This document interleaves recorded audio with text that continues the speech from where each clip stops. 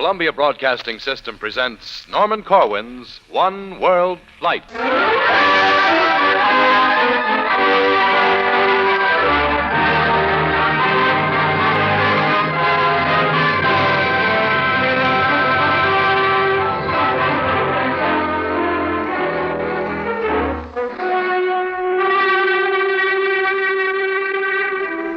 Standing in the Maikovsky station of the metro under the heart of Moscow, a waiting train signals to workmen in the subway to clear the track.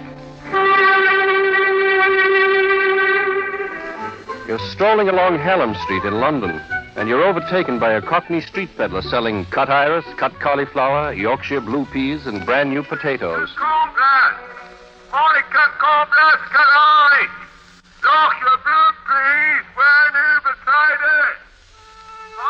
You're in the library of a pleasant house in New Delhi, India, talking with Pandit Nehru about the world and the future.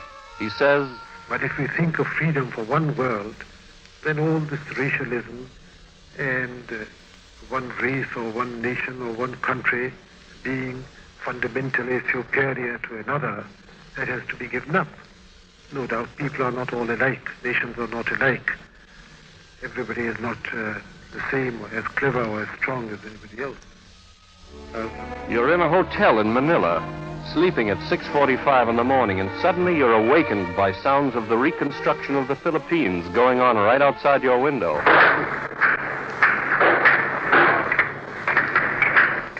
What you've just listened to, the hammering, Mr. Nehru, the peddler, and the subway train, are fragments among several hundred authentic sounds of foreign places and voices of foreign people to be heard in a new series of CBS broadcasts, beginning with this one.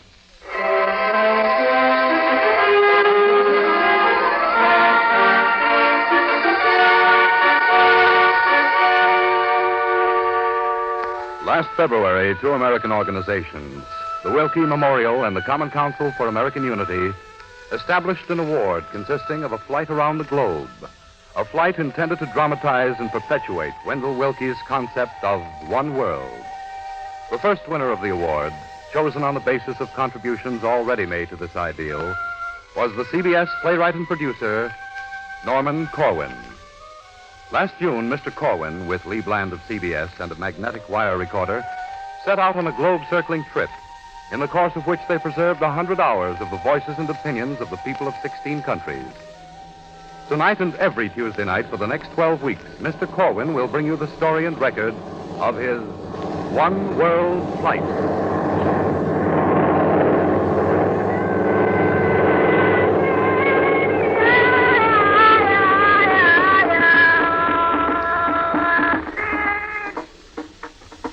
Footnote.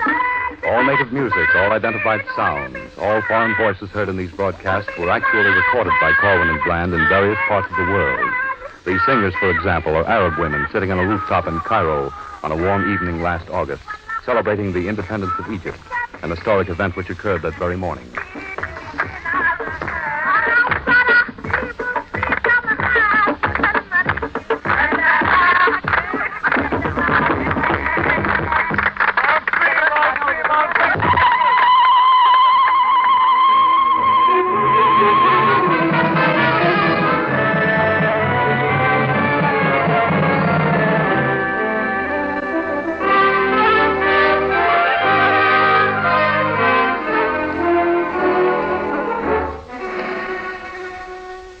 This is Norman Corwin.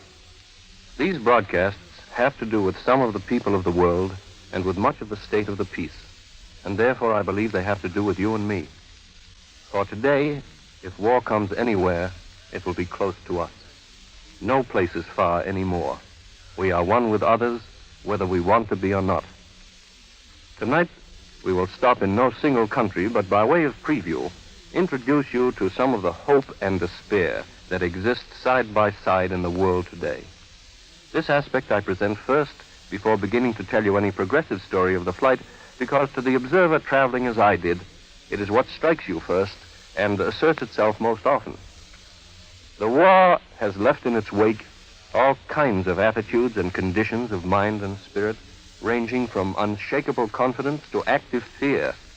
And it becomes apparent, at least it did to me, that in the drawing together toward the middle of extremes of economic, social, political, and even of certain religious philosophies lies the safest, if not the only way, to a lasting peace.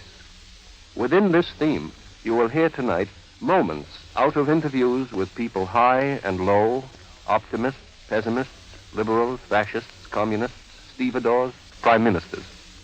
For example, in the cabinet room at number 10 Downing Street, you sit with the British Prime Minister, Clement Attlee, at the long, bare cabinet table. He puffs a pipe, and he answers your questions in a friendly, relaxed manner. After all, we're trying to clear up after the greatest war in history. And you can't expect all the problems of that war, and a good many left over from the First World War, to disappear overnight. Trouble is, of course, all the differences make the dramatic news. But I think it's worthwhile paying some attention to the areas of activity in which there's agreement. Hopeful enough. But then there's the poor widow Camelia in the Italian mountain village of Lanuvio, who lost all her hopes in a single day of war. You stand in a square of a shattered village, under the broiling sun. Her neighbors crowd about you. You ask her questions through an interpreter. How big is her family? Quanti figli hai? Avevo 3 figli, 2 mi sono morti così con l'incursione aerea, insomma, queste cannonate. È rimasto uno che poi io devo avere così, steppo per morto. She had 3 children. 2 have died, and she has 1 alive now. 2 of them were killed in the bombardment. Now, what about her husband? E il vostro marito? È morto lì, tutti insieme sono morti con l'incursione. Her husband was killed in the same bombardment. All of them died together. 2 children and a husband. I see, so she has 1 child left. There's 1 child left. Mio marito, 2 figli, 2 nipoti, 3 cognati, una cognata, insomma 10 persone sono morte di famiglia. She lost her father and her husband, as well as 2 children and about 10 relatives, close relatives in all. You ask where she lives, what she gets to eat. She says she never eats breakfast.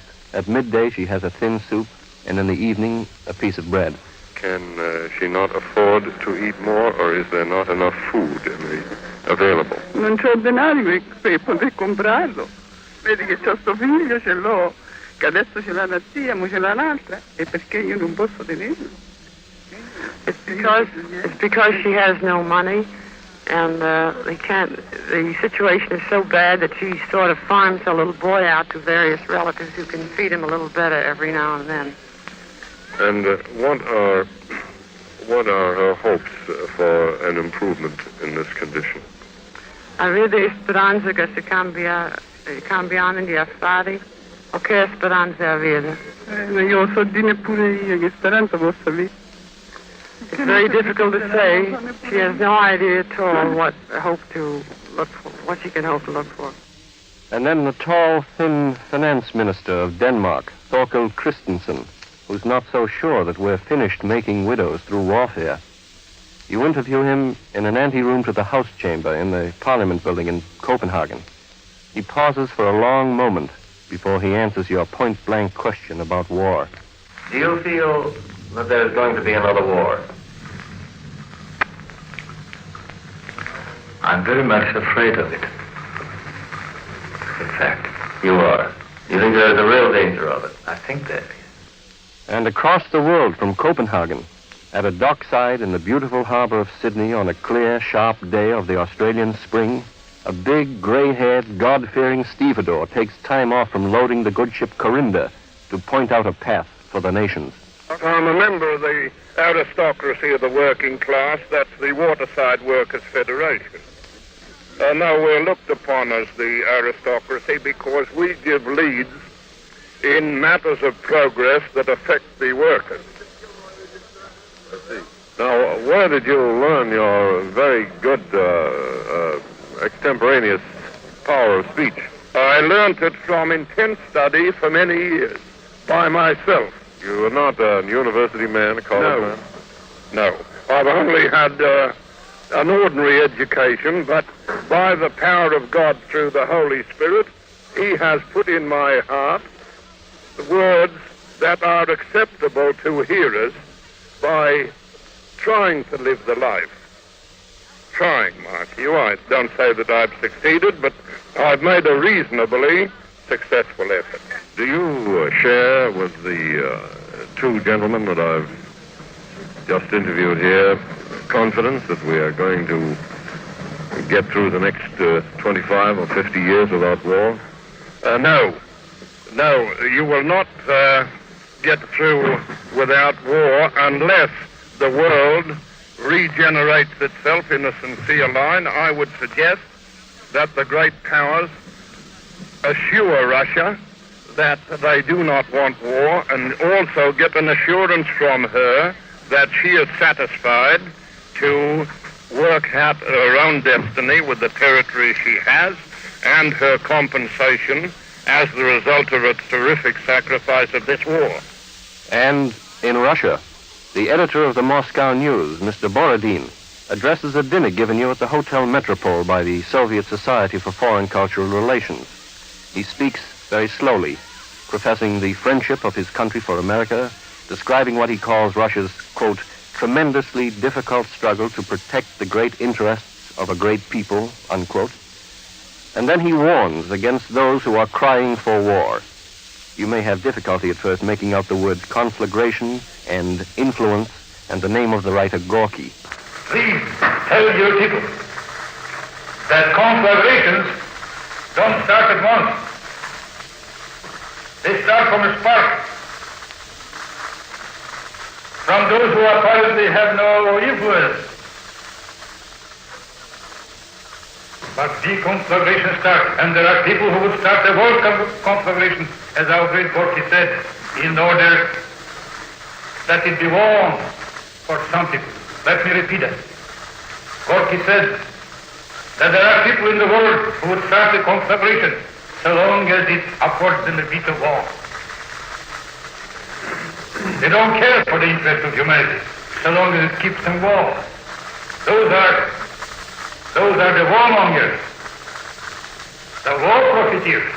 Those are the reactionaries who created fascism, who brought up fascism, and who are still cherishing the hope of someday using fascism in order to kill you and me and every man, woman, and child who profess the great ideals of democracy. The phrase, one world, comes easy. Nothing hard to remember about it. There was a time when the world meant to the average man a blur of lands and matters outside his life. Long journeys he could never take, languages he would never understand, and customs he could never fathom. But twice in our time, the world reached into his life and shook him up. That was the least it did. It was a world problem, not a local feud, which took your neighbor's boy out of his class, put him in uniform, and killed him. And it could happen again. Tonight, if you think much about it, one world means, urgently and above everything else, survival. It has higher meanings, of course, such as the wholesale rewards of total unity, meanings not comfortably smirked at or dismissed, like goodwill and the brotherhood of man.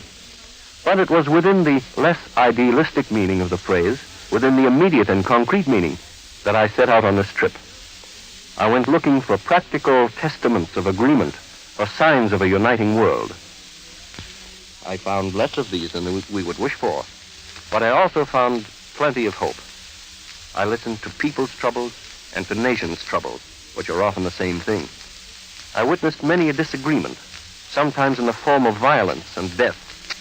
But because I felt all of it belonged in the record, I took down as well as I could, whenever and wherever I could, what I thought related to the present and the future and to one world. At no time did I attempt to conduct a poll or to make mathematical measurements. In essence, I recorded that which I felt to be significant to us and to these days. Not always were the profoundest things said by presidents and premiers. Often, in quite unexpected places, ordinary people, humble people, spoke wisdom which came through interpretation undamaged. One night, I was dining outdoors at the Ghina restaurant in Rome, and I fell to talking with Sonego, a young Italian partisan who'd fought the Nazis in the mountains and killed a dozen of them with his bare hands. He was at first shy about talking because he looked upon me as a foreign correspondent. But at last, he opened up. You'll hear him for a moment and then the interpretation as it was pieced together. Io non avrei risposto con molto piacere alle domande di un giornalista straniero. I would have been rather unwilling to answer the question of a foreign correspondent because I know that Italy has been beaten in this war and that the winning party is the country to whom this foreign correspondent belongs. But once I've heard what the creed of Mr. Corwin is, that is to say, one world, I must say that is the creed of all my fellow partisans and of myself. That's what we used to say when we were lost in the mountains in heavy snow and rain, with nobody to protect us but the stars. Every one of us said, why isn't there one world, one flag under which we can all march and be united? That is why we have been fighting, and that is why we believe, and we sincerely believe, that all the world should be very simply unified under one flag, because we do not want to keep on fighting for separate flags, for several separate colors, but for one flag and one color throughout the world. And the grease-stained Polish worker in the power plant on the banks of the Vistula in shattered Warsaw. I asked him what he, as a man who worked in the generation of power, thought of the possibilities of atomic energy replacing steam and coal. He answered, No, możliwe to jest, ale w każdym razie jeszcze może energia atomowa jednak nie uwładni światem. I think that maybe it's possible, but I don't think that the atomic energy will be the biggest power in the world. What does he think will be the biggest power in the world? A co pan myśli, że będzie największą siłą na świecie? No to przypuszczam, że człowiek. I think that the human being. He thought that the human being was a greater generator than steam or uranium. In the powerhouse, the restaurant, on the farm, by the dockyards, in chambers of parliament, in the ruined village, underground in mines, and in planes flying above clouds, I found few people anywhere who did not want exactly what you want: to live in peace, to let others live in peace, to prosper, to progress, to think freely, to speak, assemble, worship, and travel freely. Very, very few whom I met considered it sentimental and visionary to talk in terms of a unified world in which security and peace can become sensations greater than tension, crisis, and war. Some had doubts as to the way of achieving one world, or cynicism with respect to their chances of living to see it. But they all want it. They yearn for it. They are willing to work for it. There are exceptions, of course. I suppose there have to be in order to prove rules. The exceptions were mainly selfish or mal-educated people, or the type incapable of drawing any inference from all that has happened to them in their lives, incapable of learning the simplest lesson out of the costliest and most terrible experience in human history. There was, for example, the dockhand in the same group as the self-styled aristocrat of the workers. This fellow thought Hitler was not a bad sort at all. He felt the Fuhrer had rescued Germany from a great evil. Well, I was in Hamburg in 1923, and the conditions brought about by the Jews in Germany, they staked into Germany when the war was on, when the last war was on, and the conditions brought about by the Jewish occupation in Germany were frightful. And a young Australian accountant on the busy street corner who said he was convinced that fascism was dead and buried.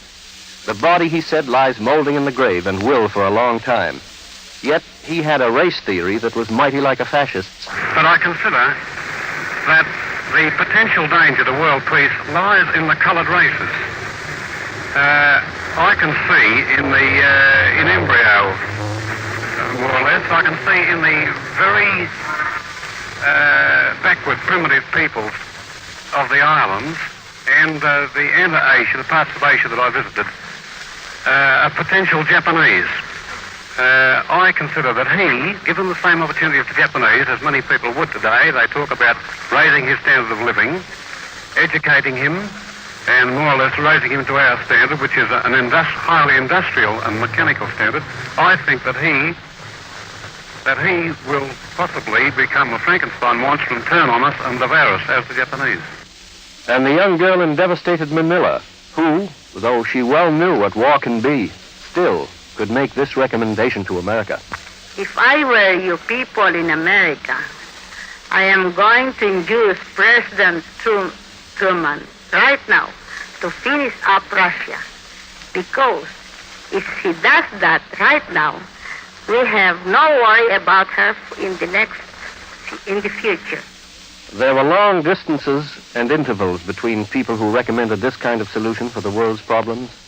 The last such instance before this one came 10,000 miles earlier. Not directly, but within a story told me by an UNRWA worker, an American woman in Italy. She told this story of the way she had celebrated VJ Day in Bologna. I was in Bologna on VJ Day when I'd heard the first word that the war with Japan was over. I went into the nearest American hotel because I was very anxious to be around some fellow countrymen at this time. And I introduced myself to two young American lieutenants who were with the Air Corps. One of the boys talked with me and said that his father was a very wealthy man, and his father had always been in favor of wars because he thought it was a good way of reducing the population. But he said he felt sure that his father, after his being in the war, and after his father knew about the horrors of the atom bomb, would change even his mind. Consequently, this boy thought there was a good hope for future permanent peace. And suddenly a man came up, another officer. He walked up, joined us, commenced talking about the atom bomb, and said that in his mind, America had already lost the war and had done a very serious thing when it had not used the atom bomb on Russia. One of the young lieutenants arose, walked quietly over to where the other officer was standing who had made this remark, hit him with all his strength, and said, "You have desecrated this day for me." Among people who had experienced war, the sentiments of this officer whose jaw was hit and of the Filipino girl whose city had been hit were rare.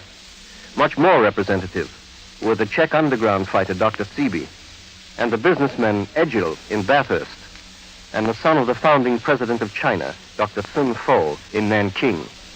The first of these, Dr. Seeby, was an underground fighter, a lawyer who had been captured by the Nazis, tortured with exceptional cruelty, and sentenced to die.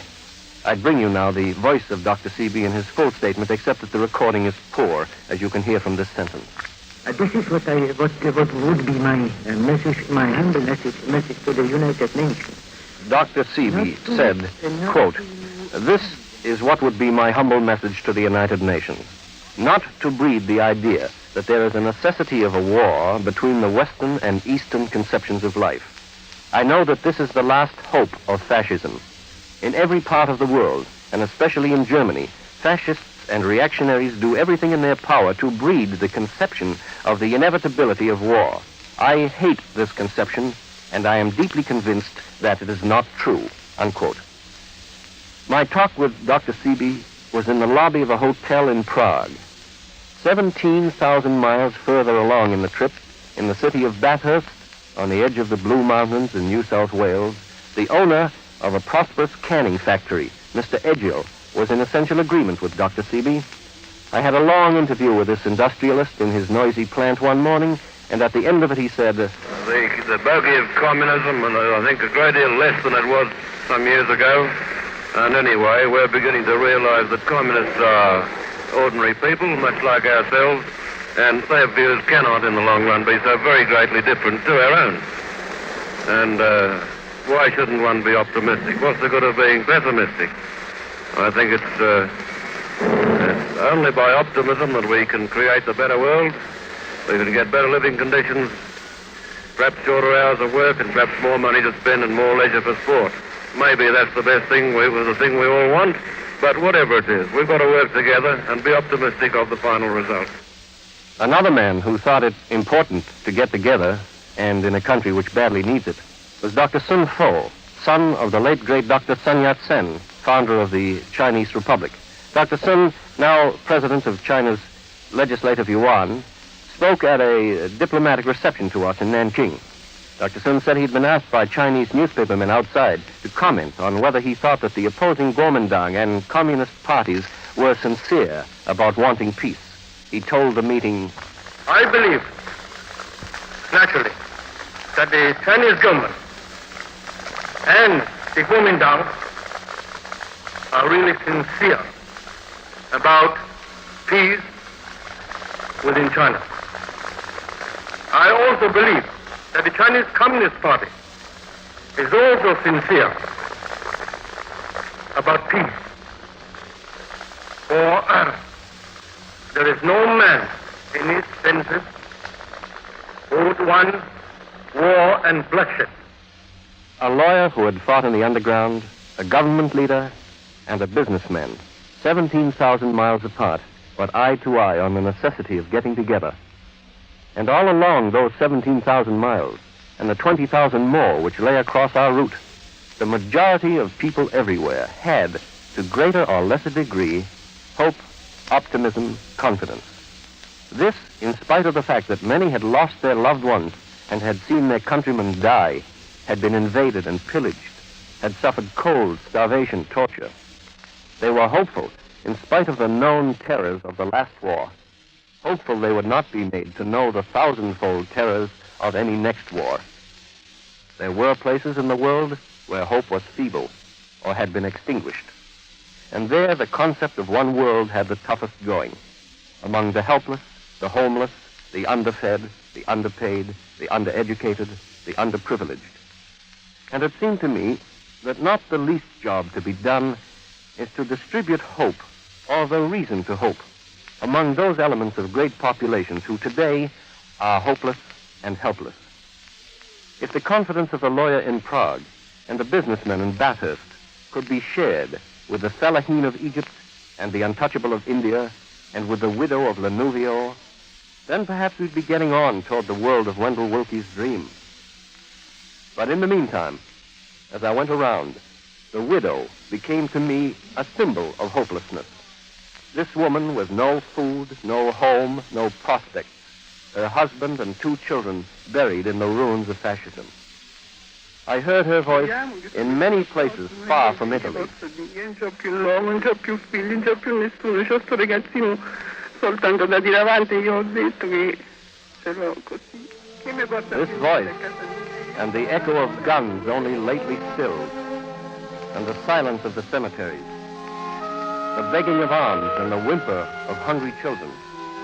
This voice and the mute rubble of wasted towns and cities, these were the sounds of need.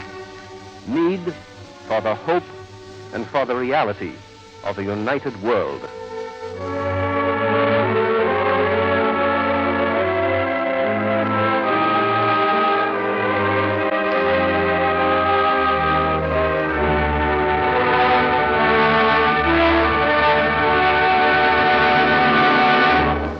I invite you to be with us next week when we will board a Constellation and begin the story of the flight as it started in New York.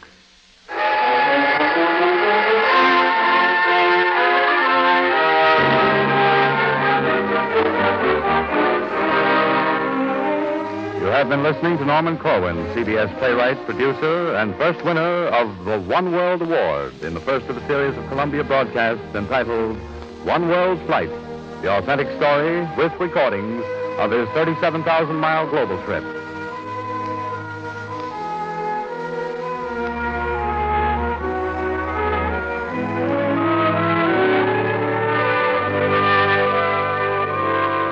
This is CBS, the Columbia Broadcasting System.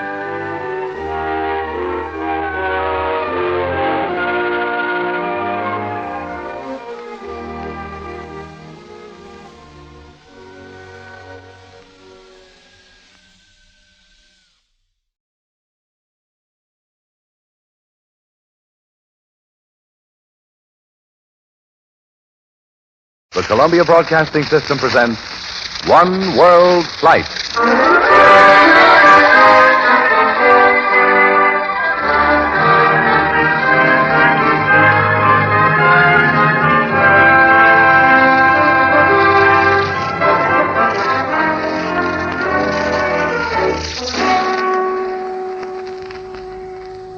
historic flight around the world by Wendell Willkie during the dark days of the war blazoned the phrase, one world, as a beacon for liberty-loving people everywhere.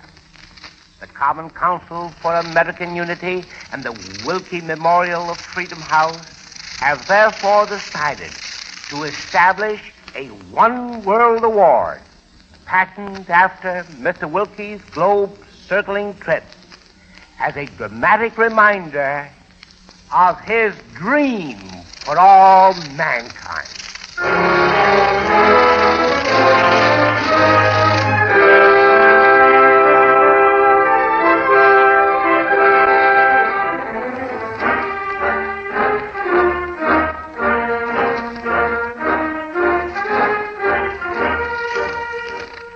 It really began one night last February in the Waldorf Astoria Hotel in New York City. Some friends of the late Wendell Willkie had gathered on the anniversary of his birthday to honor his memory. The former mayor of New York, Fiorello H. LaGuardia, was chairman of that occasion. Tonight, Mr. LaGuardia, speaking from the living room of his home in New York City, reenacts his role on that evening. After announcing the establishment of the award, Mr. LaGuardia paused and continued. The Common Council for American Unity and the Willkie Memorial of Freedom House have agreed that this award be given to recognize and encourage contributions to the concept of one world, particularly in the field of mass communications such as press, radio, and moving pictures. The board of directors of the two organizations have reached a decision as to the winner of this year's award. On their behalf, I have the pleasure of announcing that it is presented to Norman Corwin.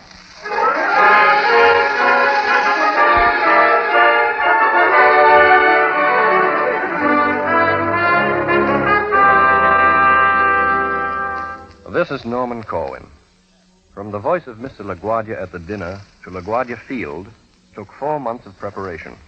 Passport, visas, reservations, selection of route, inoculations, the building and testing of recording equipment, and 100 personal requirements. And then in the middle of June, we set out. There were farewells, the boarding of the plane, the motors revving up, and out of the window, as we taxied down the field, a last glimpse of a cluster of friendly faces and waving hands. The day was bright and clear, the ship stainless and glistening. The only dark thing I recall about the moment were the headlines in the morning papers concerning the state of the peace. We took off.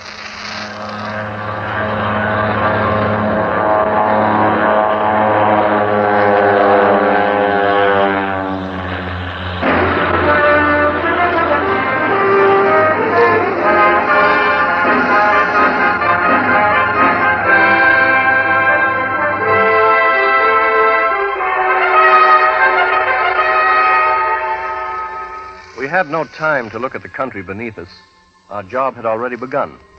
The wire recorder was rigged up forward in the navigator station, and I tested it to see how it worked on the ship's electrical system.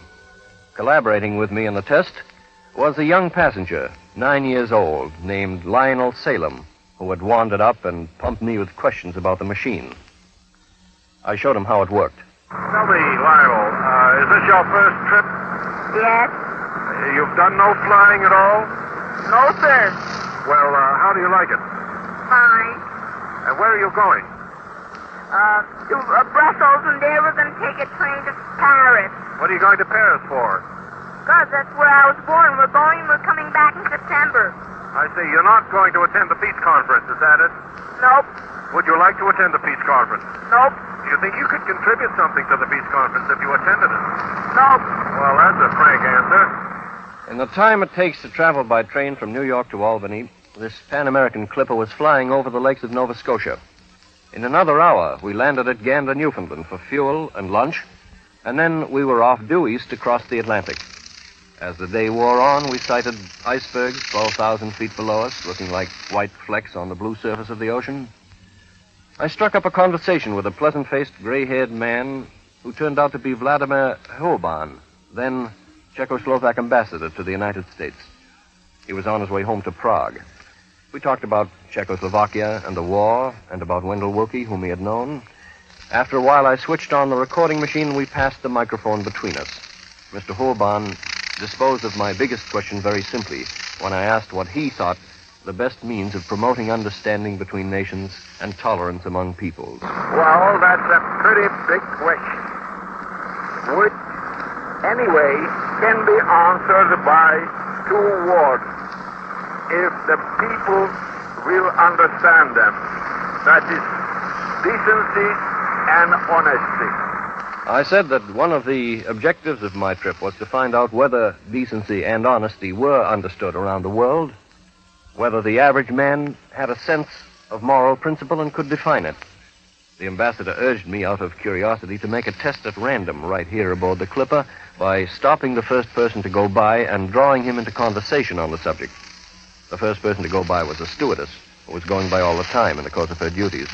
She was Miss Romaine Cahoon, home in Forest Hills, Long Island. She warmed up to the subject quickly, and at one point I confronted her with this. I said that for some time, excellent codes of decency and honesty, such as the Ten Commandments and various bills of rights, had been in practice. But I said they had been only roughly adhered to. And I suggested that perhaps something new in the way of principles might have to be added. Well, she disagreed with me. I disagree with you in saying you think something new has to be added. I think that any principle that is perfect in its inception doesn't have to be improved. I think it should be practiced more, but I don't think it's possible to improve it. This is my pet theory. Perhaps I'm wrong, but it seems to me that all wars and international disagreements are results of, shall we say, magnified minor quarrels and squabbles. I think it's most important that we, shall I say, do our spring house cleaning at home before we try cleaning our neighbor's yard. A signal light flashed over the door to the cockpit, and Miss Cahoon went back to work. The plane roared along toward Ireland. As the night lengthened, the passengers sagged in their seats and slept. But Bland and I sat up talking on the chance that there might be something about the plane's routine to record, so that those of you who've never crossed an ocean by air might, tonight, hear what it's like. There wasn't much, actually. 700 miles off the coast of Newfoundland, we recorded the voice of Weather Ship Charlie, a small craft flying in a wide circle 15,000 feet below us. Charlie is one of several ships of various registries assigned by international agreement to stay far out at sea and do nothing but supply weather information to transatlantic planes. Chalk up one for quiet and unspectacular accord among the nations. Charlie's voice, as it came over the radio, was fuzzy. But anyway, here's a moment of how he sounded when he called Clipper 60 with a weather report. Clipper 60, Weather Ship Charlie, Weather Ship Charlie. Visibility weather, 12 miles. Temperature, 29. We left Charlie behind in the static and flew on. There were only a couple of hours of full darkness because summer twilight lingers in the northern latitudes, and besides, we were racing to meet the sun. Dawn was edging over the horizon just as we began to descend to Ireland. I stood, microphone in hand, behind Captain Smith in the pilot's seat and described, somewhat inelegantly, what I saw. My tone, you'll notice, is fairly dismal, and that's because I was getting tired. You'll hear the captain command the lowering of flaps, meaning wing flaps, which act as brakes on the speed of the plane. Heading down to the soil of Ireland. 80% flap. 80% flap coming down. 80% flap coming down. On that goes. That air, Captain. I now see straight ahead of me a parallel row of lights. And a bowling alley lit up. We're heading right for it. There's mist all around it. Darkness. We're heading straight down the alley. 100% flap. 100% flap coming down. The lights way off in the distance. Probably the town of Rhinanea. Ranina, I'm corrected. Shame on me. I've been there before, too. It was raining in Ranina, formerly Rhinanea, when we landed. I disembarked, we ate breakfast at the airport, and took off again.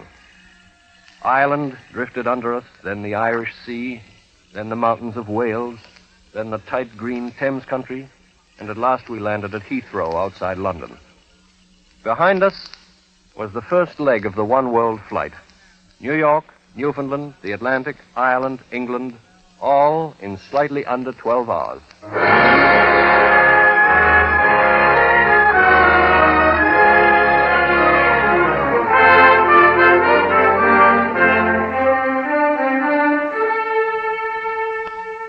London was different than when I had seen it last, and the difference was all to the good.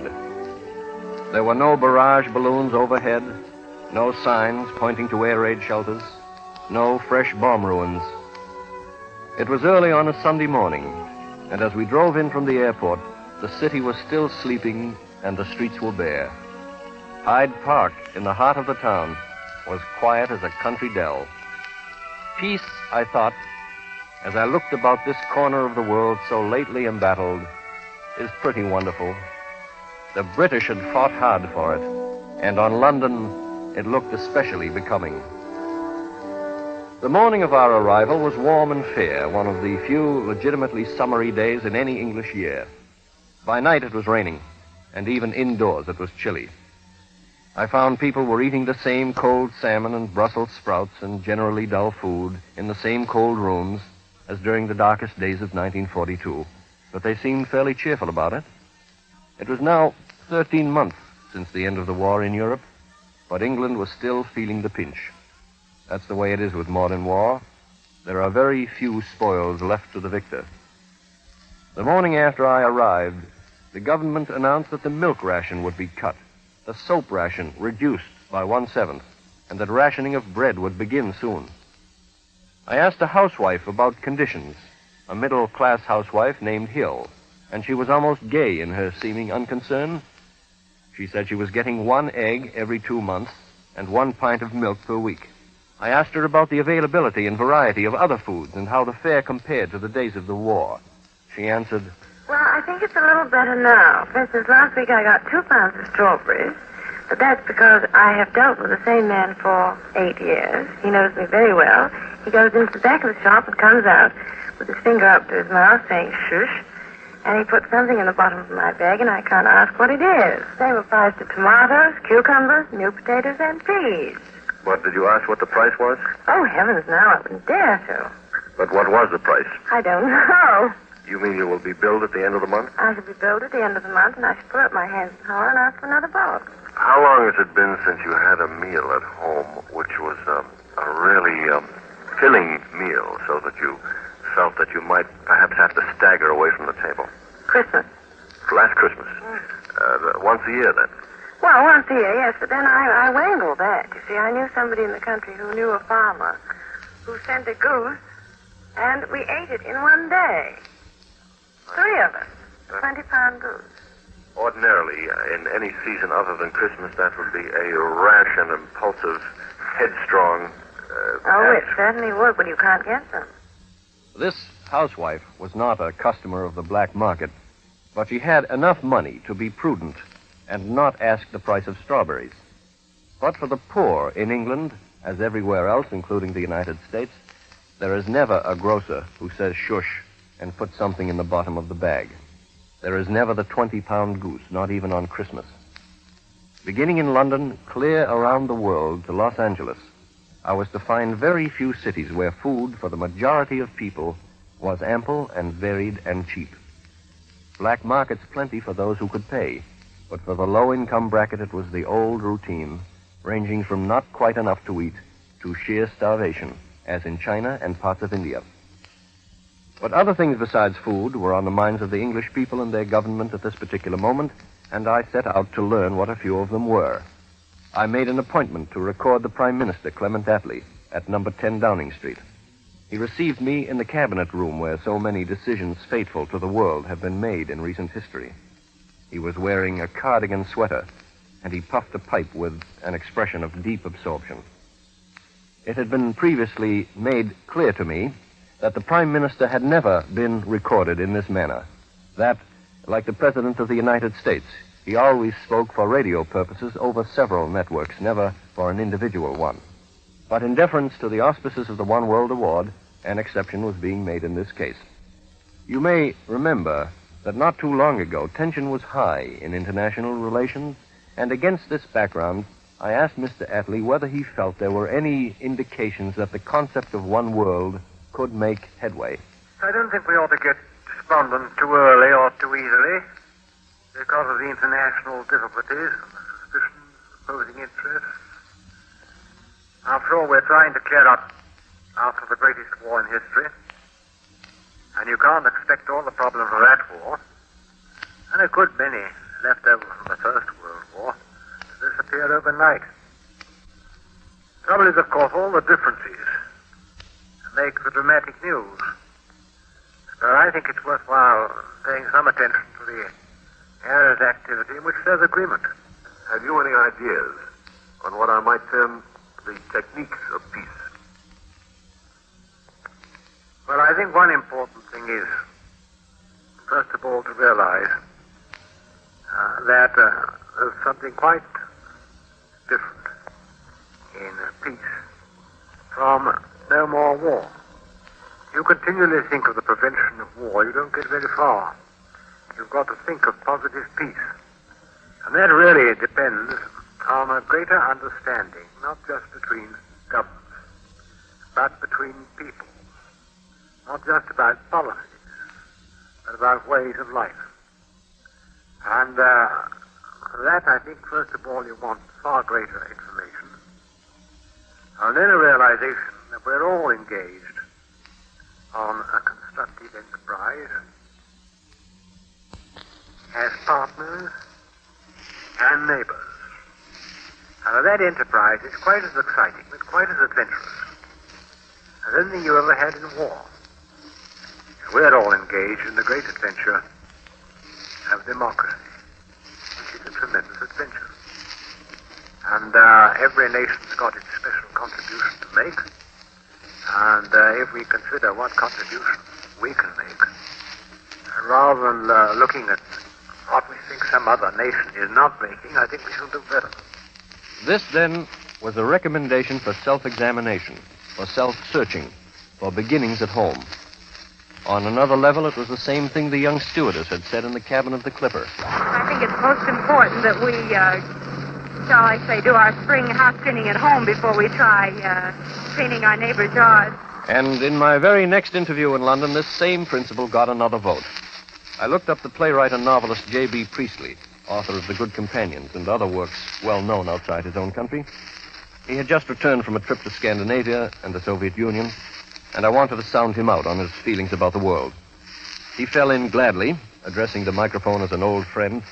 In the first place, he said he was bored with all this fummadiddling about passports and customs, said he wished the nations would hurry up and return to the old days when they didn't bother with that sort of thing. Then he went on to explain what he thought was wrong with the world, and he used psychological terms to state his position. There is great danger now, I think, of what the psychologists call projecting the contents of the unconscious onto the outside world.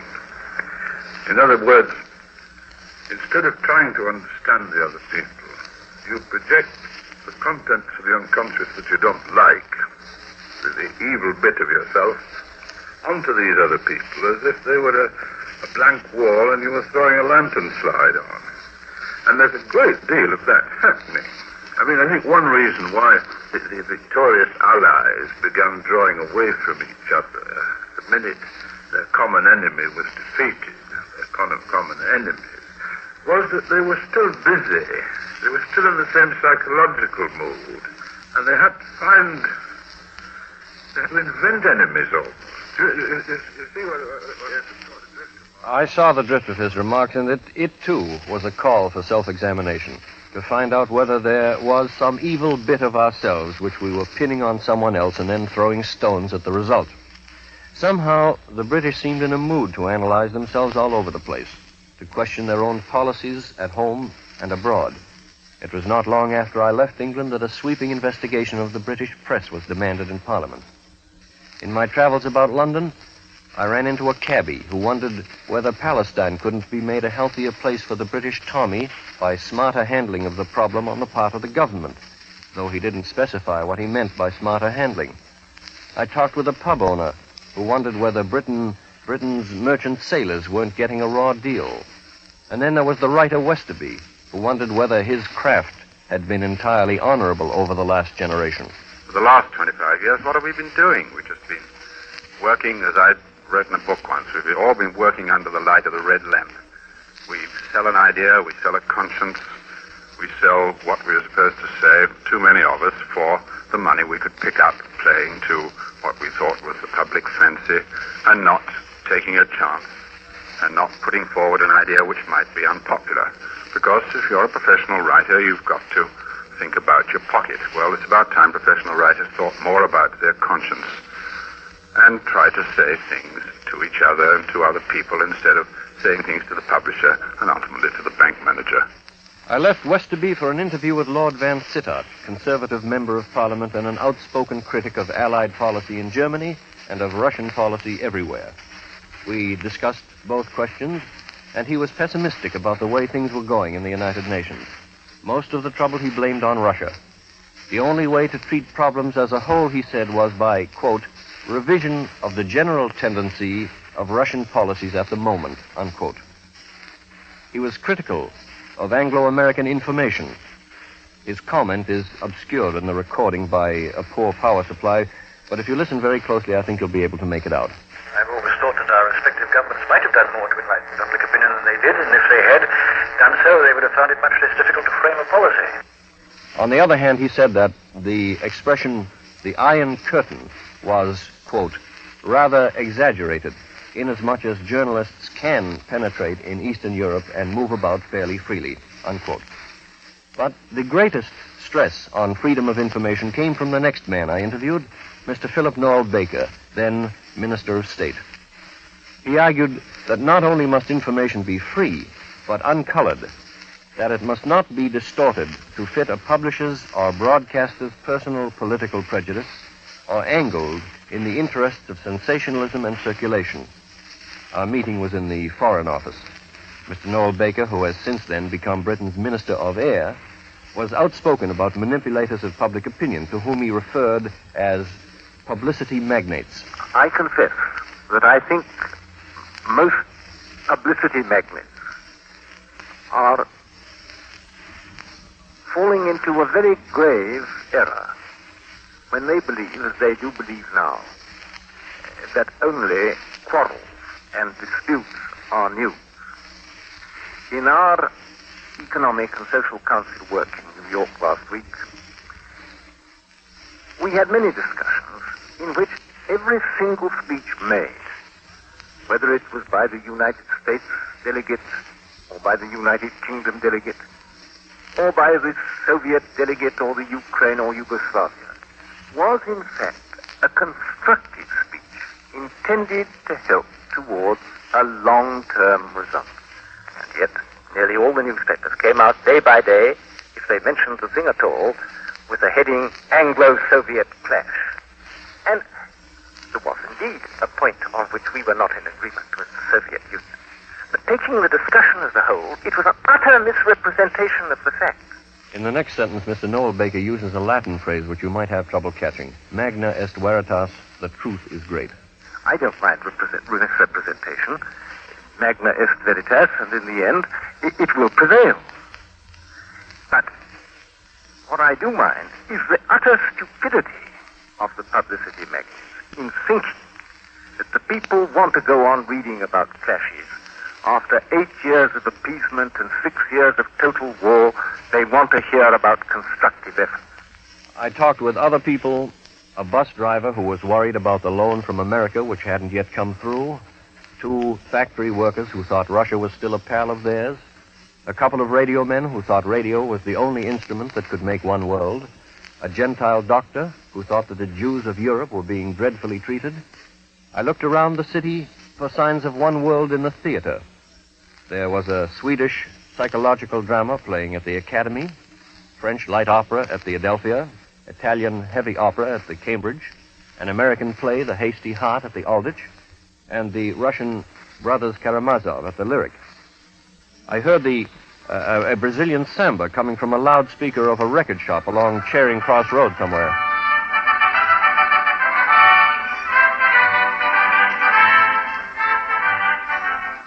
It was the last Brazilian tune I was to hear until I got to China. I left London taking with me the same impression of a strong and confident British people that I had carried away when I was last among them during a dark period of the war. Although they were questioning and self-critical, they were not, by and large, apprehensive about the peace. They understood that it was going to take not months, but years to put the world together after the staggering disruptions of the war. They were not inventing enemies, though some of them, like Mr. Noel Baker, intimated that certain segments of their press were only too busy doing this for them. Whether or not their leaders were wisely guiding them through the complex problems affecting Palestine, Greece, India, and the world in general, they disagreed. I knew for certain, or thought I knew, that the ideal of one world would not be hard to sell to the tough, war-weary, ration-weary people of England who could use more fuel, better clothes, a lot more varied diet, and a great many more friends. On a gray morning, I drove to Northolt and boarded the Paris plane. It took off into a stormy sky, and it flew at low level over the poetic country of Kent and Sussex. We sat on cushioned seats and rode easily through the same skies that had been the greatest aerial battlefield in history. This way had come the Luftwaffe and gone back broken. This way had come the night raiders and the buzz bombs and the V-rockets. This way had gone the Stirlings and Lancasters, the Liberators and B-17s. We crossed the coast at Bexhill and headed for France. The weather over the channel was clear, and the water sparkled with a million facets of reflected sunlight. I looked out of the window at the bright strait and found myself thinking of Paddy Finnegan, the Irish ace in the RAF, who died down there one afternoon. There were thousands of fighters like Paddy lying beyond view with the English Channel across their chests. I thought of them, and I thought of the many others as we made our landfall on the French town of bitter memory by name Dieppe. And I wondered whether, if those boys could talk, they would go for the idea of a world made one.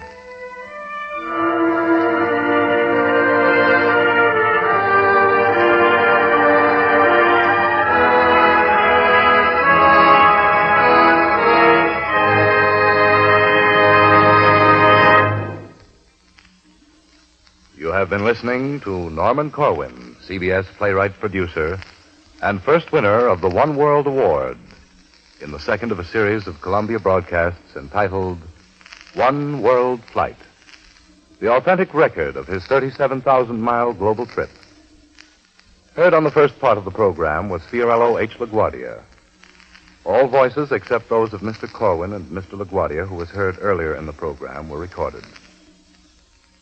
In tonight's broadcast, the original musical score was composed and conducted by Alexander Semler. Guy Della Chappa was associate director.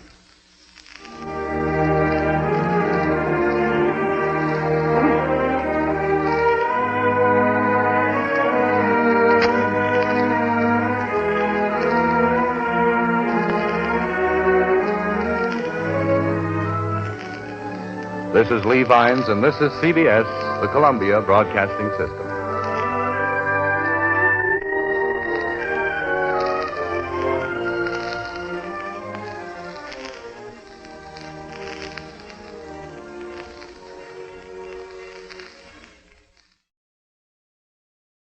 The Columbia Broadcasting System presents One World Flight.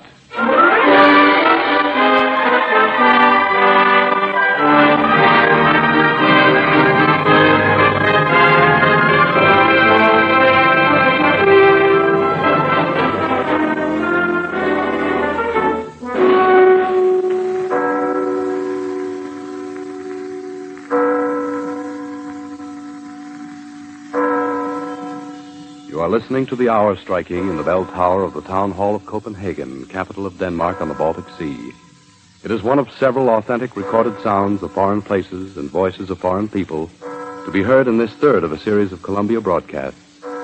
A series based upon Norman Corwin's 37,000-mile global tour as first winner of the Wendell Willkie One World Award.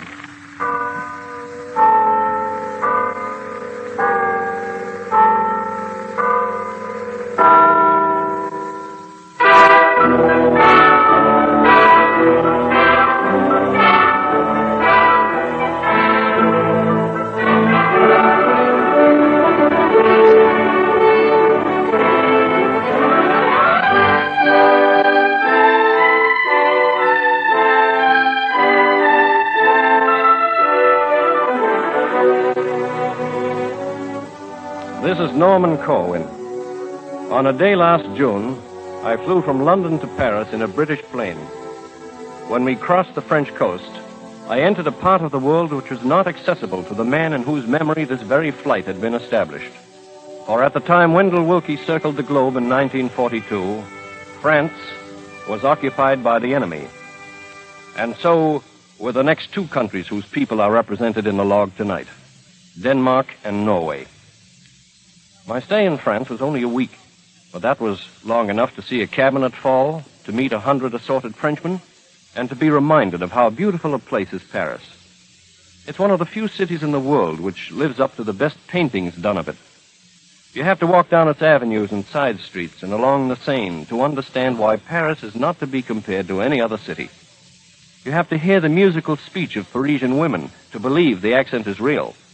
For example, in the recording which follows, I find myself as much taken by the voice of Madame Perreux as by what she says. Madame Perreux is Secretary General of the European Center of the Carnegie Peace Endowment, and here she is answering a question of mine about culture. Universal understanding can only be reached through a better knowledge of one another. And to achieve this, we must have international cooperation in all fields of education, science, the arts, and so forth. You have to visit Paris to understand why writers and artists and peace conferences have always been attracted to it, and why it has inspired so many composers like our own Gershwin.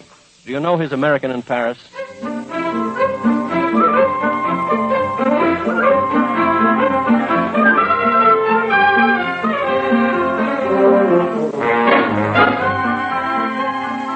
How many songs Americans have written about that town.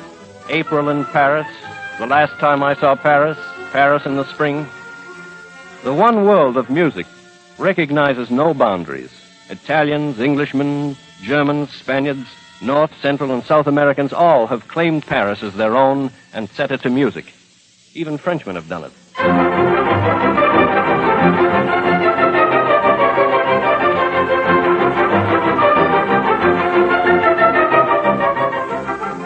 But Paris isn't like this today.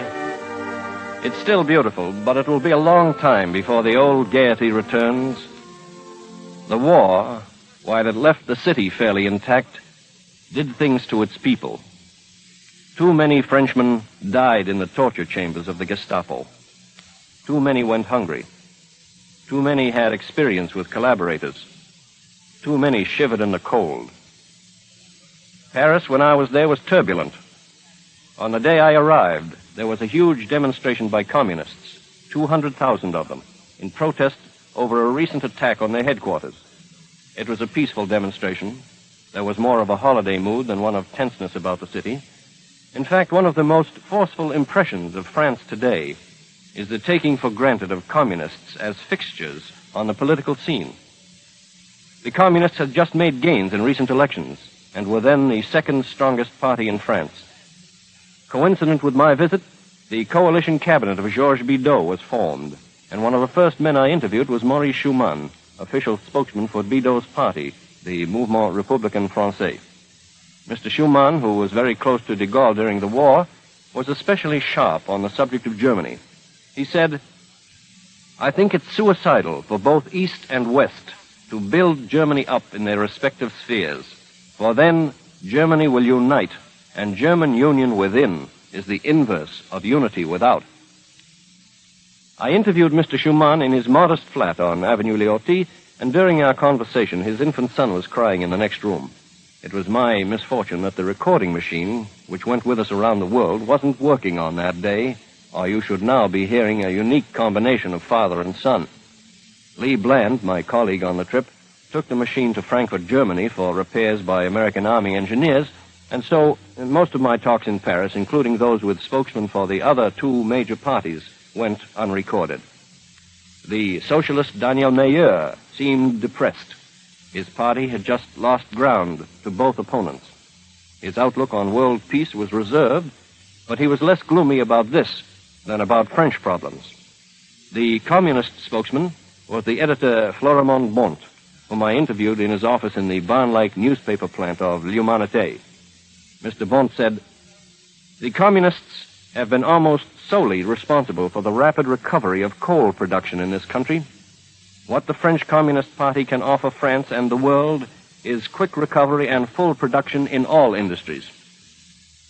From dozens of other interviews, it seemed apparent that France was deeply preoccupied with internal problems of food, currency, and production, and that within only a small area of government and the arts was there much thinking along global lines.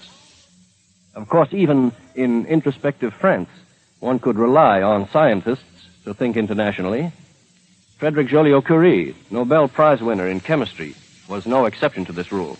Monsieur Joliot-Curie said, "Scientists and technicians do not and cannot belong to a detached elite soaring above practical contingents. As citizens and members of the great community of creators and workers, they must be concerned with the use society makes of their discoveries and with practical ways of directing this use towards peace and well-being of mankind." If you had trouble making some of that out, what Monsieur Joliot-Curie said was, essentially, scientists cannot belong to a detached age soaring above practical contingencies. As citizens, they must be concerned with the use society makes of their discoveries. Almost everybody I met in Paris had a story to tell that sounded more like an exciting novel. Michel Duclos, the underground fighter, who admired my pocket camera and said, "Some of my comrades who were caught by the Gestapo taking reconnaissance pictures would be alive today if they had had a camera as small as yours." Marie, the Polish girl who literally escaped from the Germans on her way to a gas chamber. Paul Dermé, who was devoting his life to the internationalization of radio. Robert Carnet, the noted director, who was disturbed because, he said, the French public looks down on films as a poor relative among the arts. André Siegfried of the French Academy, who said, "I am quite set in my belief that art and politics do not mix." Paul Nelson, American architect and special consultant to the French Ministry of Reconstruction, who told me he was worried about fascism and the atom bomb. He said, "For as long as there remains the vestiges of fascism any place, the people of France and of America and of the world are in danger." I don't think, Norman, that bikini represented a great day for American influence. That word was bikini. I asked him what he thought would make a great day for American influence. He replied with emphasis, "The great day will be when the experiment will be centered on the utilization of atomic energy for the peaceful benefit of mankind. The big stick has no longer the same force as the productive tool."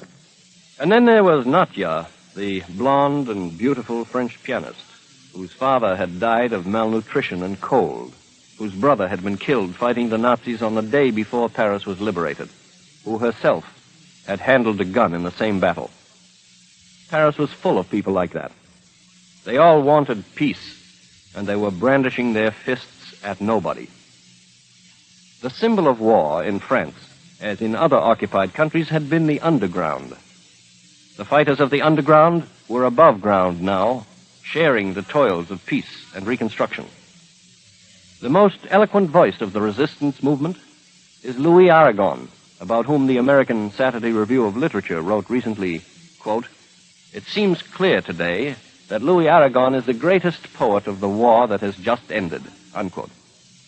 This man served with an armored division, was captured by the Nazis, broke out of prison, and fought on with the Marquis. For his exploits, he received the highest French decoration, the Military Medal.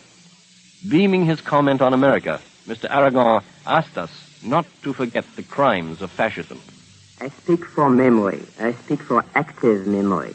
Against war, against fascists. For the sake of American boys, we do not want to need every 25 years on French soil. Active memory in France and in America. Conscious memory of inside and outside enemies. This was a call for something more active in the way of memory than a mere scrapbook of historical events or a sentimental remembrance of a time or a place. Here was the greatest poet of the war, calling for the kind of memory that motivates eternal vigilance, the vigilance which, by an old American definition, is the price of liberty. His point of view, shared by so many of those who fought hardest for France before and after it went down, remains today my most active memory of France. We drove to Le Bourget to take the plane for Copenhagen.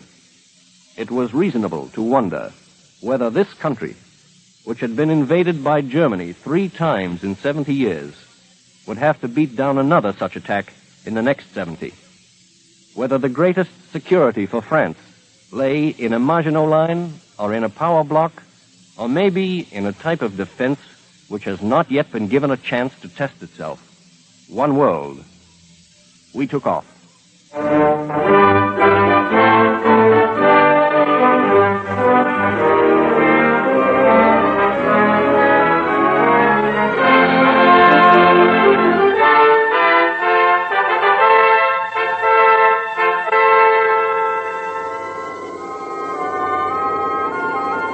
We flew high. Clouds obscured the face of France and the corners of Belgium and Holland over which we passed, and all but the coastal area of Germany. We caught glimpses of the North Sea and of the outlying Danish islands with their rich green fields, their tight, neat, red-roofed farmhouses, their herds scattered at pasture. 4.5 hours from the time we left Paris, having flown over the territory of 5 different countries, we landed on Copenhagen's Kastrup airfield, which the Nazis had seized without warning on that infamous day in May 6 years ago.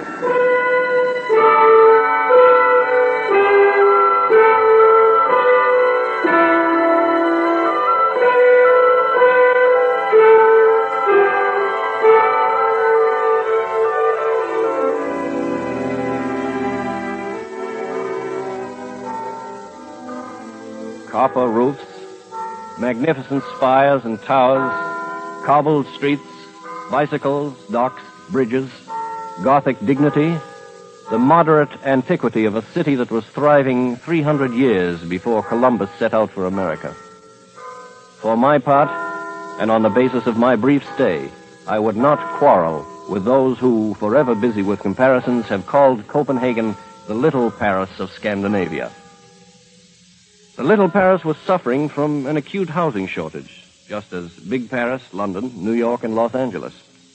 The city seemed in good shape. There was rationing of certain commodities, but nothing severe.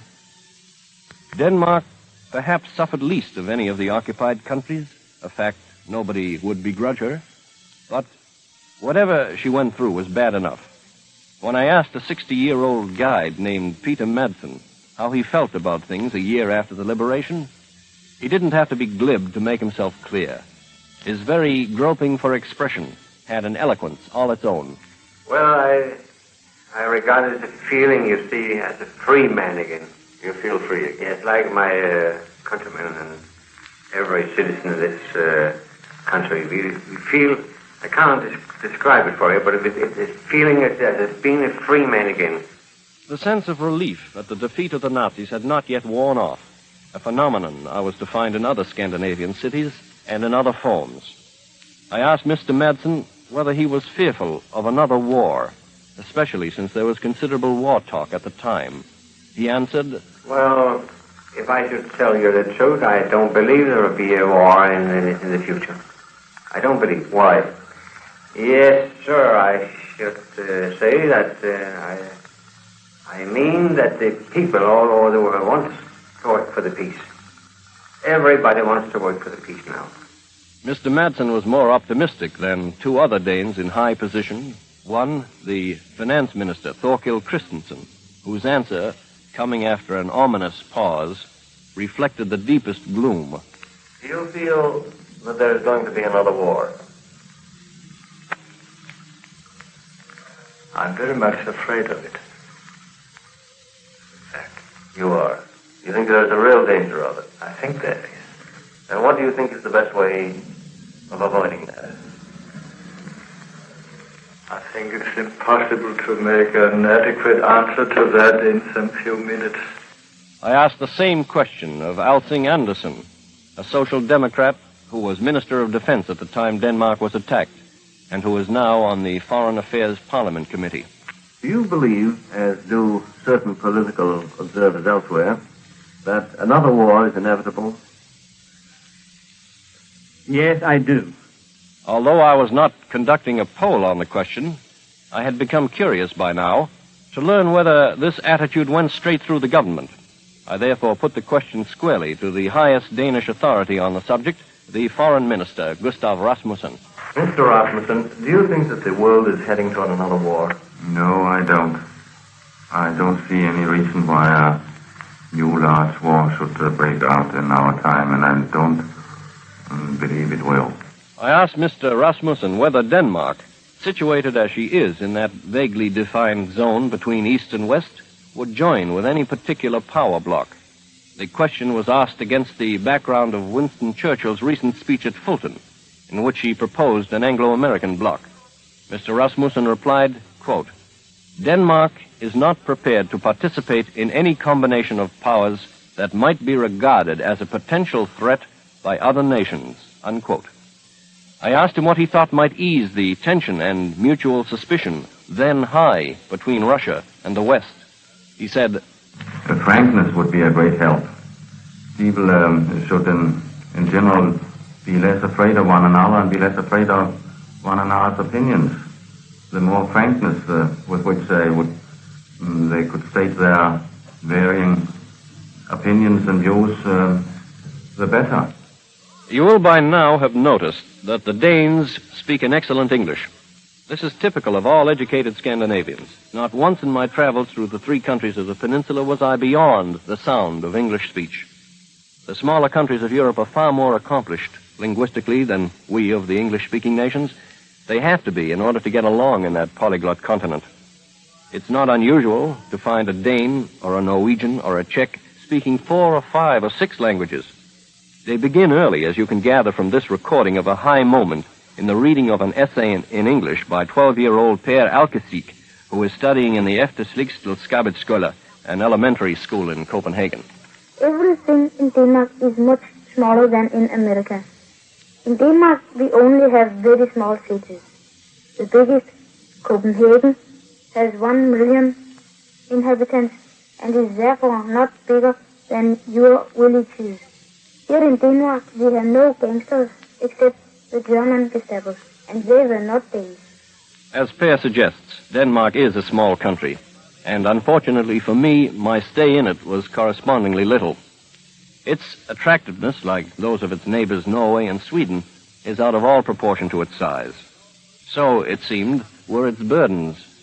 At the time I was there, Denmark was having to support 200,000 unwanted German civilians who had poured into the country when the American and Russian armies trapped Germany in a giant pincers movement. The cost of maintaining these evacuees totaled 50% of the entire normal pre-war budget of Denmark, and to them it was a bore and a burden. But the Danes were taking it well. They had found out that they could take it and that they could give it during the war, when the Nazis learned to their cost that this plucky little democracy could resist with a vengeance. We left Copenhagen one evening around 9 o'clock, and we flew due north along the arms of the North Sea known by the wonderful names of Kattegat and Skagerrak. The northern sun blazed red in the sky, and our Danish DC-4 pointed its nose straight toward it. At 10:15 p.m. Norwegian time, the sun was still bright, And although it sank below the horizon a half hour later, we could easily make out, in the lingering twilight, the excitingly beautiful and complex Christiania Fjord, at the apex of which sits Oslo.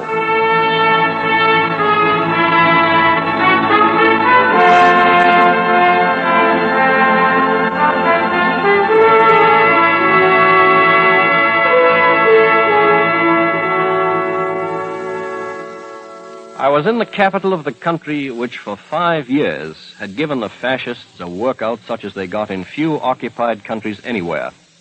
Like Copenhagen and Paris, Oslo had not been damaged much in the fighting. The city is small, and although it's not splendid in the same way as big and little Paris, its natural situation gives it a distinction few cities are lucky enough to come by. You might say the city is substantial and modern in character. It was also crowded when we were there. Rationing of most commodities was severe. Currency was frozen. The people of Oslo were still convalescing from the deep wounds of war. They hadn't got over it yet. The secretary of Norway's Labour Party, Håkon Lie, explained to me. Especially the industrial population has suffered tremendously during the war. The psychological pressure has been much greater than any American can imagine. We discussed Norway's troubles, which Mr. Lee felt to be almost entirely economic. Before meeting him, I had heard some complaint on the grounds that Norwegians were at the moment disinterested in international affairs, and I asked him what he recommended as a solution to this problem. His answer contains the phrase, shoes again, S-H-O-E-S, shoes, which you might not make out. Maybe the best solution of these problems, too, is to give people a decent home. Shoes again. Yes. The necessary clothing.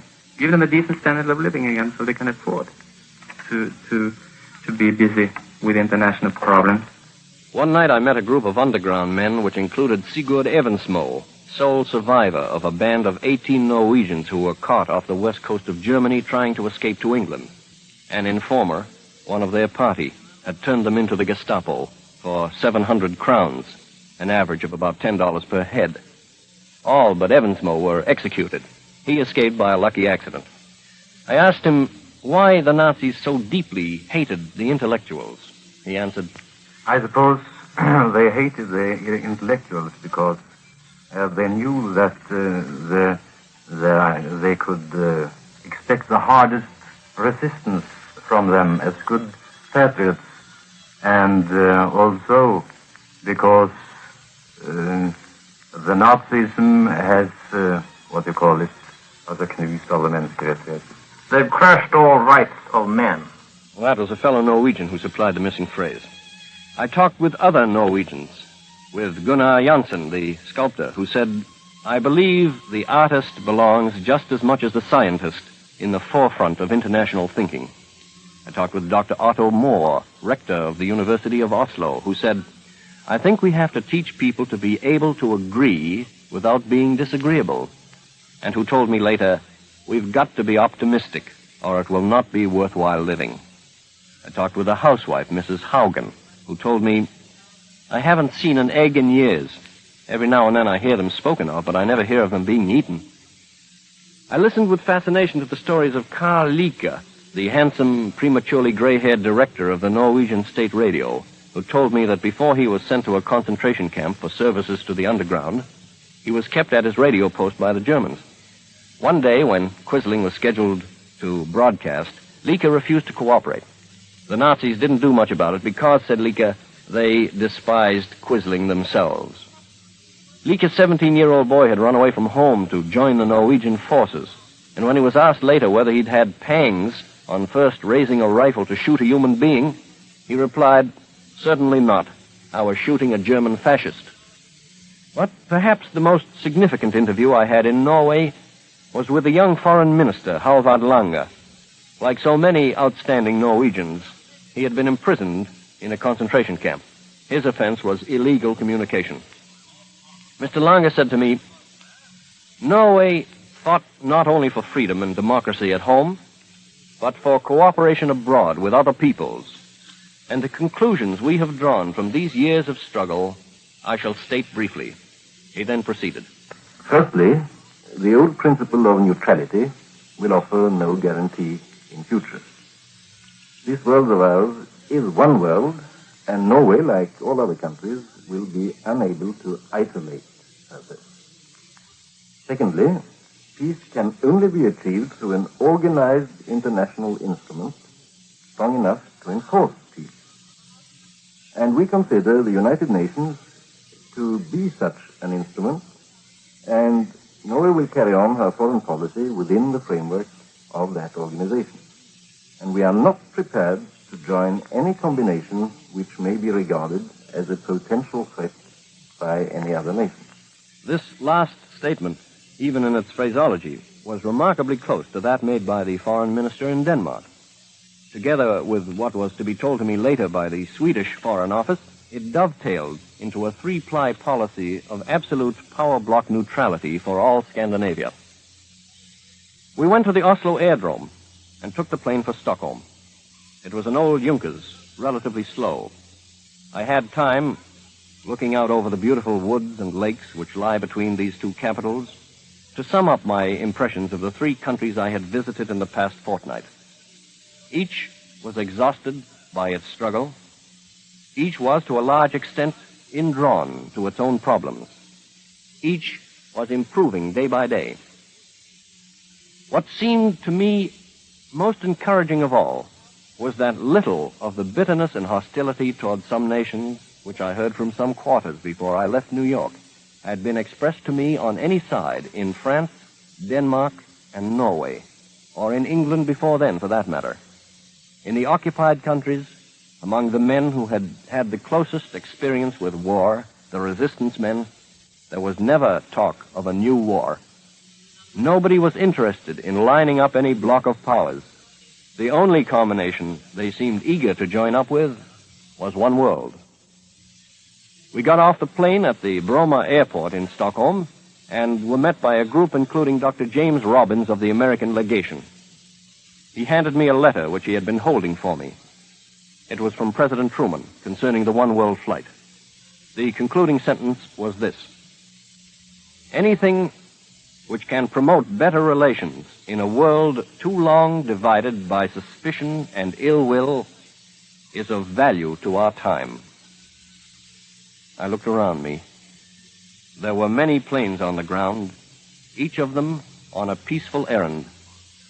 They were bearing the emblems of a dozen united nations.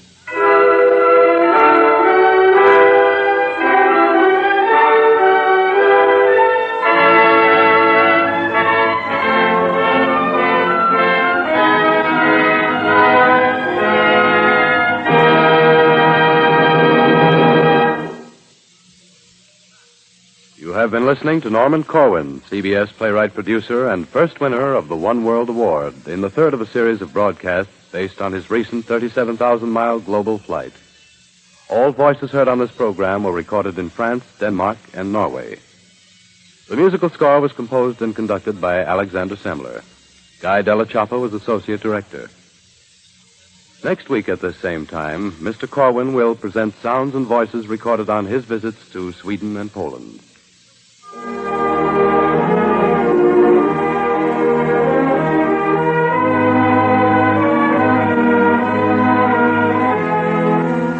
This is Lee Vines, and this is CBS, the Columbia Broadcasting System.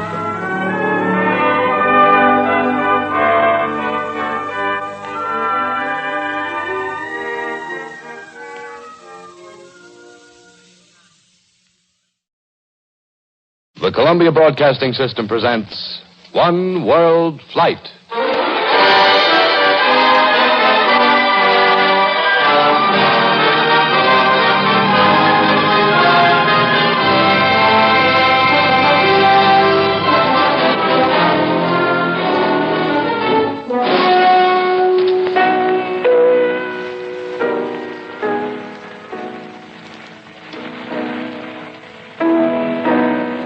You are listening to a 71-year-old Polish pianist, Madame Zofia Rabsevitz, playing Chopin in a room in shattered Warsaw, in the heart of Poland. This is one among several authentic recorded sounds of foreign places and voices of foreign people, to be heard in this fourth of a series of Columbia broadcasts, a series based upon Norman Corwin's 37,000-mile global tour, as first winner of the Wendell Willkie One World Flight Award.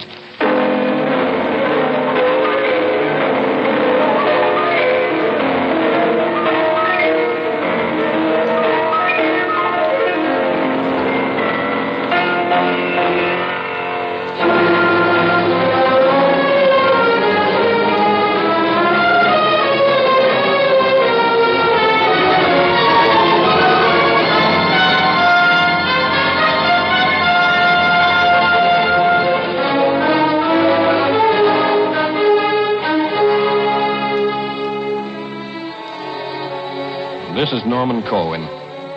Between no two cities in the world could you find greater contrast than between Stockholm, capital of Sweden, and Warsaw, capital of Poland. One is beautiful and intact, with not a scratch of war anywhere on its surface. The other is a vast ruin, the most completely destroyed city of the war. The people of one suffered little more than shortages and the tensions of neutrality. The people of the other suffered anguish and horror beyond record and beyond belief. Stockholm stands at a junction of a lake and the Baltic Sea. The waterways, which have earned it the name of Venice of the North, are sparkling and blue and reflect a montage of docks and palaces, wooded islands, bridges, banks, ships, hotels, in general, an attractive mixture of the antique and modern.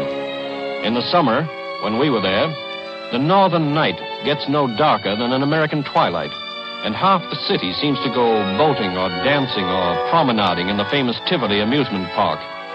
It was here one night that we realized Tin Pan Alley runs right around the world. Almost all the music heard there came from Broadway, including this familiar tune, which we recorded along with the dancing of Swedish feet.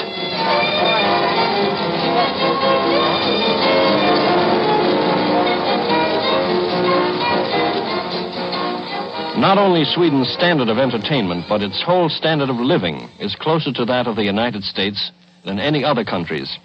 Stockholm, at least, is rich and relatively well fed. It lacks only enough fuel, a serious lack in this latitude, to equal in material comforts the typically prosperous American city. In Europe, it's most uncommon to hear a homemaker say that she misses nothing. Yet in the next recording, an average Swedish housewife, Mrs. Eva Daenerys, wife of a laundry worker, says that very thing. I asked her whether she was short of butter, eggs, meat, or other commodities. I can't say that I miss anything. You don't miss anything? No. You don't have to stand in line for bread or for food of any kind? No. Sweden comes by her prosperity through many causes, not the least of which was her neutrality in 2 world wars. She has a modified capitalism with a blend of socialism in the form of a cooperative system. She has resources and highly developed industries and good relations between management and labor. But Sweden resembles the United States in more than levels of wealth and plumbing. You find that modern American culture is heavily imported. American music, films, periodicals, fashions. Swedish newspapers run pictures of Californian bathing beauties along with local news. The comic strip Popeye appears in the Aftonbladet under the name of Carl Alfred.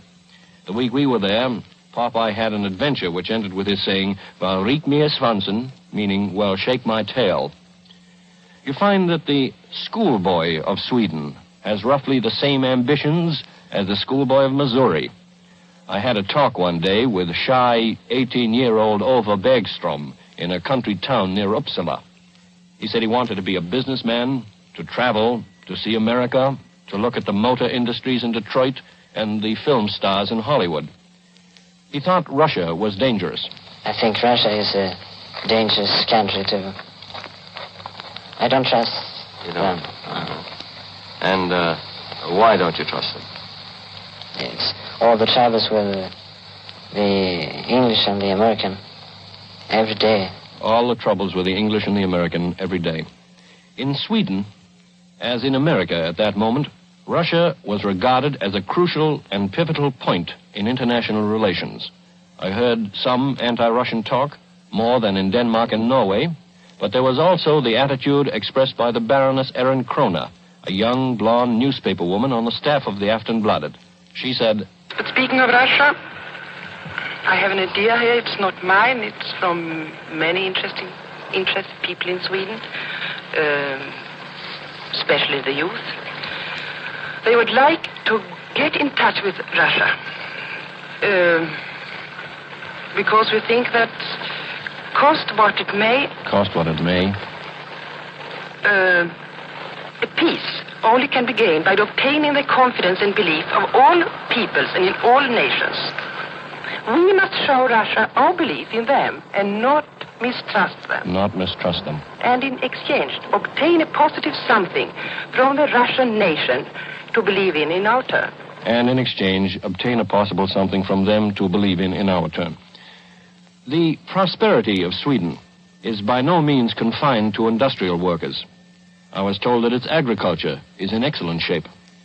In a farmhouse near the village of Norby Sateri, I interviewed a husky, pink-faced farmer, Sven Sedin, whose house looked as though it had stepped out of a fashionable architectural magazine.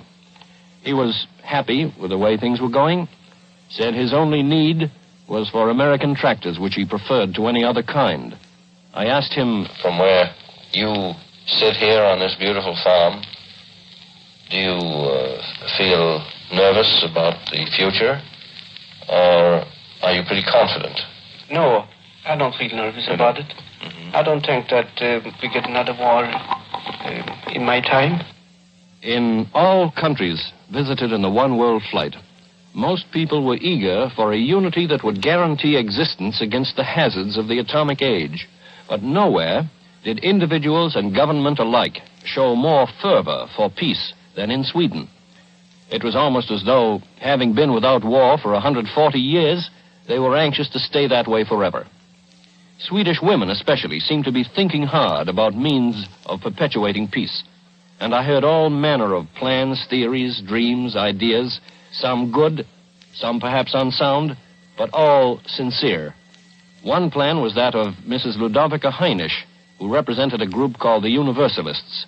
She explained the main point of their program. But I want to come to a special point which is interesting us. We thought it would be worthwhile to try and make a big effort towards really realizing our principle.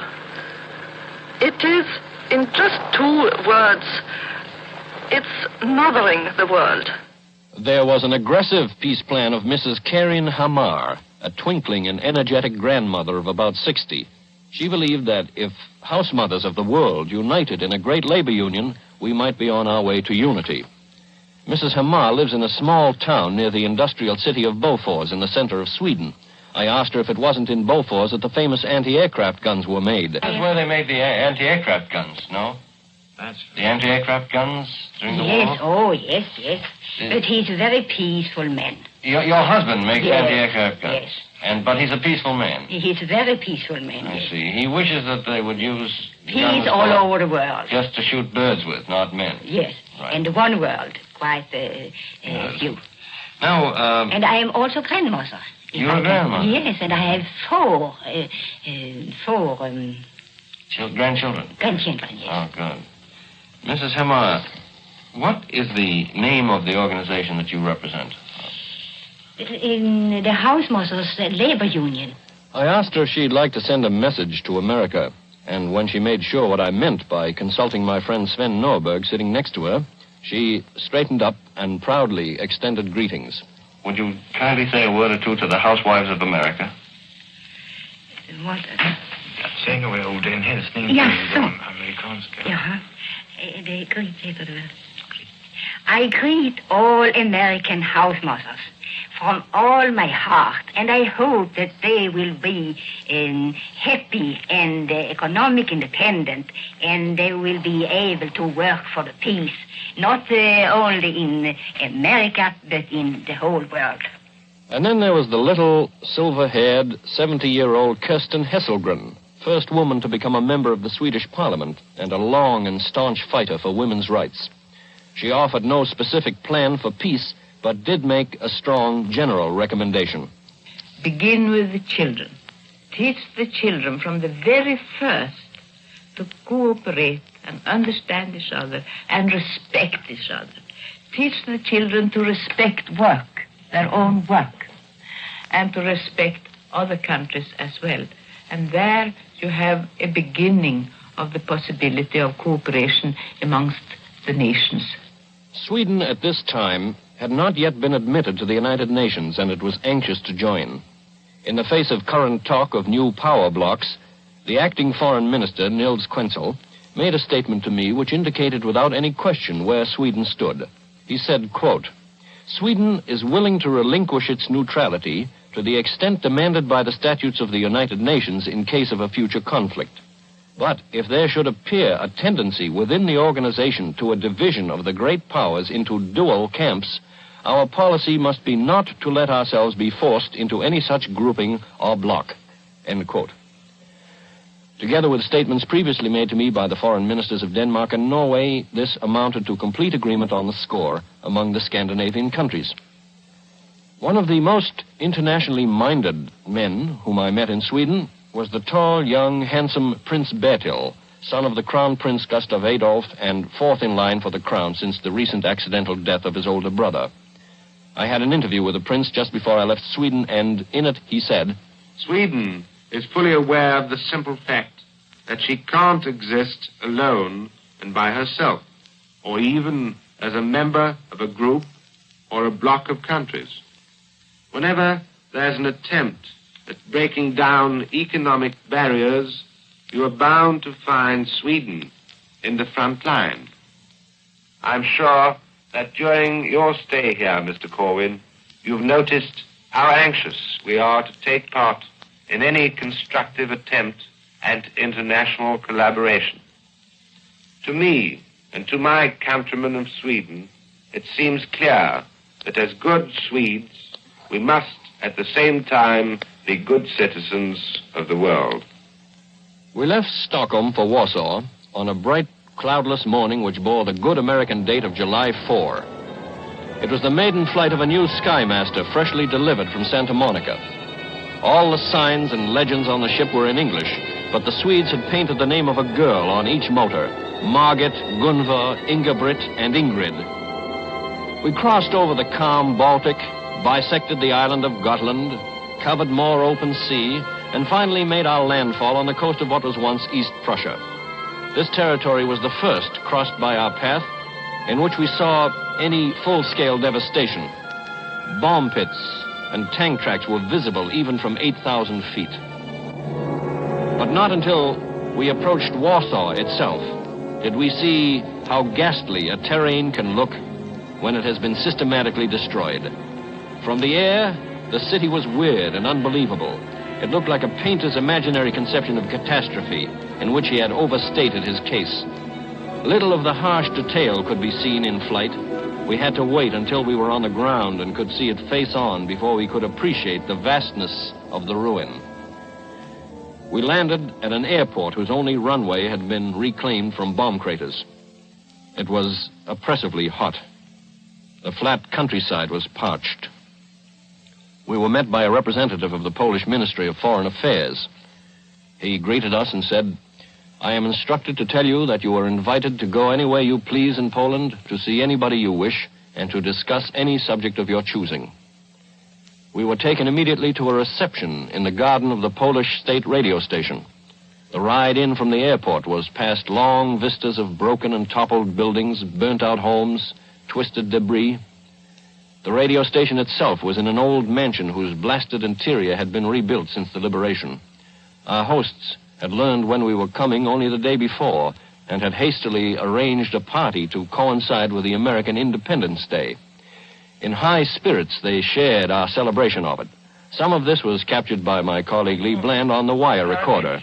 Kazimierza Płockiego i Tadeusza Kościuszki życzymy Demokratycznej Republiki Stanów Zjednoczonych.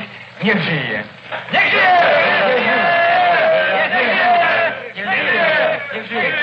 Long live the United States. Translate. Well, that was Professor Krzyżanowski of the Polish University of Warsaw speaking. He said that we're the children of the great national hero of both Poland and the United States, of Tadeusz Kościuszko. He said that being... And Kazimierz Pułaski. He corrects me, excuse me. Who fell at Savannah. Who fell at Savannah, he said. Well, since we're the children of these two national heroes, we'd like to greet on the Independence Day of the United States of America on the 4th of July. Excellent. Well, all the best to the United States of America from all the poles. The garden in which these toasts were made was a pleasant oasis of green among charred and fragmented skeletons of houses in the neighborhood. There seemed to be no point in the city from which the outlook was not one of utter demolition. Dr. Ignace Zlotowski, a scientist who has since become Poland's delegate to the Atomic Energy Commission, explained to me that whereas cities like Berlin and Stalingrad and Manila were devastated by fighting, Warsaw was largely destroyed out of Nazi spite. He said, about 80% of destruction in Warsaw actually is due to the fact that after the well-known terrible Warsaw Uprising, the Germans decided to destroy the city in a very systematic and typically German way. In other words, house by house, street by street. In other words, it wasn't a regular warfare. It was just simple fascist vengeance. There were a number of artists, writers, musicians, scientists, and radio men at this reception, and their clothes were in every case plain and worn. Poland is destitute. It was the first country overrun by Hitler. It endured the longest occupation. It suffered the cruelest treatment. The Poles lost 6 million dead, of whom 3 million were Jews. But in spite of the colossal and stark gutting of the capital, the spirit in Warsaw seemed far from despairing or indolent. Workmen were hacking away at the ruins by the most painfully primitive means. They had no tractors, bulldozers, steam shovels, acetylene torches. I actually watched a man working on a thick steel girder with a 16-inch hacksaw, a task requiring hours, when a torch could have finished it off in a minute or two. Life was going on stoically against unbelievable hardships. Families were living and raising children in corners of ruins which they had cleared of rubble.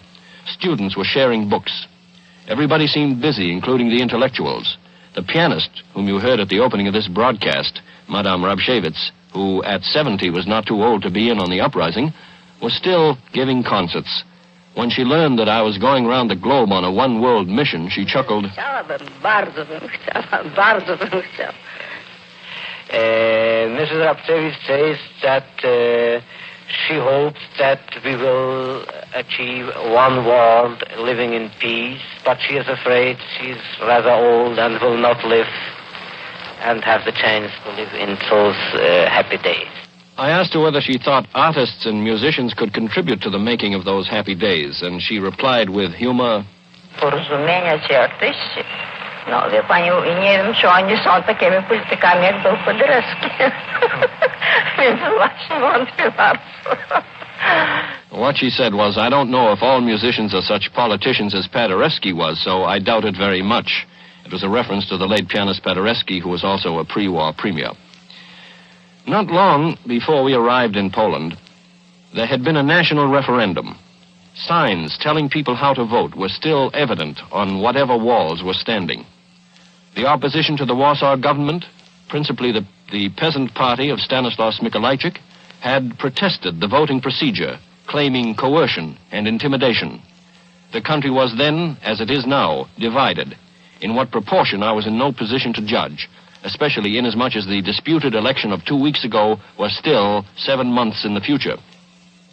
There was an active underground against the government. There was violence and killing over political differences. Charges of terrorism were coming from both sides. American correspondents who were there at the time were themselves divided in their estimates of the situation. What most deeply interested me, as a traveler trying to investigate prospects for one world, was not the claims of either party, but the question of whether, from the standpoint of its effect on the world outside, the forces which had destroyed Poland in the first place and killed its millions were still alive. My questions were mainly to this end. One day, I asked to interview a typical group of Polish workmen and was taken to a newly reconstructed power plant on the banks of the Vistula. The men were politically conversant. One of them said he didn't think atomic energy was the greatest source of power in the world. When I asked him what he did think greatest, he replied, the human being. Another said he believed that the great powers should get together on a definition of democracy before they do anything else. A mechanic asked me to explain Wendell Willkie's concept of one world, and when I did, he said something in Polish which the interpreter translated as follows. I want to say that this idea suits me completely, but I would like to say, too, that within this one world, every country, for instance Poland, should be free and have their own possibility to develop their national culture and feeling. To develop their national culture and feeling. Another worker complained that the Allies were giving more material help to their late enemies than to their recent comrades in arms. I think that it's amazing for us that Italy, a country which fought the Allies, does get more material help than Poland. It's amazing for us that Italy gets more material help than Poland. I told a third worker that in the United States there was the impression that a substantial part of Poland was unfriendly to Russia. His answer dodged my question. I think we will always work with this nation which will destroy the German power and not this power which will reconstruct Germany. Not no matter which power it will be. That was rough, both in quality and language. What he obviously meant was that Poland would cooperate with any nation that would destroy Germany's capacity to make war and would not work with any nation which would reconstruct that capacity. The next day, we went to the Belvedere Palace to record President Boleslav Beirut. The palace is a great white structure, the simplicity and dignity of whose exterior made me think of our own White House in Washington. It was left standing because the Germans used it right up to the last moment. President Beirut is a short, solidly built man with a strong face and a black mustache. His attitude in our meeting was friendly, modest, unhurried. For an hour, sitting at a small table in the Pompeian room, he discussed questions that I had submitted. Only when he was satisfied that he had given them sufficient thought did he commit his answers to wire. The first need of Poland, he said, is actually a long-lasting peace between the nations. Only in this way can Poland hope to reconstruct the damage inflicted by war, for it will take us a long time to recover. He then appealed for help to Polish children orphaned by war and for assistance in reestablishing Poland's badly disrupted educational system. In answer to a question about means of implementing the peace, he said, I think that the best way of securing peace is to destroy suspicion at any moment it arises in international relations. The best argument for what collaboration among nations can accomplish in peacetime is what it accomplished in wartime. But here is the voice of the president himself making additional points. I take the liberty of quoting the translation from the official transcript because the rate of speech of the on-the-spot interpreter is exceedingly slow. Kierunek współpracy gospodarczej państw ze sobą powinien jednakże mieć na uwadze i In the direction of relations between countries, one must give thought not only to constructive possibilities, but to the possibilities of a rebirth of these dangers we escaped such a short time ago. These dangers still exist. Mam na myśli niebezpieczeństwo odrodzenia się faszyzmu i militaryzmu hitlerowskiego. I am thinking about the rebirth of fascism and Hitlerite militarism. W swojej wzajemnej współpracy i swoich stosunkach narody nie powinny o tym niebezpieczeństwie zapominać ani na chwilę. In their common collaboration, nations must not forget this danger even for a moment. Przeżyliśmy tak potworną wojnę, że nikt nie pragnie jej powtórzenia się. We have lived through a terrible war that no one wants repeated. One broiling afternoon, we went into what was left of Warsaw's ghetto. For hours we crawled around and through the rubble of the once walled-in city where the Jews, after having lost nearly 300,000 men, women, and children to the gas chamber, the oven, the poison pit, to typhus and starvation, rallied themselves together and with pitifully few weapons stood off a German army. 25,000 of them were slaughtered in no time. The Nazis rolled tanks right up against their homes and fired point blank. There are hundreds, perhaps thousands of bodies still buried in those ruins.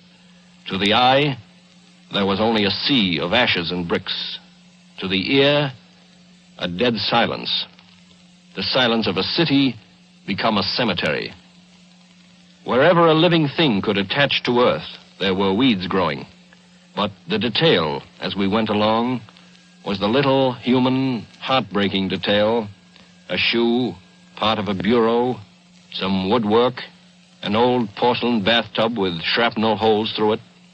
This wasn't the work of aerial bombs. This wasn't done by night raids in which the defenders had at least an anti-aircraft gun and a fighter plane or two. This was the fascism that the Poles got to know so much of, with all its cowardice and its sadism. Here was the ultimate picnic ground of the professional anti-Semite. This was the paradise of Julius Streicher. I heard more talk about fascists in Poland than in any place I had struck so far. They used the word with special emphasis. Typical of that emphasis was what Dr. Zlatovsky said to me. We've realized that there are still fascists all around the world, both in Poland and outside of Poland, both on this side and on the other side of the big ocean. There were still fascists in Poland, all right, and it did not make me any more hopeful of an early arrival at One World to know, as I stood there in the ghetto, that only the day before, after all that Europe and Poland had gone through, there had been a pogrom in the town of Kielce 100 miles away. A pogrom which, according to 6 American correspondents who rushed to the scene, had been coldly and deliberately planned and executed. Executed by elements whom the government immediately denounced as hostile to the regime. In any case, 41 Jews, men, women, and children, had been ambushed and cruelly massacred. It was hot that afternoon in the ghetto. Hot and still. I looked at a circular stone monument which the city had put up among the debris. Withered and dusty flowers were strewn about.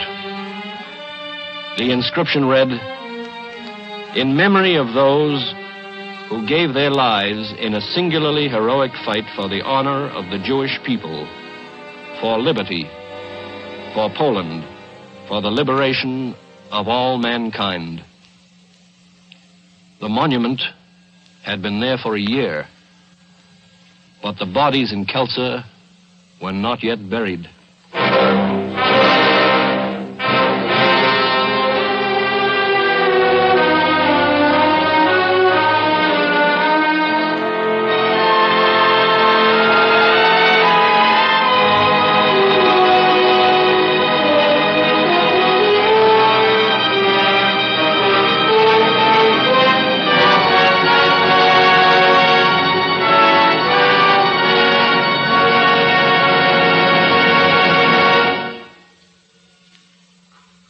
You have been listening to Norman Corwin, first winner of the Wendell Willkie One World Flight Award, in the 4th of a series of broadcasts based on his recent 37,000-mile global tour.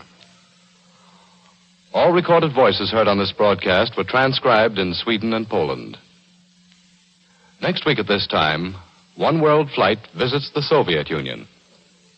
Tonight's musical score was composed and directed by Alexander Semler. Guy Della Chapa was associate director. This is Lee Vines, and this is CBS, the Columbia Broadcasting System.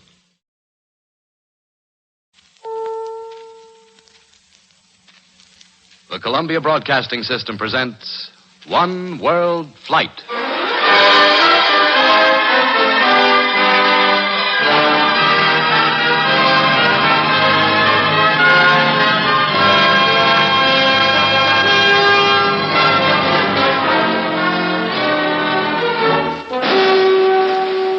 Americans don't know quite exactly what is going here, and we don't know here what is going in America, what is going on in America, what are the conditions, and so on, especially social conditions, and so on.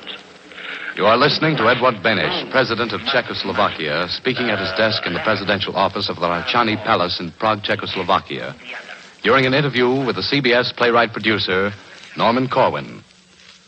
The voice of Mr. Benish is one among several authentic sounds and voices recorded inside Czechoslovakia, to be heard on this sixth of a series of 13 broadcasts based on Mr. Corwin's recent 37,000-mile global trip as first winner of the One World Flight Award.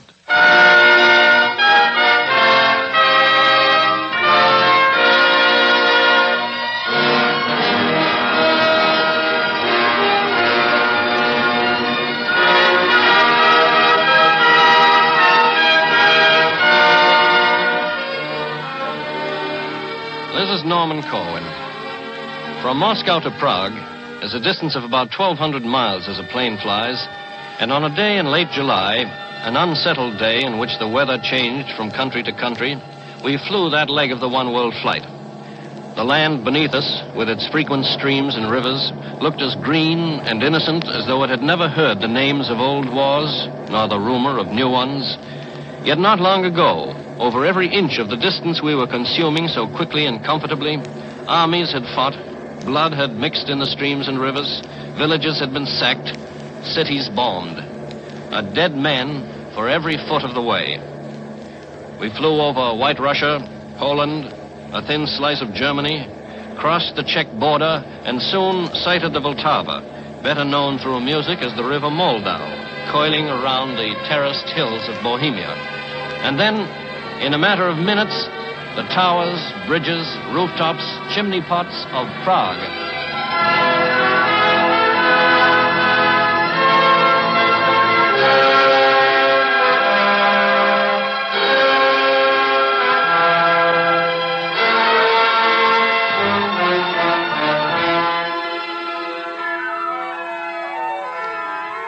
Prague is a graceful city, Baroque and Gothic, with a skyline of radio transmitters and cathedral spires. Its ancient history is obscure, but Czechoslovakia's modern history the whole world knows only too well. This country, slightly smaller than Wisconsin, was the republic handed over to Hitler at Munich by agreement of two sister democracies. It was the vortex down which all of Europe was to be drawn. I was naturally anxious to see what betrayal and occupation and the trials of Reconstruction had done to Czechoslovakia, whether its people were happy and confident, whether they were still friendly to the United States, the country which had done so much to create their republic, how they felt about Russia, whether they were, as we'd been told along the way, a bridge between East and West, whether they were in a mood to embrace the concept of one world. I had no trouble getting answers to these questions. In no other country did I find people more articulate about themselves and the world. Nowhere a deeper sense of anti-fascism. For as President Benish said in an interview of which you'll hear more later, every Czech must be anti-fascist. And every Czech must be against any whatever revival of fascism everywhere. Because with the fascism is connected intimately the greatest injustice which has given mate against us. This attitude seemed consistent all the way from the presidential office down to the coal mines. One afternoon, we drove out to Kladno, the mining city northwest of Prague, and went down into the Benish pits, named after the president. In no time, we were surrounded by miners, each eager to speak into the microphone to be heard above the din of mine machinery.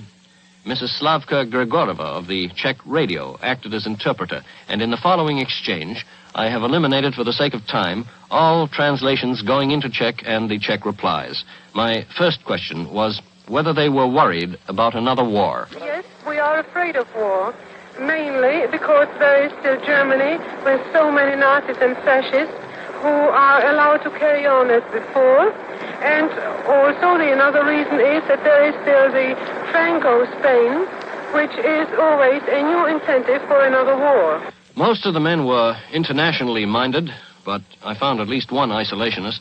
This fellow told our interpreter, well, I'm only a simple worker, he says, and I look at the things in this way.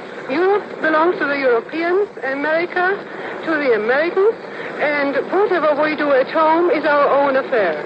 I asked the miners whether they were inclined more to the east or to the west, and I got an answer indicating how deeply Munich had affected their attitudes and how well they remember it.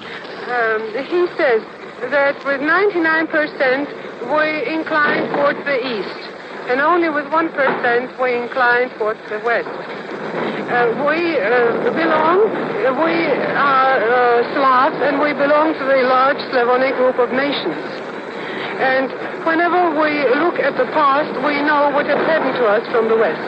I asked another miner what, if he could make a wish tonight that might come true tomorrow, he would wish for.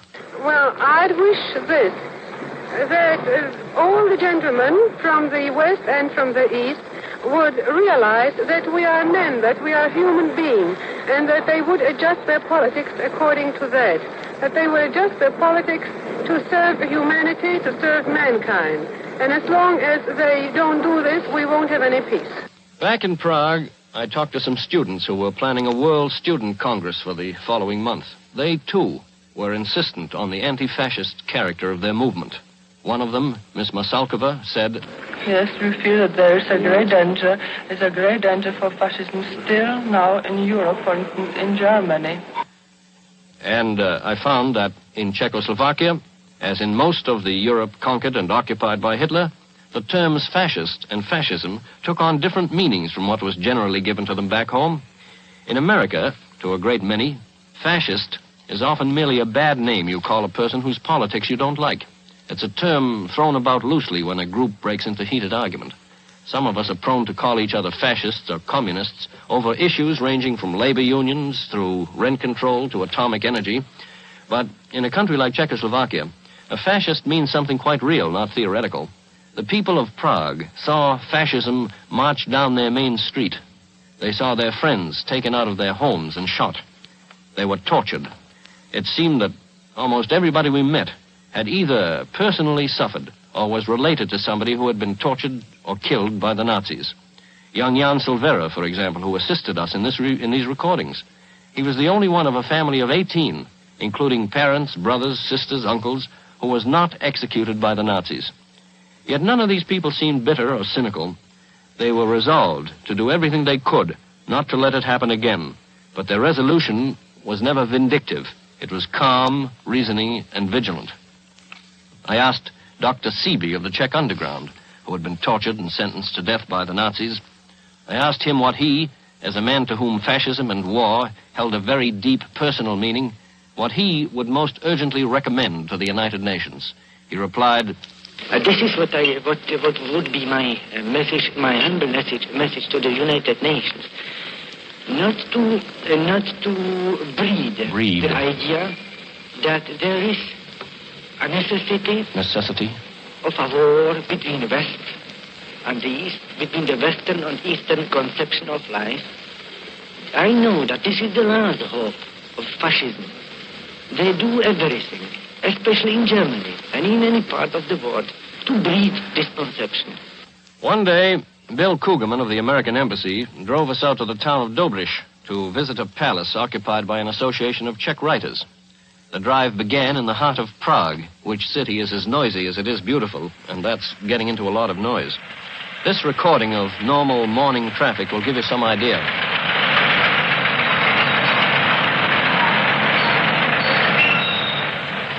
Prague, after Warsaw and Moscow, had an air of prosperity. It was second only to Stockholm among European capitals we visited in its appearance of well-being. Stocks seemed to be high in the stores. Produce was plentiful. You could even buy canned tomato juice, a luxury unheard of in most of the world outside of the United States, for the equivalent of 6 cents without any ration ticket. We drove through busy, narrow streets, past a monument enshrining the first Russian tank to enter the city in the battle for liberation, then into the outskirts, and we followed a bank of the Vltava to the countryside, to the romantic, non-political bohemia of song and legend. We went through magnificent pine groves and wound among wooded hills. My colleague, Lee Bland, reminded us, looking out at this first-class scenery, of how much first-class culture, how much good literature and music had come out of this little country. Tunes long familiar to Americans, tunes like Humoresque.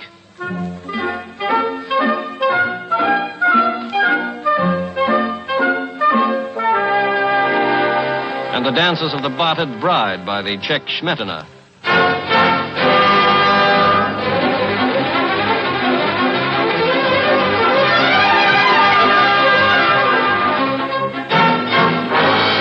familiar polka by the Czech Weinberger.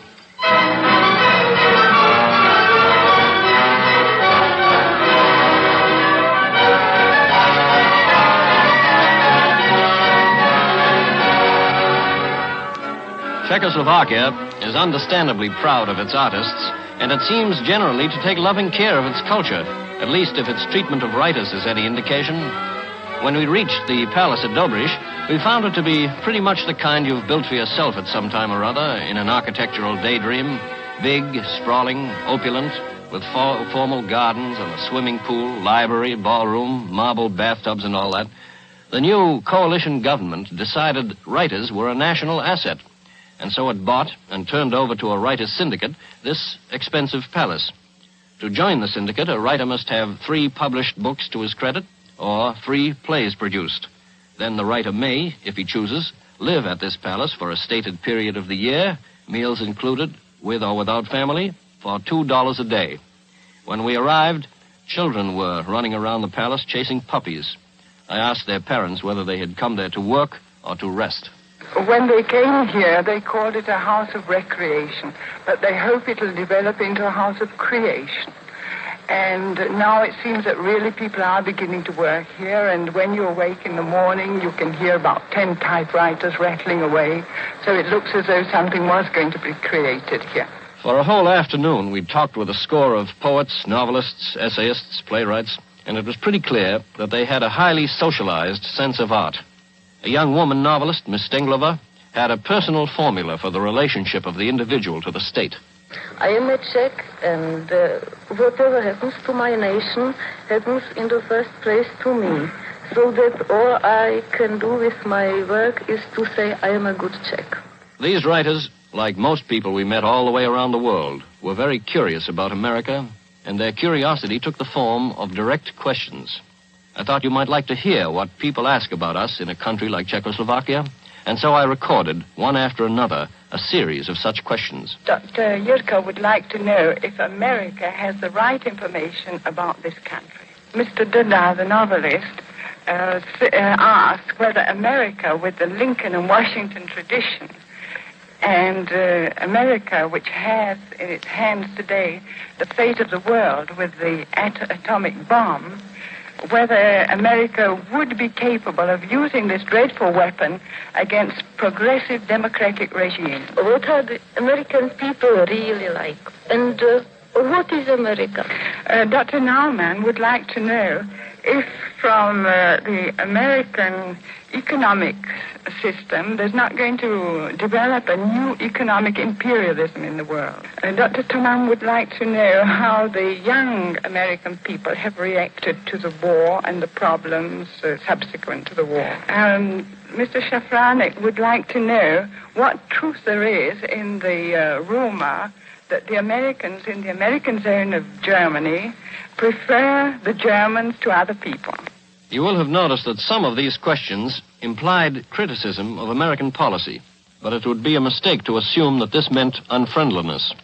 The Czechs, from all I gathered, have never forgotten America's role in helping them to establish their republic 29 years ago, and it was a pleasant surprise for me, on July 26, 1946, to find an American flag made of flowers blooming handsomely at a monument to Woodrow Wilson on one of the main streets in Prague.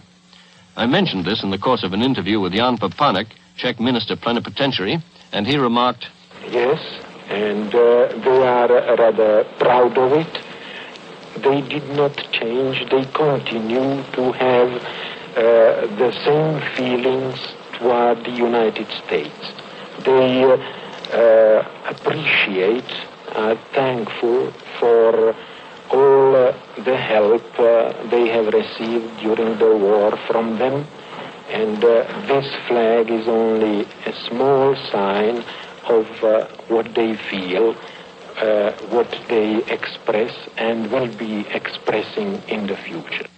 Mr. Papanek described the changes in Czechoslovak's economy brought about by the coalition government, a government consisting of 4 parties, Social Democrat, National Socialist, not in the Hitler meaning of National Socialist, by the way, People's Catholic, and Communist, with the latter holding a plurality in the number of seats.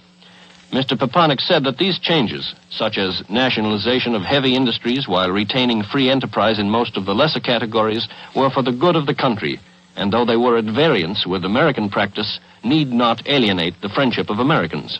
We hope that America will understand us.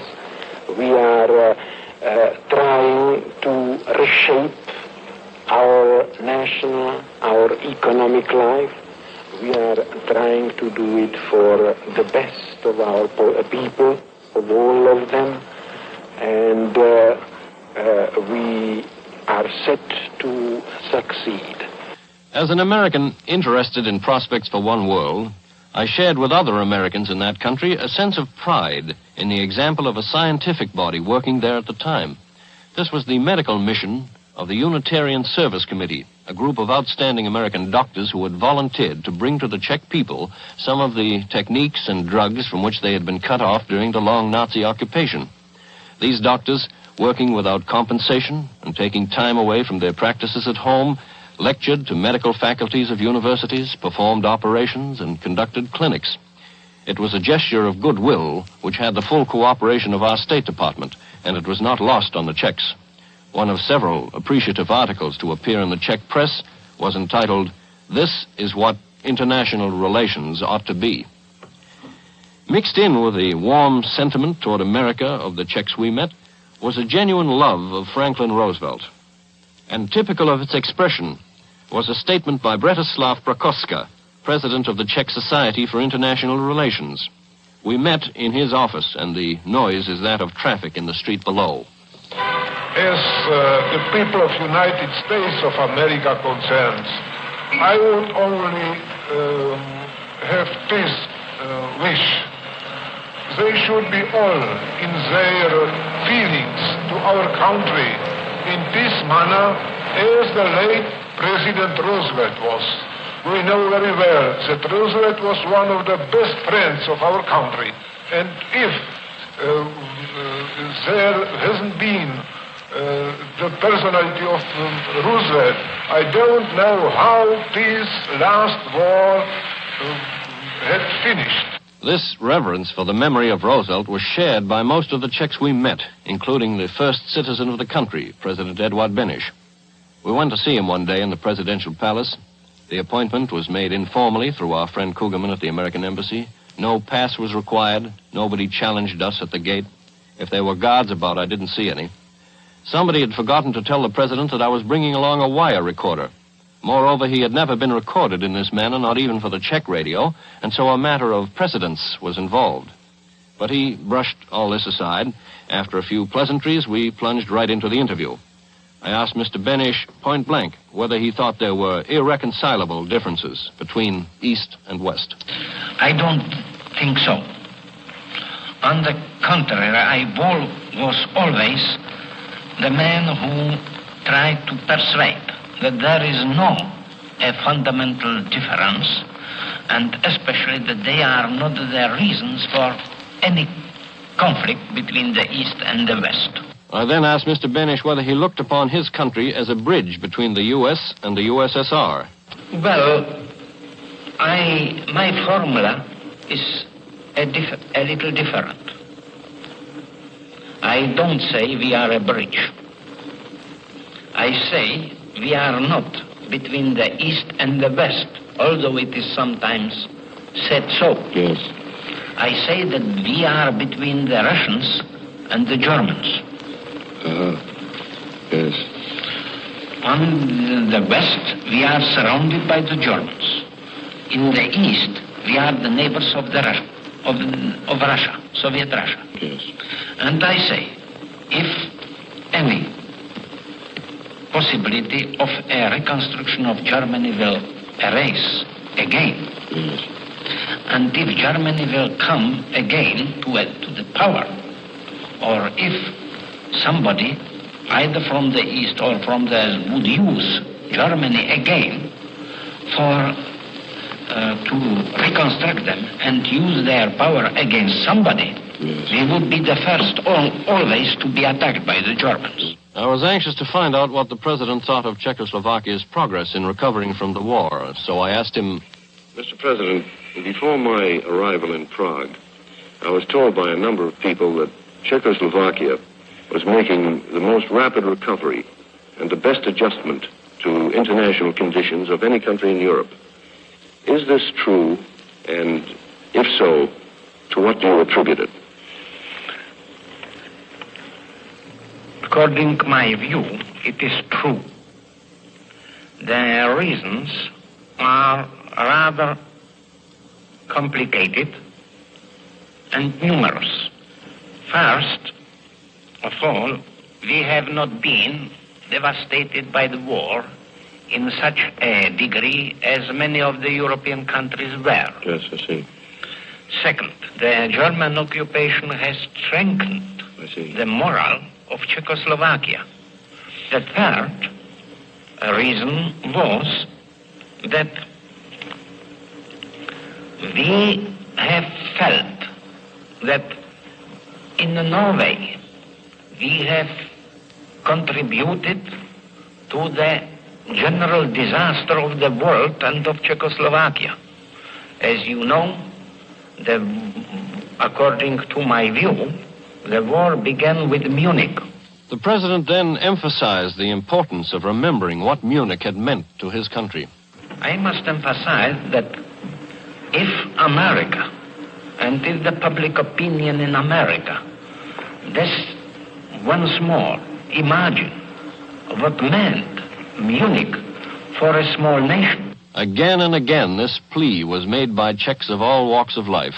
In effect, they all said, please tell Americans not to forget what happened at Munich and the circumstances under which it could happen again.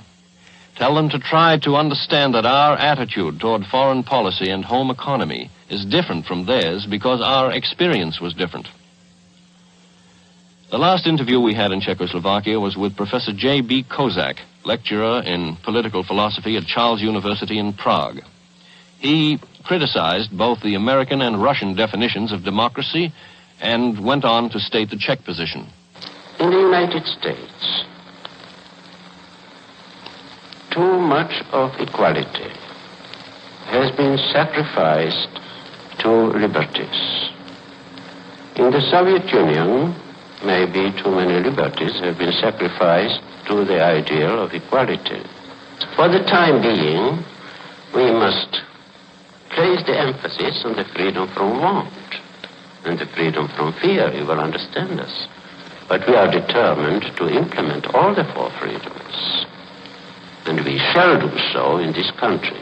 Take my word for that. The professor said he knew America well, having spent some years in this country, including a period on the faculty at Oberlin College. Out of what he had observed of world affairs since he had last been in the United States, he posed 3 questions to Americans at large. They were these.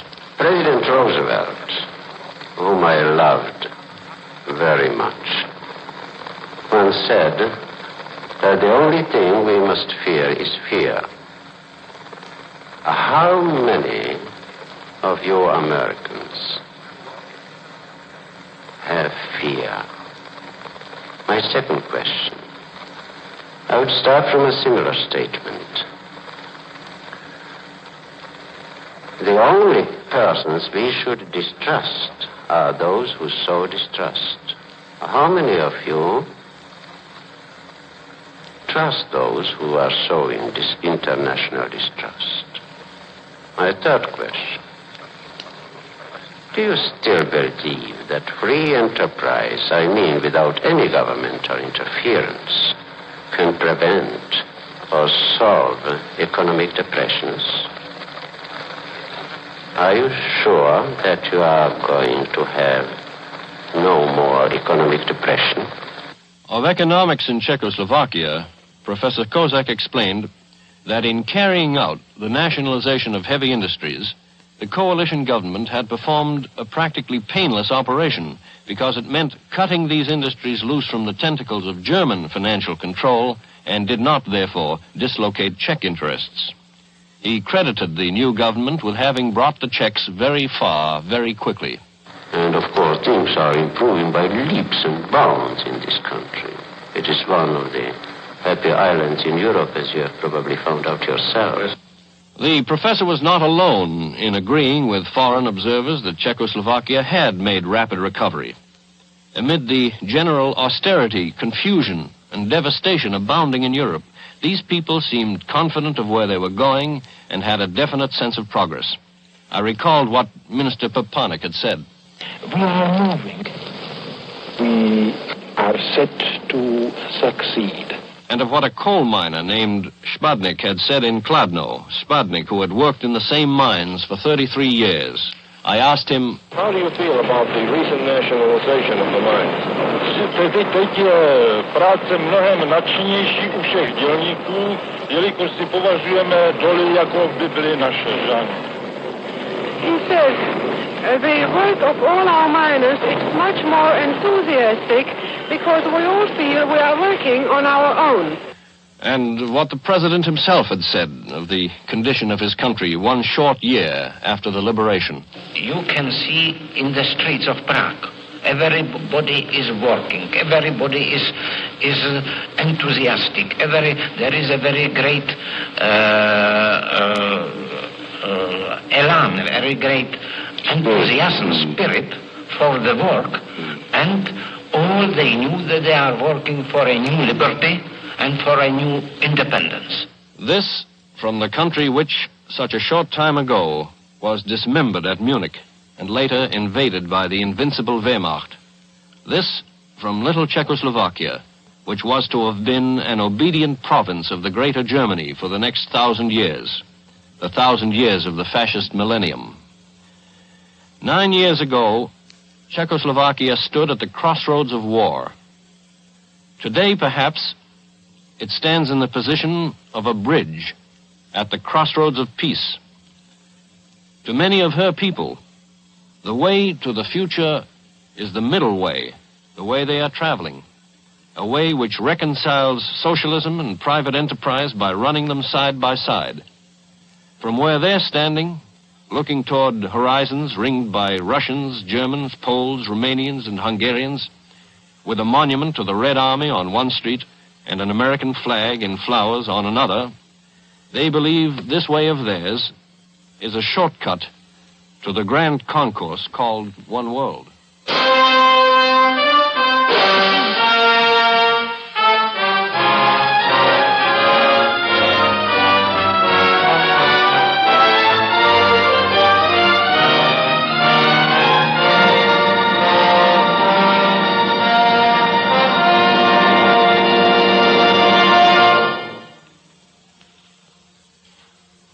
You have been listening to Norman Corwin, first winner of the Wendell Willkie One World Flight Award, in the 6th of a series of broadcasts based on his recent 37,000-mile global tour. All recorded voices heard on this broadcast were transcribed in Czechoslovakia. Next week at this time, One World Flight visits Italy. Tonight's musical score was composed and directed by Alexander Semler. Guy Della Chapel was associate director.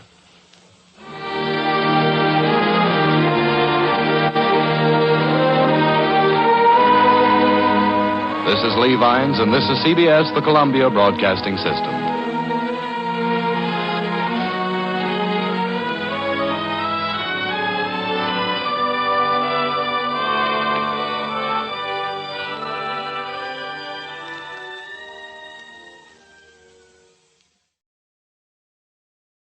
The Columbia Broadcasting System presents One World Flight.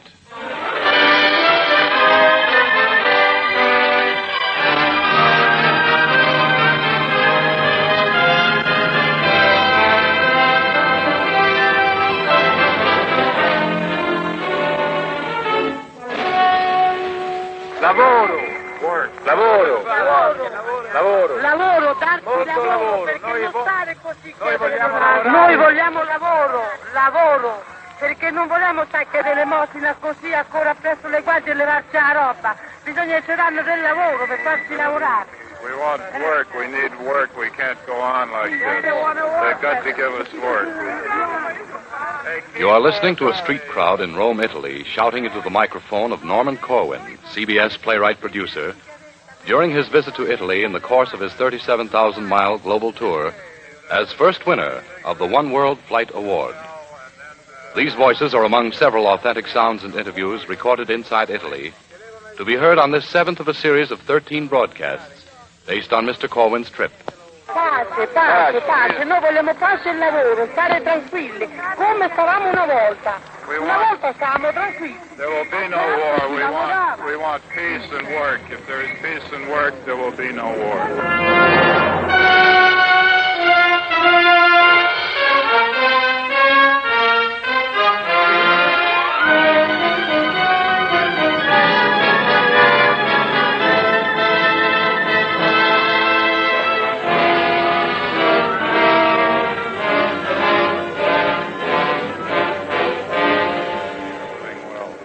Why does he think this condition exists?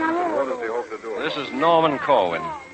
Not far from where these Romans crowded about us last summer, demanding work, crying for bread and peace, not far from here, in another time of hunger and unemployment, Benito Mussolini offered a way out.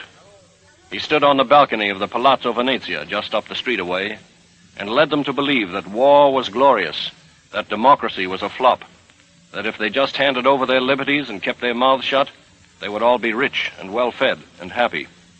He led them to war for fascism, against Ethiopians and Spanish loyalists, against a collapsing France, and finally against us and our allies.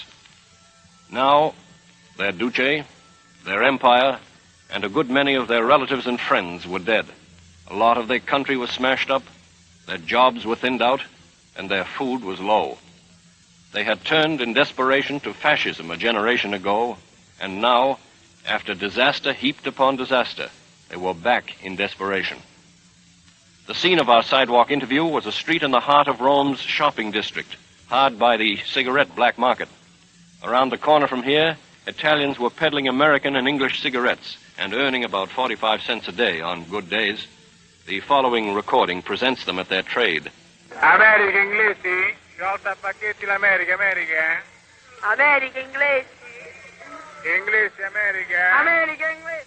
I was told that elsewhere in Rome, the black market was making the usual fat profit in essential commodities, especially food, but for cigarette salesmen, life was apparently hard. Here is a complaint about it. Noi comprare, prima prendere sigarette americane e poi venire a levare, rubare, ha capito? She says that they buy cigarettes to sell, and then the police and the MPs come along and take them away from them. There were many other complaints. Complaints from a confused and bewildered people that Italy had been betrayed, that America, England, and Russia had broken promises. In the recording which follows, you'll hear the phrase Paris decisions, an allusion to the Paris Peace Conference, then current. He said that we made war with our soldiers and our partisans, and we threw off fascism, and now they are betraying us, referring presumably to the Paris decision. Let's ask him to clear that up. Who is betraying us? He said that all the countries are betraying Italy, that the English and the Russians and the Americans, he said, we want Trieste. We want our borders of before the war. America specifically was accused of breaking promises we had made over the shortwave radio. Before the war, we heard the American radio and the American promises. We want America to keep the promises she made before the war. We heard on the American radio the promise that Italy would not lose a single bit of her territory if she came over to the Allied side. Of course, just as Nazism did not end in Germany with the suicide of its bigwigs and the surrender of its armies, neither did 30 years of fascist education disappear in Italy when Mussolini was strung up by the heels. The impress of fascism is still on the minds of those who suffered under it, and this next recording demonstrates that fact. You will hear an Italian who, though his country was ravaged by war and left destitute in peace, could still blindly threaten a fascist remedy for the situation. Exactly how his threat would be carried out, he didn't quite know, but he threatened anyway. Se non ci tratteranno bene adesso, faremo la guerra domani. If you don't treat us well today, we'll make the war tomorrow. Who will make the war on whom? Chi fa la guerra contro chi? Ma chi lo sa contro chi? Si saprà dopo. He says he doesn't know who'll make it against whom. The depression, confusion, and desperation reflected in this random group of Italians was a fair cross-section of what was going on all over Italy at that time. In the same week we recorded what you've just heard, these things happened. A mob attempted to lynch the prefect of Milan. There was a police strike in Como. Fistfights broke out in the newly elected Constitutional Assembly in Rome. The Treasury reported that the national deficit for the new fiscal year would total 150% of the national income. A deputy in the Constituente charged that hundreds of fascists were coming out of jail under amnesty granted by the new government and were bragging openly that they had always been fascists and were proud of it. A mob in Gorizia jeered Allied officers in the street. The Italian General Confederation of Labor ordered a 1-hour work stoppage as a symbol of Italy's attitude toward the Paris Peace Conference. Unemployment figures passed the 2 million mark. There was a national strike of hotel workers, another of petroleum workers, and a threatened strike of streetcar workers. Right-wingers declared they were fearful that the country's troubles would turn her toward Russia. Left-wingers charged the government with attempting to turn the country editorials, accusing the Allies of forgetting Italy's sacrifices to help defeat Germany. From Naples came reports of a new wave of highway banditry. Almost all of these incidents and disturbances were reflected in what these people said spontaneously into our microphone. For example, the last one. Says there are a great many people who are without homes and roaming the streets, and if the ports are not open to immigration, there will be a wave of banditry in Italy. One man protested especially hard about the disposition of Trieste and proposed that Italy and Yugoslavia settle it between them. I asked what kind of settlement he had in mind and got this answer. Solo con la guerra. Only with the war. Ce la lasciassero sbrigare da noi, Italia e Jugoslavia soltanto. So that's something for us to settle, Italy and Yugoslavia alone. The implication is that there'd be a fight about it. This belligerency was either an inheritance of fascism or a symptom of growing desperation, or possibly both. In any case, there was ample evidence of the latter. The low people are dying. The signori, the gentlemen, the aristocracy are living well. Italy is calling for work, and they must give it. Again and again, Italians shouldered their way through the crowd to reach the microphone, if only to speak a few words. My mother is American. I am Italian.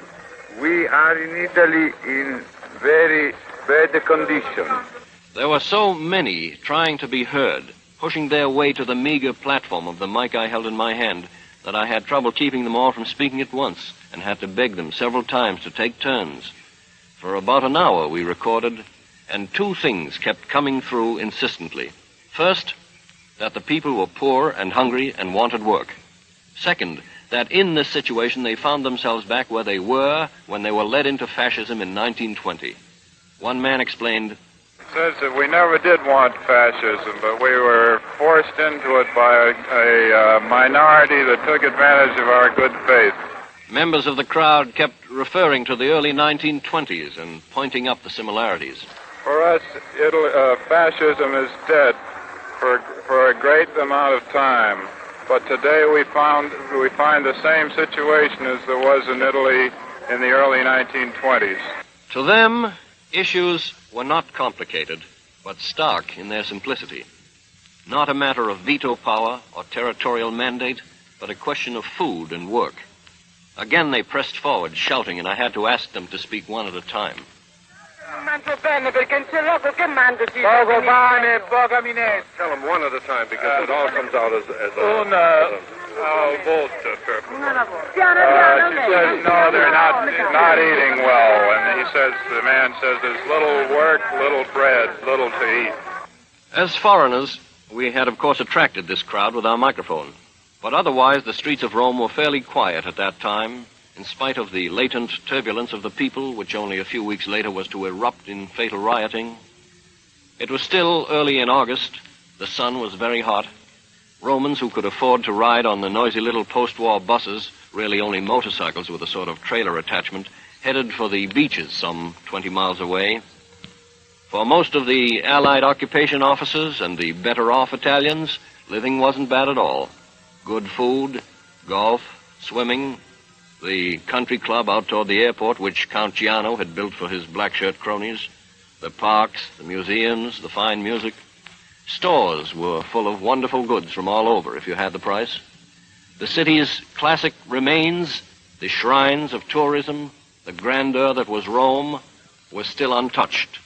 Under a full moon, in the warm Mediterranean night, you could almost forget the recent events at Anzio and Casino beyond the hills to the south. At the open-air opera, set in the ruins of the baths of Caracalla, you could almost forget, listening to a magnificent performance of Aida, that in the 70 years since Verdi's great opera was first produced, Italy has had very little to sing about. What with a dozen major and minor depressions and 7 wars, 2 of them world wars.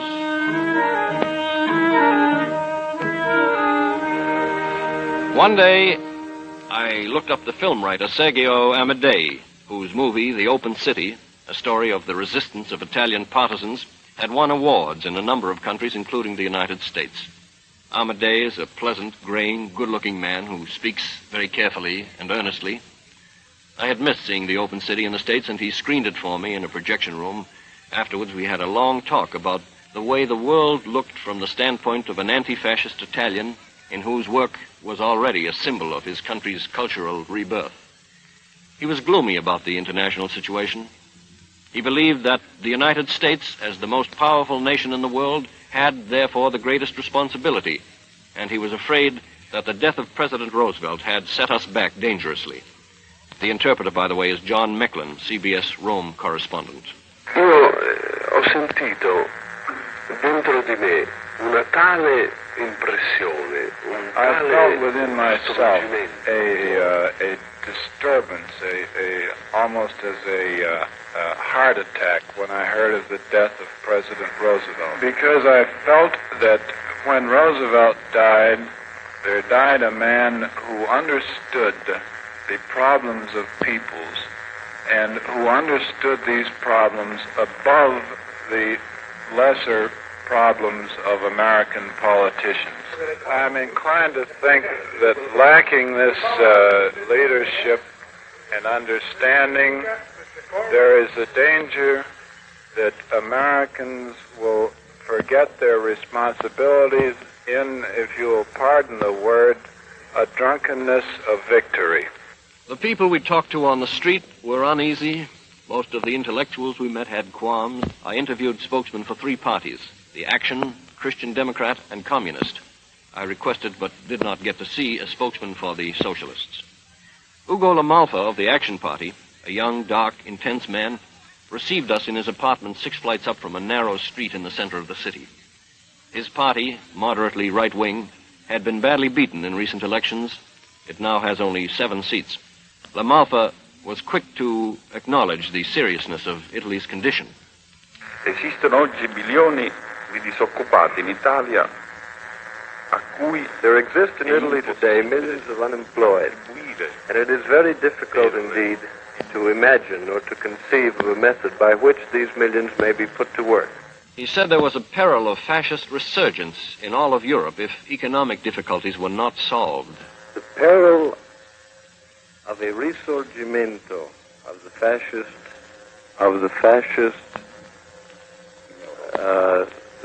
possibility in Europe depends always, and again, from the economic difficulties which Europe itself faces. Basic economic conditions, Mr. Lamalfa said, were the key not only to the survival of democracy in Europe, but to the reconciling of East and West.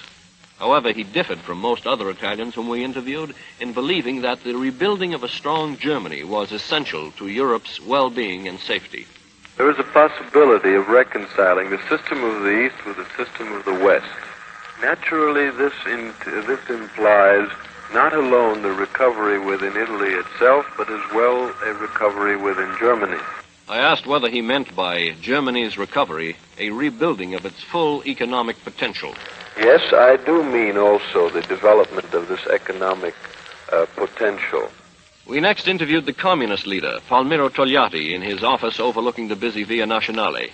Mr. Togliatti, whose party polled 2.5 million votes in the latest election, is a short, plain man, obviously at home with extemporaneous speech. He agreed that conditions were bad and said that in order to implement recovery, Italy, quote, might well take an example from the conduct of internal affairs in the United States under President Roosevelt, unquote. He said he did not mean a program of socialism, but one in which the government, by aiding and working together with private initiative, could come toward the needs of the people. He then gave an example of what he meant. Io voglio dare un esempio, molto semplice, ma che colpirà l'immaginazione degli I would americani. like to give an example which will illustrate this.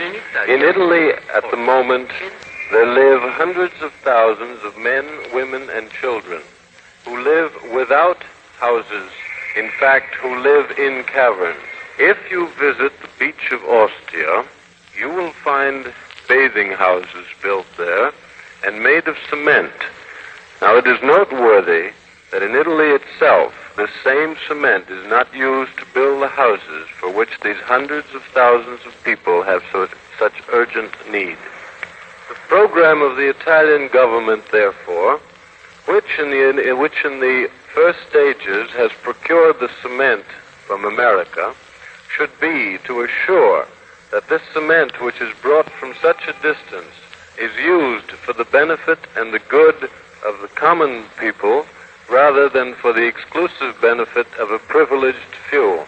Mr. Togliatti then criticized another government policy concerning what he charged was the misuse of cotton imported from America, and he went on to say, I have given two examples now of this policy. We, therefore, as members of the government, ask this, not that the Italian government should hinder or obstruct private initiative, but rather that it should stimulate it and control it in order that private initiative within Italy can be used for the betterment and the good of the common people.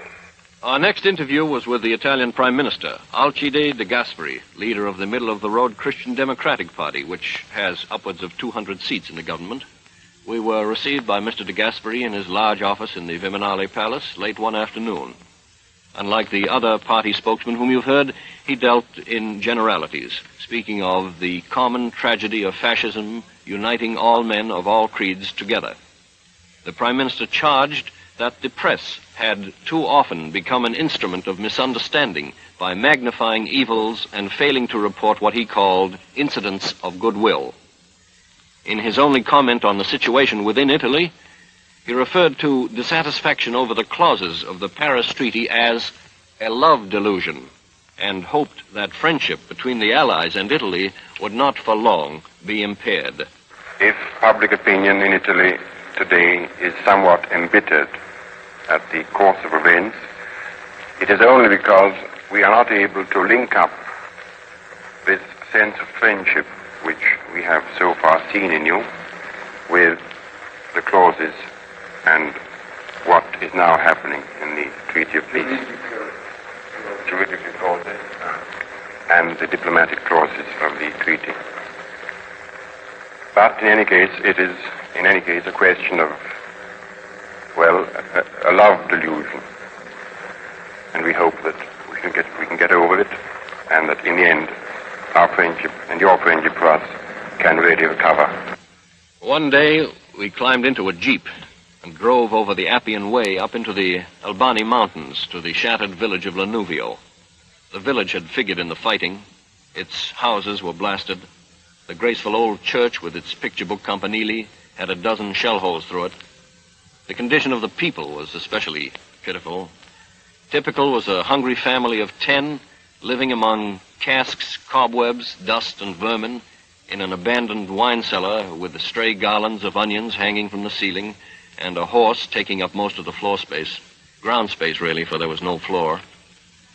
As in Rome, the people were not at all hesitant about speaking. All except little Mario, aged 15. He was shy, and he stood well back in the group of villagers who crowded about our jeep. He was shy because he had only one foot, the stump of the other being exposed because he had no shoes. We finally got him to talk, though. He said he'd lost his foot in the same shell explosion which killed 6 members of his family. E ne hanno morti 6. We were 11, and 6 died. Who were the 6? Chi erano questi 6? I nomi? Sì. No, non i nomi. Chi erano? Fratelli, sorelle? Erano 3 sorelle e un fratello. E mamma e papà? Papà e mamma. A mother and father, 3 sisters and a brother. I asked a lean, bronzed, 20-year-old construction worker who was rebuilding his own home with the help of UNRWA what he got to eat every day, and he told our interpreter, For breakfast, he'll have bread and a tomato. For lunch, he'll have a soup. And for dinner, he has bread and a tomato. Every day is the same. Yeah, every day it is pretty much the same. It was here that we met Camelia, the widow whose story is no sadder than that of millions of victims of war, DPs, Jews, Poles, Chinese, all the way around the world, yet whose voice somehow illuminates and symbolizes the suffering that we find so hard to read into the cold statistics. How big is her family? Quanti figli ha? Avevo 3 figli, 2 mi sono morti così con l'incursione aerea, insomma, queste cannonate. Ed è rimasto uno che poi io devo avere così spezzo per mondo. She had 3 children. 2 have died, and she has 1 alive now. 2 of them were killed in the bombardment. Now, what about her husband? E il vostro marito? È morto lì, tutti insieme sono morti con l'incursione. Her husband was killed in the same bombardment. All of them died together. 2 children and a husband. I see. So she has 1 child left. There's 1 child left. Mio marito, 2 figli, 2 nipoti, 3 cognati, una cognata, insomma 10 persone sono morte di famiglia. She lost her father and her husband, as well as 2 children and about 10 relatives, close relatives in all. I asked what she got to eat. She said she never ate any breakfast. For lunch, she ate a thin soup, and for dinner, a piece of bread. Can she not afford to eat more, or is there not enough food available? Non c'ho denari per poter comprarlo.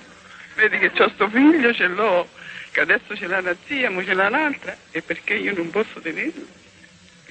It's because she has no money, and they can't. The situation is so bad that she sort of farms her little boy out to various relatives who can feed him a little better every now and then. And what are her hopes for an improvement in this condition? Avete speranza che si cambiano gli affari? O che speranza avete? Non io so di neppure io che speranza possa avere. It's very difficult to say. She has no idea at all what she can hope to look for. Listening to all this was the young mayor of the town, Hercules Fretzi.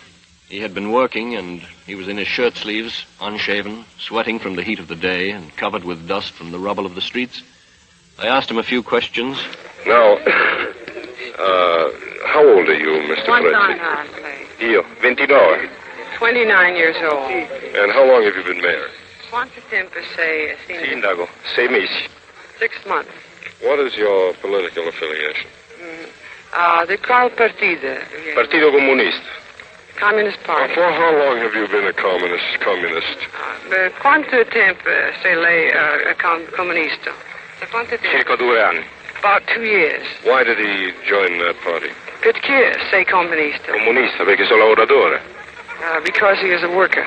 The young mayor, who won the election by a margin of 9 votes, spoke at length about conditions in Lanuvio and in Italy and in the world, and he made a statement to our interpreter, which he translated as follows.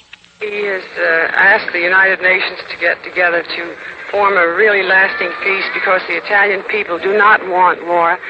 And he went on to explain at great length that he thinks the United Nations should do their utmost to control those nations who would like to have more and more wars. The Italian people definitely do not want them. Again, as in Rome, the people of Lanuvio asked mainly for work. They asked for it even above food. Almost invariably, I had to draw from them the fact that they were eating too little, but they were always ready to volunteer their anxiety for work. Such a one was a neighbor of Camilla's by the arresting name of Spartacus Peace. He told our interpreter to tell us, in Italy, we still have dignity left. We ask the United Nations, whether they be, the Allies rather, whether they be Americans or the English or whoever else there may be, that instead of just sending us a charity or that they assist us to get work. And so it went, in the big city and in the mountain village.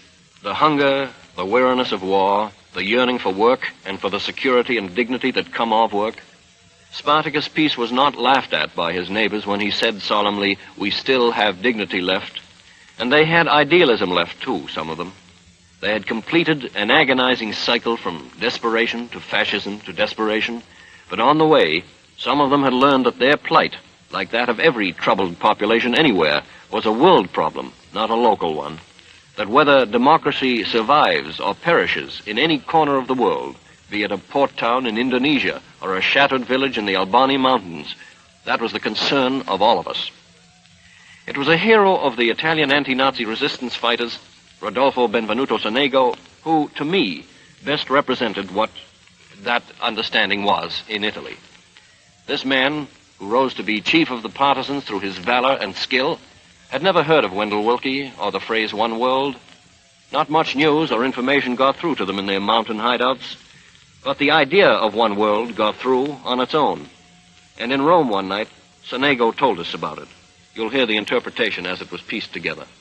That's what we used to say when we were lost in the mountains in heavy snow and rain, with nobody to protect us but the stars. Every one of us said, why isn't there one world, one flag under which we can all march and be united? That is why we have been fighting, and that is why we believe, and we sincerely believe, that all the world should be very simply unified under one flag, because we do not want to keep on fighting for separate flags, for several separate colors, but for one flag and one color throughout the world. Sonego was ready to admit that it might be some time before the world would be very simply unified, but he was determined that he would work for that day. In the meanwhile, such idealism as his in Italy grows, if it grows at all, in the dark. Hungry and jobless men look upon these ideas as a luxury, a dream to be afforded and indulged only on a full stomach. All they know right now is that they are back where they started so badly 27 years ago. And they ask what the victorious democracies are going to do about it.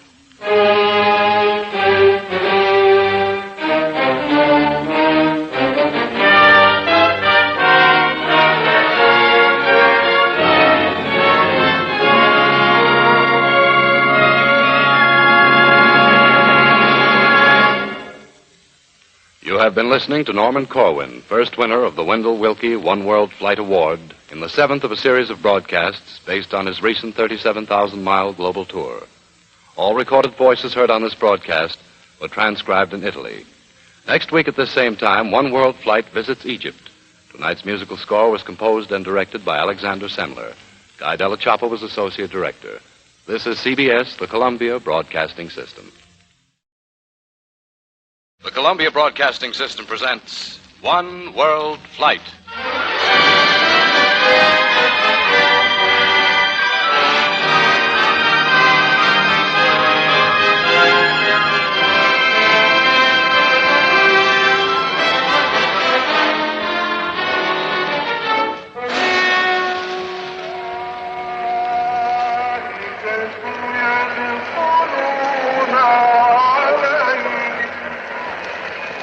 You are listening to Muslim prayers coming from the loudspeaker system of the Muhammad Ali Mosque in Cairo, as heard above the cheering of thousands of Egyptians on the day last summer that Britain returned the famous citadel to Egypt. This historic recording is among several authentic sounds and voices transcribed inside Egypt and India, to be heard tonight on this 8th of a series of 13 broadcasts based on Norman Corwin's 37,000-mile global tour as first winner of the Wendell Willkie One World Flight Award.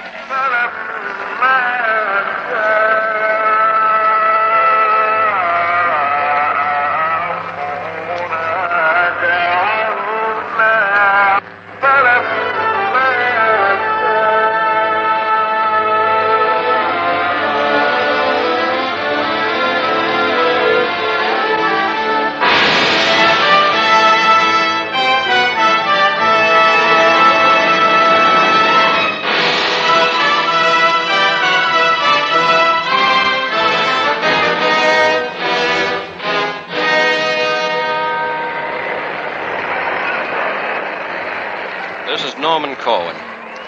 On the 9th of last August, in the holy Muslim month of Ramadan, the Union Jack that had flown over Cairo's ancient citadel for 65 years came down, and the green flag of Egypt was raised by its King Farouk. The act was a symbol of Egypt's independence from the British, and it was cheered by a throng gathered in a square below the citadel. That night, both the citadel and the Muhammad Ali Mosque behind it were floodlit. A great searchlight, the kind used during the war to spot aircraft, was trained on the flag.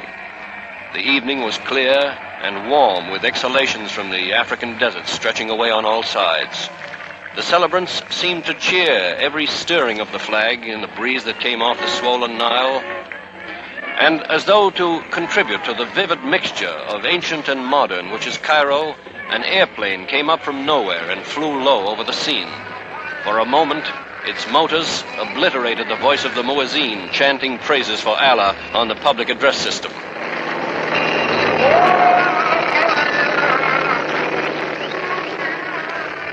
On a rooftop in the neighborhood of the Citadel, where we had set up our CBS recording microphone, a group of Arab women sang with an abandon that seemed to go along naturally with a bizarre setting of minarets, airplanes, floodlights, domes, cupolas, cheering, and amplified prayer.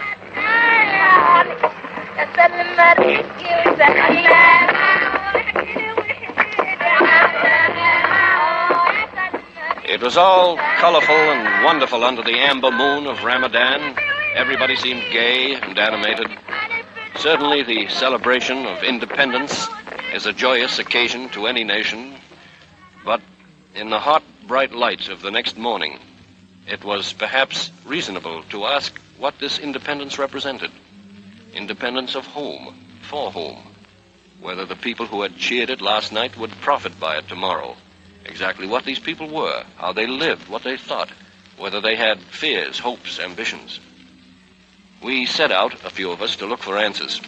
Our party consisted of Lee Bland, who handled the recorder, George Polk, CBS Cairo correspondent, Marcel Hitchman, a writer who served as our interpreter, and myself. Our first stop was in Abdeen Square, in the vicinity of the King's Palace, and I intercepted the first person to come along. He was a boy, better dressed than most to be seen on Cairo's streets. I asked how many were in his family.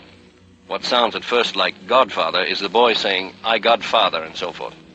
I got father and got mother and got a sister and got father and got everything. All living in the same place? Yeah. How many rooms? 2 rooms.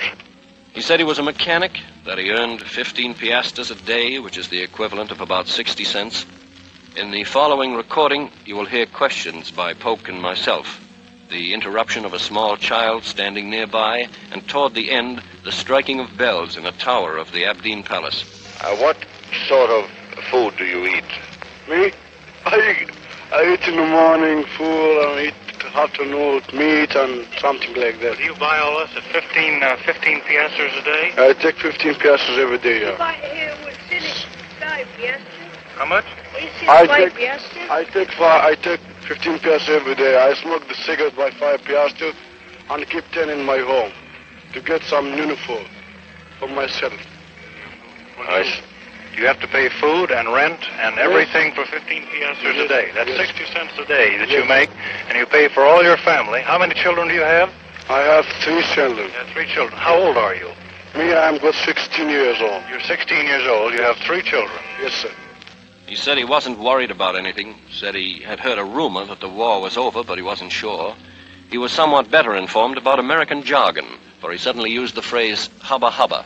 You've seen some American movies, huh? Yeah. Is that where you got hubba hubba? Hubba hubba and take it easy.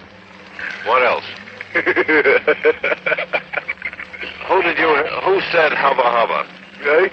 Who did you hear say hubba hubba? American people, they say hubba hubba. Well, I'm an American. I don't say hubba hubba. No, some soldiers, they walk in the street, they make hubba hubba, take it easy. Through Mrs. Hitchman, we next questioned a man named Abdu, who said he was a servant, earning 7 Egyptian pounds a month, or about $21. I said, are you happy now with your life? He says, well, who is happy? Why are you not happy? Because everything is expensive. I asked what he thought of Egypt's independence, of the situation in Palestine. whether he knew the war was over. He said, I don't care about politics and about war. Who cares about these things? I asked whether he was at all interested in the world outside of Egypt, whether he would perhaps like to visit some other country. Where should I go? If there is work somewhere else, all right. But I mean, to go just like that, where?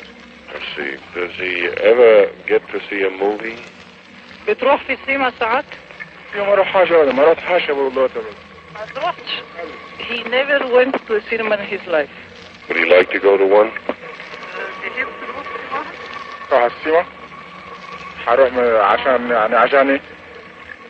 Why should I go? He said he had never read a book, that he never read newspapers, that he was not interested in these things at all. While this was going on, a crowd had gathered, and there were rumbles of suspicion and hostility. I started to ask questions of an Arab in a long blue galabia, and he told Polk, He doesn't like this idea. He thinks it's an insult to his dignity. Other people in the crowd said they were afraid of being recorded. I asked what accounted for this attitude. Well, it's quite difficult to explain. First of all, it never happened to them before. And then their technical knowledge is very small. And they don't know what is this, and they think it's mixed up with some movie business. And they just now, especially, they're not very friendly towards foreigners. And they are afraid of stating things definitely. They don't like people who ask them questions. They are always like that. You see, when people ask them questions, it generally brings trouble. It means there is a policeman who comes to ask them questions or things like that. Nobody ever asks them what they think. Egypt was the 11th country visited in our one-world flight, and though we'd seen bad conditions in other countries, this, for a traveler heading east, was the beginning of really morbid ignorance, squalor, disease. To the eye, Cairo is attractive, both in its medieval and modern aspects. It's checkered with mosques and palaces, ancient walls, towers, domes. The old city has bazaars and narrow, winding streets. The newer quarters along the river achieve a certain European colonial dignity. To the east, behind the citadel, stand barren hills, and beyond that, sandy desert. Just out of town, at the edge of the western desert, are the great pyramids, and in between, the Nile, tree-shaded, romantic, polluted, supporting life and agriculture along its banks, just as it has done since earliest history. In this austere land, where so much of civilization was cradled, there is small tradition for one world, or for anything resembling democracy as we know it. The world of Egypt has been, by turns, Memphite, Theban, Syrian, Persian, Macedonian, Roman, Arabian, Turkish, French, British. Dozens of wars have swept up and down the Nile and have zigzagged across the deserts, and the only constant factor since the days of the pharaohs has been the depression of millions, the poverty, the relentless ignorance. There are schools in Egypt, yes, for the better off. There are also health services of a sort. We were told about them. But as we went around the city, stopping ordinary Cairenes on the street, there was little to show the effect of either education or sanitation. In a big square known as Meydan Ismailia, one of the newer and better sections of the city, we interviewed people at random one night. I asked a cook named Ahmed what he thought of conditions in the country. Too many people no work, too many people no eat, too many people no money. Too many people no work, too many people no eat, too many people no money. When I asked him what he thought should be done about it, he answered that the government should open shops and factories in order to create more work. He said he was a monarchist because he read in the papers that the king wanted to improve Egypt. I then asked about his knowledge of politics. Have you ever heard the word fascism? أنت عارف اللغة فاشيست؟ No. You have not. Have you ever heard the word Nazi? No. He has not. Have you ever heard of the word communist? أنت سمعت الكلمة كومونيستي؟ No. No. Have you ever heard of the word democracy or democrat? أنت عارف يعني الكلمة ديمقراطية يعني؟ Yes. What do you know about democracy?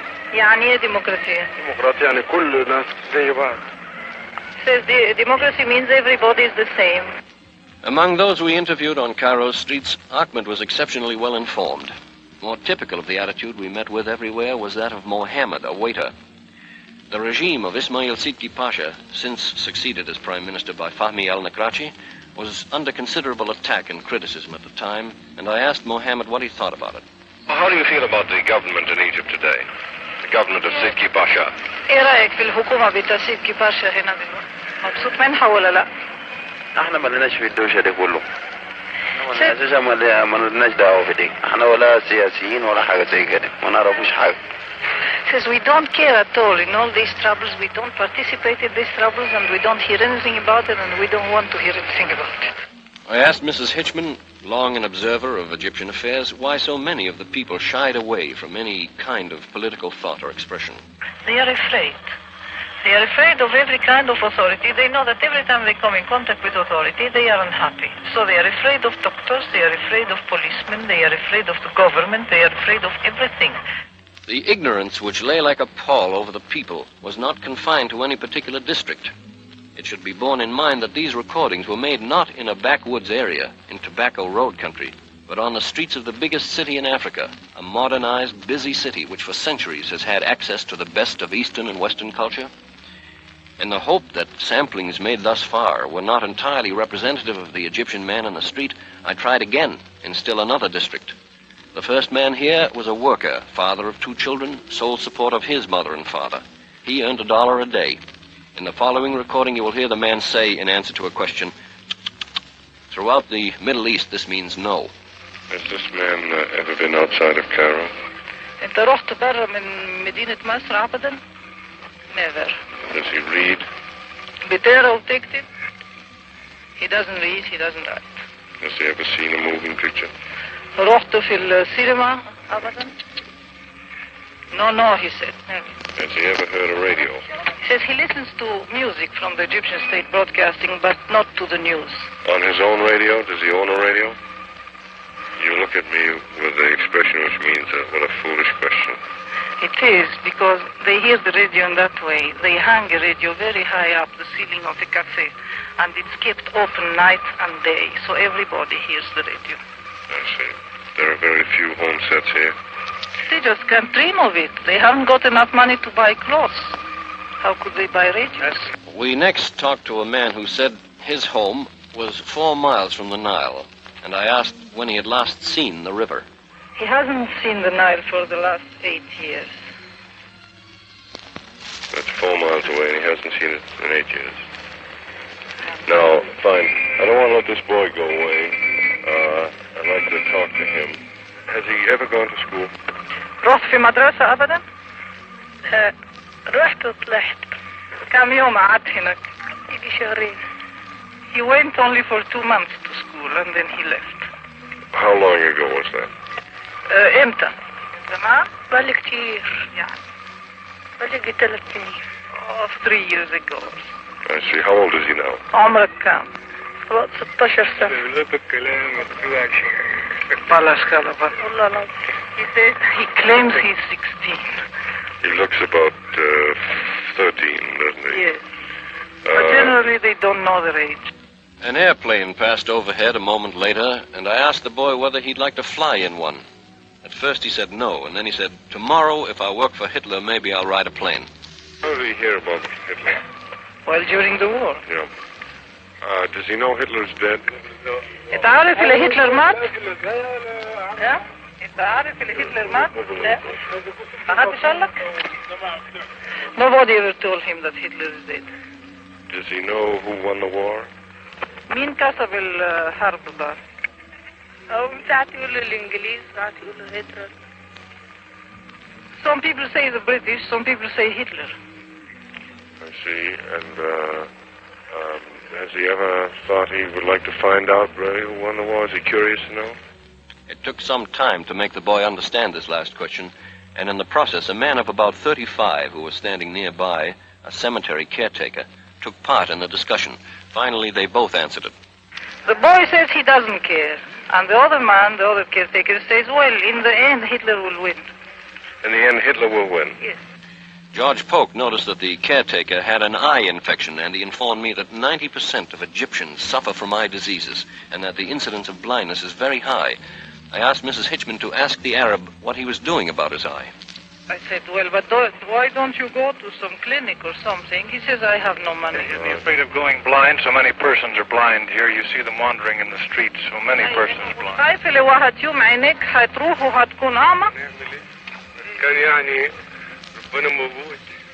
So what should I do? God is there, and if God wants me to be blind, I'll be blind. The statement, God is there, was accompanied by a gesture of pointing to heaven. The government of Sidki Pasha last summer had one absorbing internal preoccupation, and it was not that of alleviating the poverty or sickness of its people. It was the hounding of liberals. The editor of the principal newspaper of the Wafda, an opposition but not leftist political party, was arrested. So was the Greek millionaire Zabini, known to be sympathetic to the anti-royalist movement in his home country. 11 cultural, scientific, educational, and labor associations were suspended. Hundreds of people were jailed for weeks without charges. Months later, on November 8th, the New York Times reported from Cairo, and I'm quoting, "The Red Scare in Egypt has passed off without proof of the existence of a communist organization. Nearly all persons arrested have been released. The roundup resulted in the detention of an assorted lot of intellectuals, social reformers, labor leaders, and foreigners. Some would be described outside Egypt as liberals or socialists, but those arrested included some who were plainly capitalists, including millionaires. Others appeared to be simply opponents of the government." End of quote. At the time we were in Egypt, 3 months before that dispatch appeared, the assorted lot of intellectuals was in jail. And it seemed to me that the Egyptian people themselves were behind the bars of their own ignorance. If there was any awareness of the concept of one world in ordinary Egyptian life, it must have been as rare as a well-fed child, as rare as a well-paid worker, as rare as a literate farmer.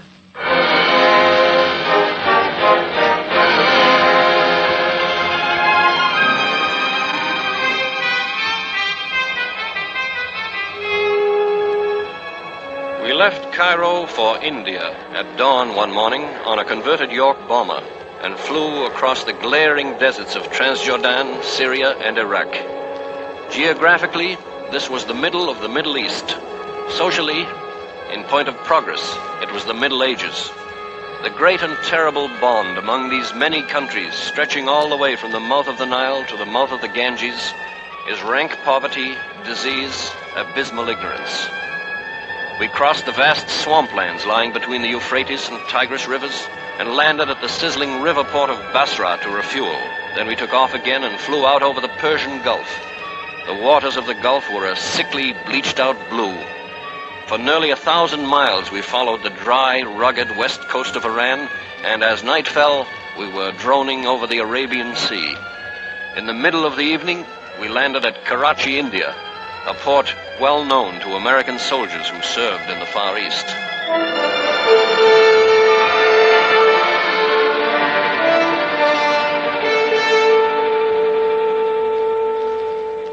On the day that we were to take our recorder on the street so that you might hear the voices of Indians, religious rioting broke out between Hindus and Muslims, and our movements were blocked. In Calcutta, we found martial law when we arrived. We had to watch our step to avoid treading literally on the corpses of slain rioters. We could get no transportation to carry our recording equipment, no batteries to run it. And without recordings, whereby you could hear directly from more than a few Indian people, it would be arrogant to comment upon a situation so complex that men who have given years to the study of India's problems shrug their shoulders when you ask them about prospects of unity within any reasonable time. India, as you know, is a land divided by hundreds of languages, religions, castes, and customs. Its political problems at the moment are as difficult as those of almost any troubled spot in the world.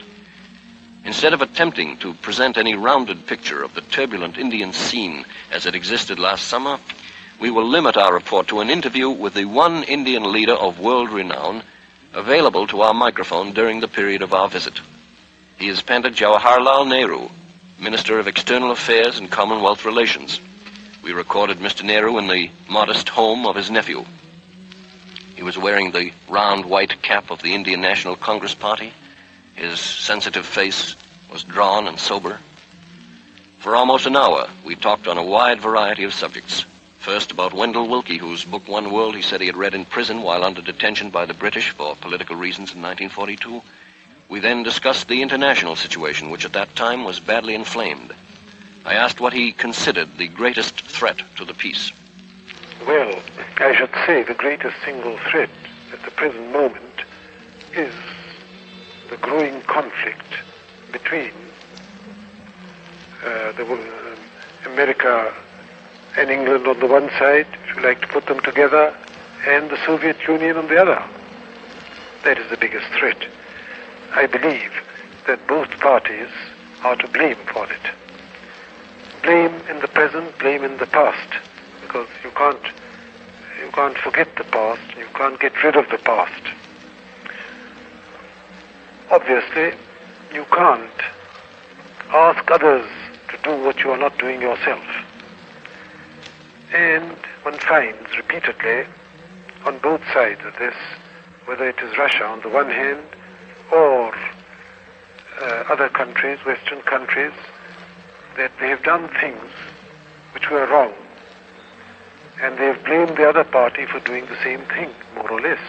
Mr. Nehru spoke at length of India's problems, which he said were not formed suddenly, but were the accumulation of more than 100 years. He had bitter words for the treatment of Indians in the Union of South Africa, whose racial policy he called, quote, exactly on a par with Nazi doctrine, unquote. I asked him whether there was goodwill in India for the United States, and he replied, America is a country which attracts for many reasons. At any rate, it has attracted me, although unfortunately I have never succeeded in reaching there yet. It is a vital country, a growing country, a frank country. And it hasn't got all the legacy of past ages which drags other countries down, complexes created. On the other hand, one has a certain sense, at any rate I have, of a certain roughness and toughness. And a strange mixture of democracy and the highest pretensions to freedom and the denial of that freedom, say among to the Negroes in America. That question often troubles us because, well, we ourselves in this country have been guilty in past ages, of denying freedom to large numbers of our own people. And we are suffering for that. And I think one of the causes of our downfall in India has been the fact that we tried to suppress large numbers of our own people in the past, to get rid of that completely. And when we see that happening elsewhere, especially in a very advanced country like America, which attracts us so much, it is a painful thought. And it colors our opinions about those American declarations of freedom. Apparently, freedom is meant for particular groups, not for all. But if we think of freedom for one world, then all this racialism and one race or one nation or one country being fundamentally superior to another, that has to be given up. From the vantage point of this pleasant home in New Delhi, a city whose appearance suggests an American university campus more than an Asiatic government center, it was hard for me to imagine the vast Indian subcontinent of 700,000 villages stretching away to all compass points, to sense the stupendous poverty and struggle of its nearly 400 million people. These masses, like the relatively small population of Egypt, come within the bleak area of humanity that we call backward. Backward because of no inherent lacks, but because of economic stagnation and total absence of opportunity. I asked Pandit Nehru what recommendations he would make toward achieving the cooperative and united world of which Wendell Willkie spoke, and he replied, You cannot cooperate with people who are not free and who are suffering from all manner of complexes, of fear and the rest. Therefore, those countries who have power and influence in the world today should themselves give the lead in this matter and work out as rapidly as possible the ideal of, call it the four freedoms or what you like, that no nation, no people should be subjected to another. No race should be considered an inferior race as a race. And that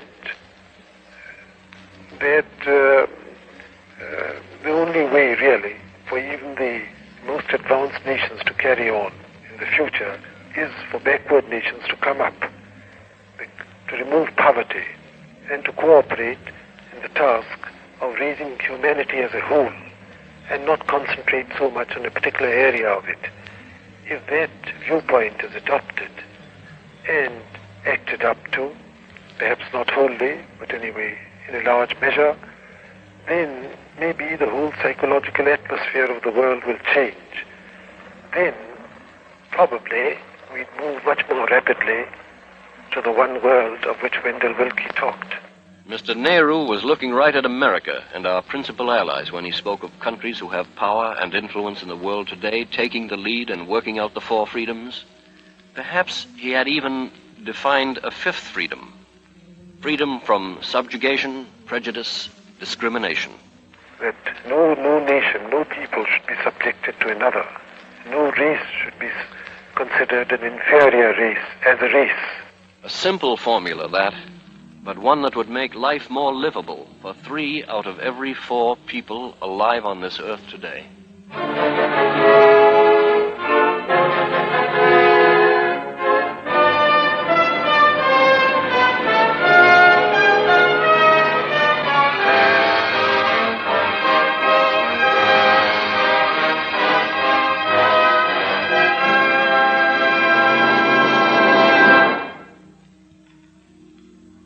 You have been listening to Norman Corwin, first winner of the Wendell Willkie One World Flight Award, in the 8th of a series of broadcasts based on his recent 37,000-mile global tour.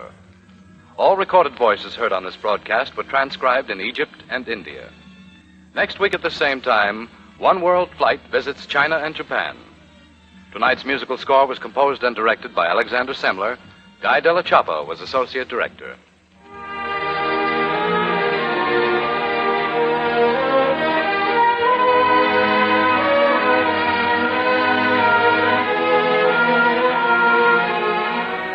This is Lee Vines, and this is CBS, the Columbia Broadcasting System.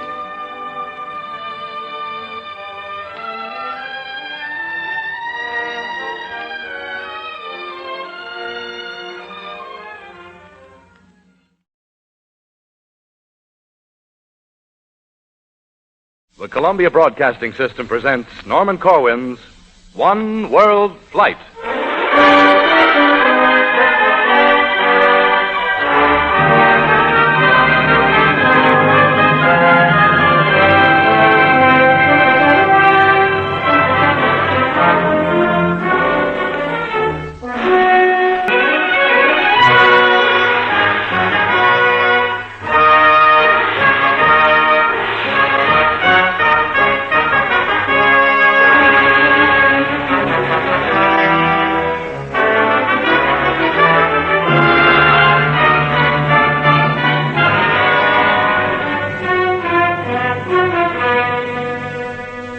This is Norman Corwin. On a sweltering night last August, in the middle of the monsoon season, a group of passengers gathered in the office of the China National Airlines in the center of Calcutta, India. We got there right after dinner, although our plane, bound for Burma and China, was not scheduled to leave from the airdrome 15 miles away until 4 the next morning. The idea was that curfew was on after dark. The only vehicles abroad at night were tanks and armored cars. For a week, Hindus and Muslims had been fighting a religious war within the city, and already more than 3,000 had been killed. At midnight, our convoy left for the Dum-Dum Airdrome. We rode slowly through deserted streets, passing an occasional burned-out house with embers still glowing. Every now and then our headlamps picked up a corpse, or a group of them, lying on the highway. They had been there for days, decomposing under the hot sun and the steaming rains. The plane was late starting, and the passengers, Chinese, French, and 2 Americans, Lee Bland and myself, sat around drinking a warm chemical solution named lemon pop. There were no stars, no moon, no breeze, no traffic, no conversation. Far off on the horizon was a red glow which might have been burning houses.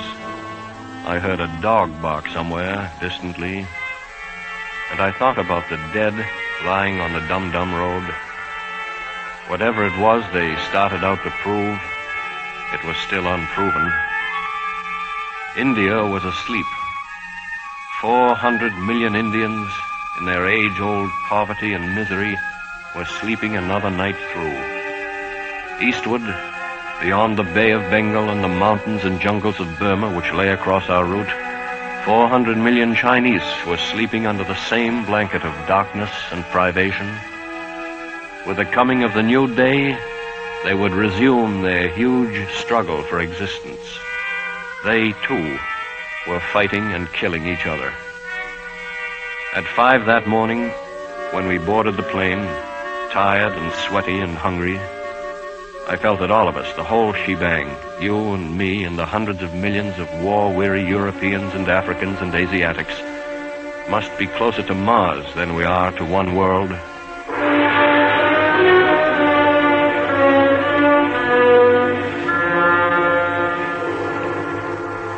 After 48 sleepless hours, 18 of them in the air, we landed outside the brawling, overcrowded, and fantastic city that is Shanghai.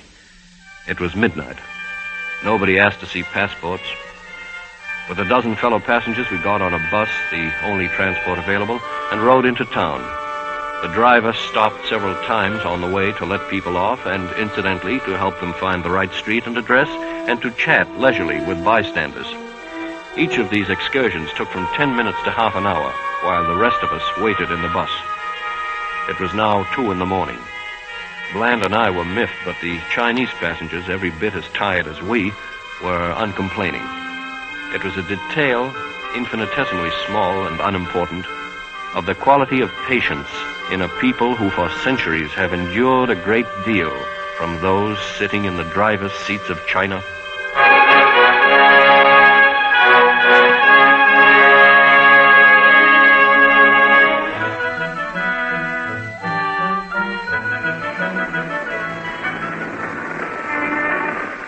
A city to be noisier than Shanghai would have to be in a state of constant explosion.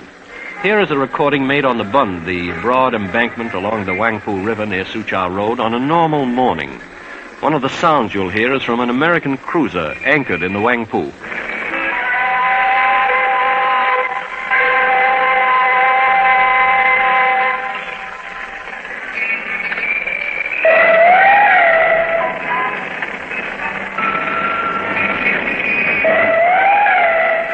The disorder of hundreds of coolies, rickshaw boys, the noise of buses, trucks, and trams, of ships and shipping, was topped at one point by the striking of noon on the famous Customs House clock high above the Bund.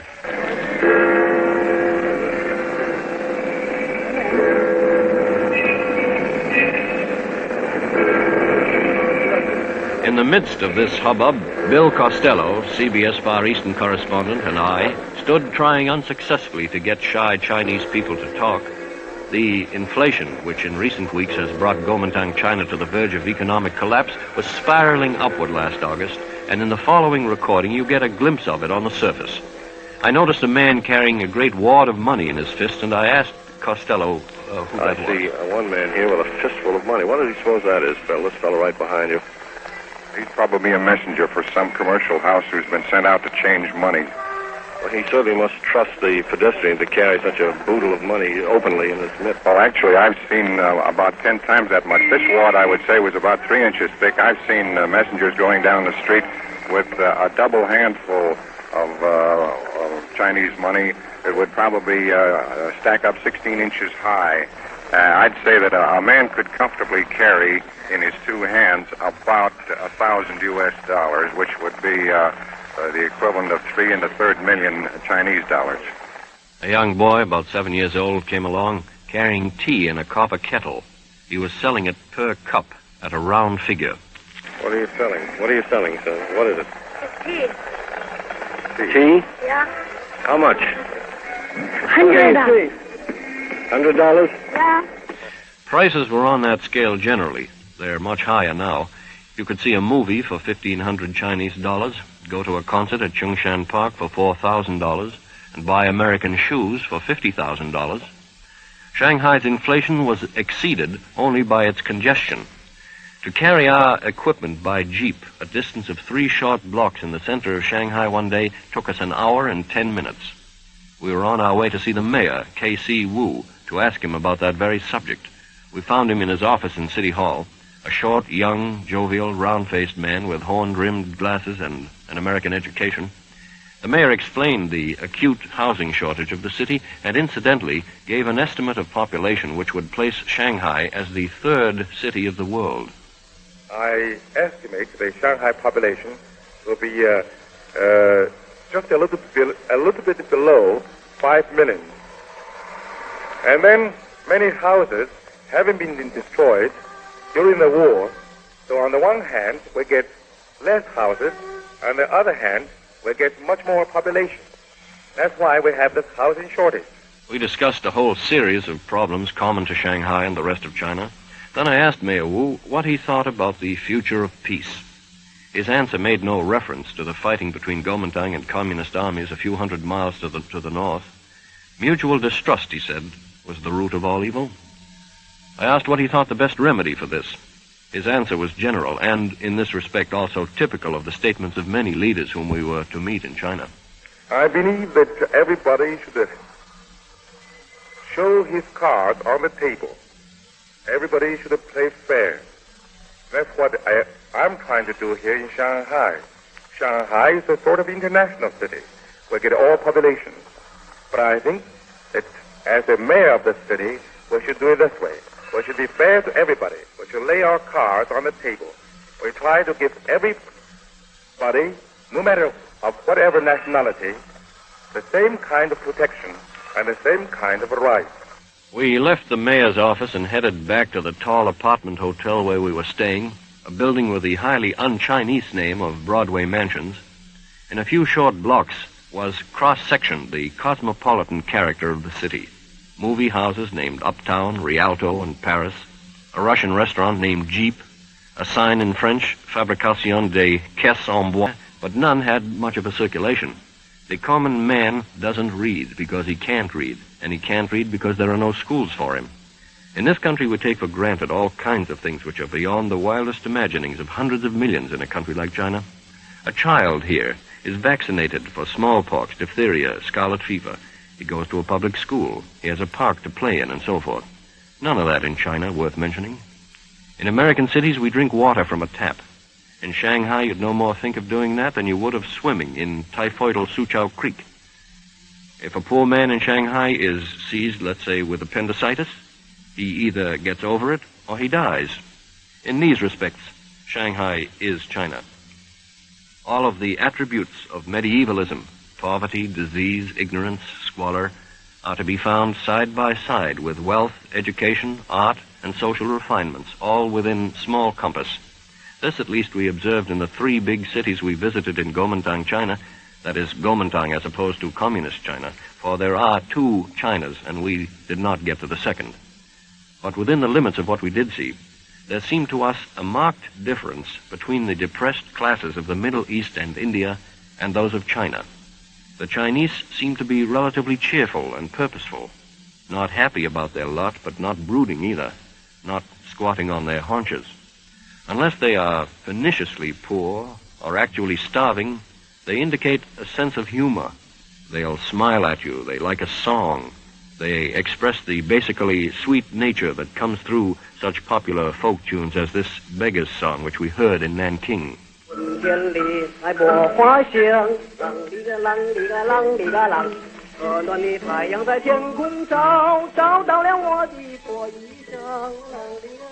Among these people, as you'd suppose, there was little awareness of international issues. Unlike the Egyptians, whom some of you heard on this program last week, the city Chinese, at least, knew that the big war was over, but they were too absorbed with day-to-day problems to worry about veto power, Greek elections, or trouble in Palestine. Not even at the cultural level of writers, artists, and actors was there much concern. Mr. Hu Yi-Kwan of the Kuomintang's Central Cultural Commission in Nanking told me, in these days, the life or the living conditions in China are so difficult that many cultural workers cannot think in anything else but their own living problems. They have very little time to spare to think of international things, which is not very close to their own life.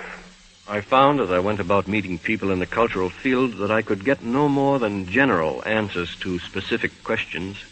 At a film studio one day, I talked for hours with actors and directors, and somehow the conversation kept returning, as though by gravitational force, to movies. Miss Ching, a very pretty actress, spoke of her favorite Americans. 我比较喜欢这个 Humphrey Bogart, Charles Boyer, and Gary Cooper. Humphrey Bogart, Charles Boyer, and Gary Cooper. Shelley Lowe, a director, spoke of the Chinese film industry, which he said was in a bad way. 在资本在这个很严重这个时期里面呢，因为我们中国人有一样很特殊的。Film production in China is difficult because we don't have enough raw materials and equipment, and actors have to work at a salary set by the government. About the boldest statement was that of a young musician whom I asked why so little contemporary music of other countries had been introduced to China. Well, I think you must put this question to our Minister of Education. Outspoken comment, either pro or con the Kuomintang government, was difficult to get within the little of China that we saw. It was explained to me that liberals, who were against both communists and Kuomintang, were having a hard time of it. A scandal during the time of our visit was the recent assassination of two leading liberal professors in Kunming. Both were graduates of American universities, non-communists, and outspokenly critical of the regime of Chiang Kai-shek, leader of the Kuomintang party. Liberals complained that they were caught in the middle, that without armies to back them up as the communists had, they were at the mercy of Kuomintang extremists. On the other hand, leading communists enjoyed diplomatic immunity. At a reception for us in Nanking, arranged by the Kuomintang Ministry of Information, communist representatives were invited. Yet, within this turbulent situation, there was considerable homage on all sides to the ideal of one world, as set forth by Wendell Willkie 5 years ago in his book. Scores of people to whom we talked had either met Willkie when he visited China or had known about him. I was told at least 50 times by proud Chinese that the idea of one world had ancient beginnings on their soil and had had the services of no less distinguished an exponent than Confucius. At the reception, for example, Dr. Peng Shi-pei, Kuomintang Minister of Information, opened a program of speeches with an allusion to this fact. Mr. Corwin, ladies and gentlemen, I'm very happy that you arrived at our capital on the birthday of Confucius, who is the forerunner of the one-world idea. And Dr. H.H. Kung, himself a descendant of Confucius, explained that the Chinese equivalent of the phrase one world had been in circulation for centuries, that it was a popular motto to be found among the most honored inscriptions on public buildings. The title One World, the title of the book, One World, has been translated into Chinese, and Tianxia Yijia, which literally means one family under the heaven. The Chinese respect the motto, one family under heaven, but unfortunately, as the world well knows, China is itself by no means one family. Of the two Chinas, the bigger, representing roughly 2/3 of the country, is under the regime of Generalissimo Chiang Kai-shek, a regime which his enemies call a tyrannical dictatorship. The other, centering in Shanxi province, is in the hands of Chinese communists, whose regime the Kuomintang calls equally bad names. The two factions have been fighting for years, and until recently the United States, through General Marshall, tried to mediate. That mission failed. General Marshall explained the failure and placed the blame on both sides. Correspondents who had been in China for years and to whom we talked could not agree on who was responsible. I certainly was in no position to make a decent estimate, as I did not get to communist-held territory, and with the exception of 2 interviews with high communist spokesmen, I had little opportunity to meet Chiang's enemies. Nor did I meet the Generalissimo himself. At that time, the machinery of mediation was still intact, and the principle of seeking peace was given voice. Dr. Sun Fo, son of China's first president, Dr. Sun Yat-sen, and himself president of China's Legislative Yuan, said, I believe, naturally, that the Chinese government and the Kuomintang are really sincere about peace within China.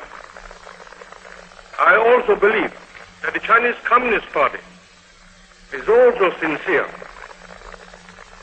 about peace. For there is no man in his senses who would want war and bloodshed. The chief spokesman for the communists in Nanking was General Zhou Li, a soldier and a statesman famous in Chinese revolutionary history. We interviewed him at his small, crowded house on the edge of Nanking. Through an interpreter, he told us that the Chinese communists had welcomed the coming of General Marshall to China as mediator.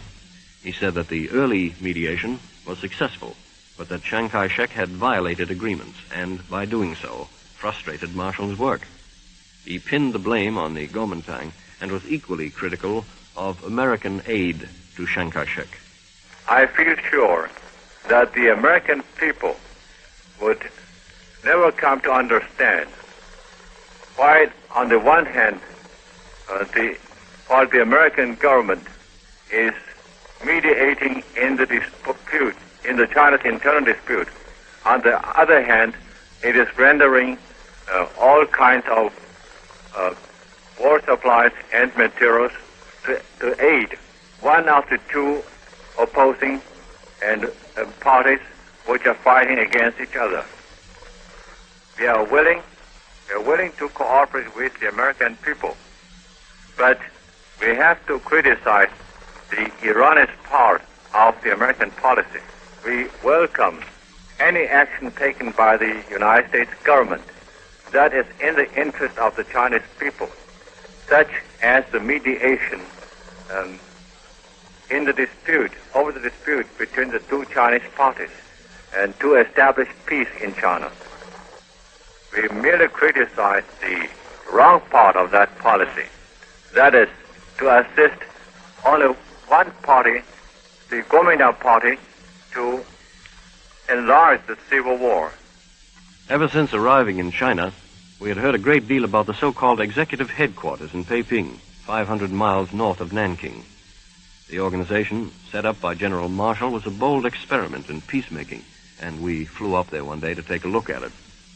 Little did I think that our visit would cause a minor incident. Executive headquarters consisted of entire staffs in triplicate, Kuomintang, Communist, and American personnel for each post, operating under 3 commissioners. It served as a sort of fire brigade to put out smolderings wherever they occurred on the long incendiary front between Kuomintang and Communist forces. 30 field teams, each consisting of 3 members, again American, Kuomintang, and Communist, were dispersed over a large area. Whenever trouble arose, a field team was sent at once to the area and remained on the spot until the situation was cleared up. Though the work of headquarters was naturally difficult, there was still hope for ultimate success at the time we were there. We recorded the 3 commissioners, Walter Robertson for the United States, General Chiang Kai-ming for the Kuomintang, and General Ye Chen-ying for the Communists. Mr. Robertson, a handsome, graying man who has since returned to his private occupation of bank president in Richmond, Virginia, explained the American participation. The United States members of Executive Headquarters are participating as a third party in the role of mediator. This unique organization, an unprecedented operation, is being carried out by trial and error and is continuing through the sound judgment and willing cooperation of all the participating members. The recordings were made in Mr. Robertson's office, and the opposing Kuomintang and Communist commissioners chose not to be present while each other spoke. My questions, by prior agreement, were limited to the scope of positive accomplishments, principally whether the unity achieved at headquarters could be broadened ultimately to take in the whole of China, whether from their experience as commissioners they had any higher hopes for the realization of one world, whether they had a message for Americans.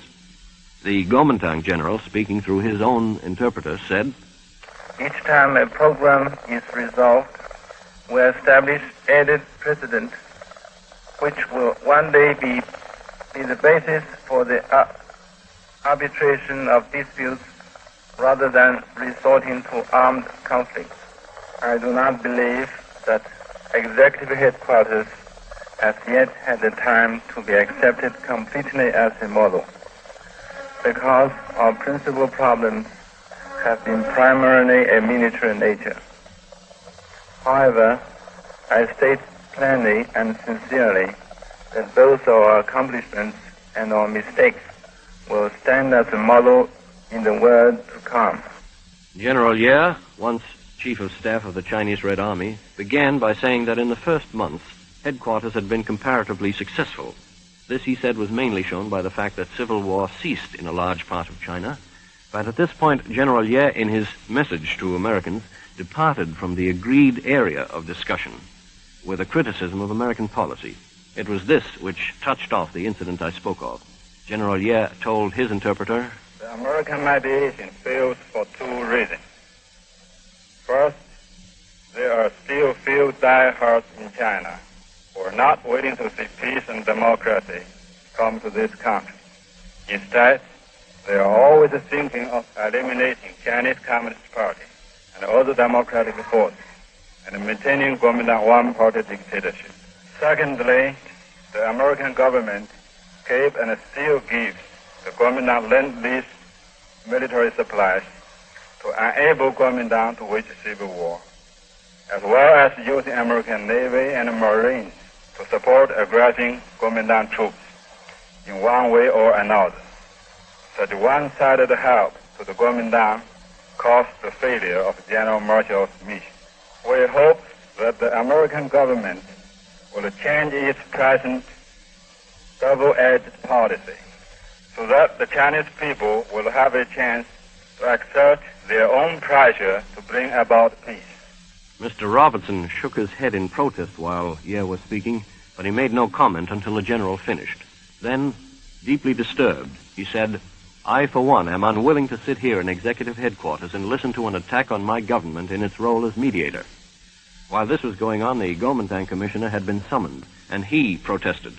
Both he and Mr. Robertson had the right to do this, since the law of executive headquarters was that any one of the three commissioners could veto anything. The Kuomintang general demanded that the recording of the last part of General Ye's speech, to which you've just listened, be destroyed. Then it was agreed not to destroy it, but to strike it from the record because it might embarrass the work of executive headquarters. Subsequent to this agreement, of course, the spread of the Civil War, the open declaration of similar communist charges, and the abandonment of executive headquarters has placed Beiping's brave experiment in mediation beyond the pale of embarrassment and given to the material you've just heard an ironic place in the history of the single most effective attempt to bring a halt to China's internal conflict. In the meantime, China struggles on, not only in a war involving millions of troops on both sides, but with inflation and famine crushing the people of Kuomintang, China, which is the only part of China that we saw. A friend of mine who was working for UNRWA, Mrs. Mary Munford, wrote me from Changsha in Hunan province, "No one who has not seen a famine can imagine the suffering of mass starvation.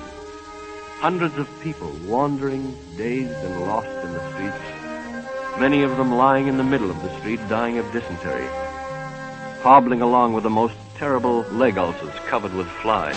The children were the most haunting, little animated skeletons looking old as the hills, the skin drawn back from their teeth. The Chinese themselves, not to see them. I suppose they've grown accustomed to the sight of human suffering."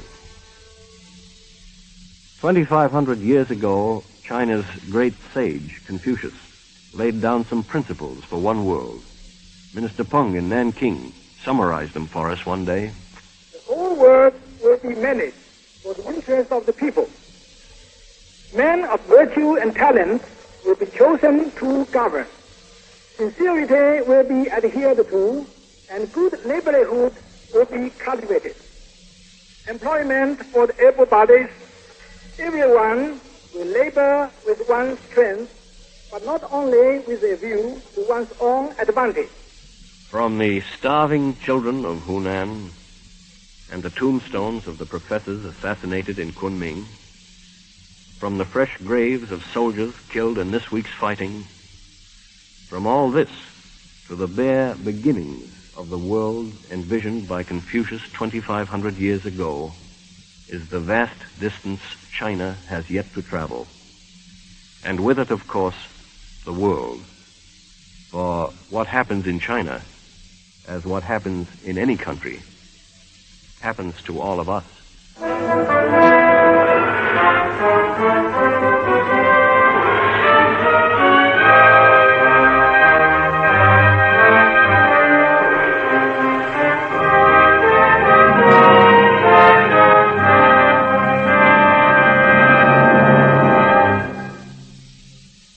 You have been listening to CBS playwright-producer Norman Corwin, first winner of the Wendell Willkie One World Flight Award, in the 9th of a series of broadcasts based on his recent 37,000-mile global tour.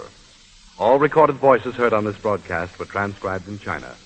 Next week at this same time, One World Flight visits the Philippine Republic.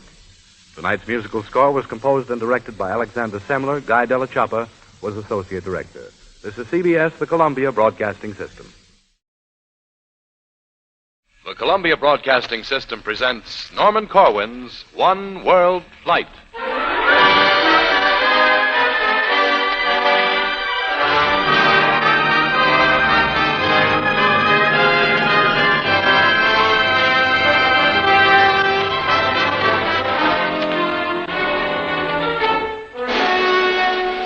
Said United States Ambassador McNutt, I feel that democracy is firmly rooted in the Philippines. They honestly believe it.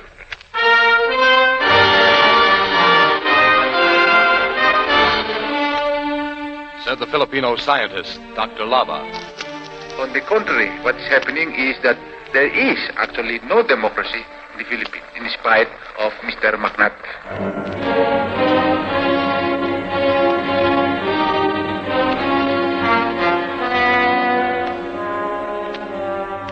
You have just heard two among several voices and sounds recorded inside the Philippine Islands to be heard tonight on this 10th of a series of 13 broadcasts based on Norman Corwin's recent 37,000 global tour as first winner of the Wendell Willkie One World Flight Award.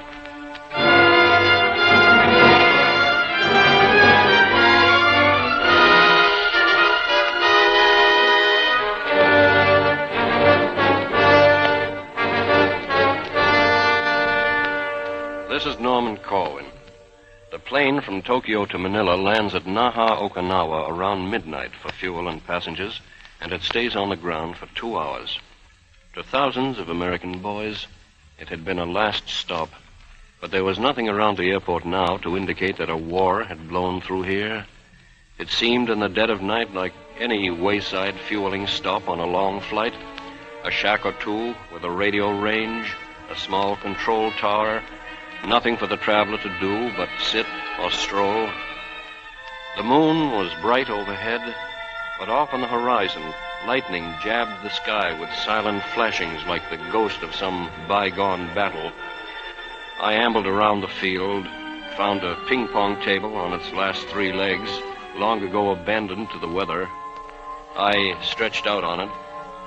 The night was calm and cool and quiet, and I thought as I watched the distant electrical storm of some of the hot and turbulent countries we had visited in the course of the One World Flight.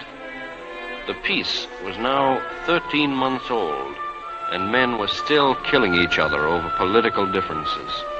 In Poland, Italy, India, China, there was violence ranging from throat-slitting in a back alley through pogroms, riots, and civil war. I wondered about dispatches which had been coming out of our next stop. Reports of attacks by Philippine military police against a peasant movement in central Luzon. When I had left New York 3 months earlier, I was under the impression that the Filipinos were rebuilding their country as fast as they could, that they were delighted with the independence granted them by the United States and were well started on their new nationhood. Whether or not this assumption was naive and uninformed, I would soon find out. because our C-54 was all gassed up now and ready to take off for Manila, 900 miles away.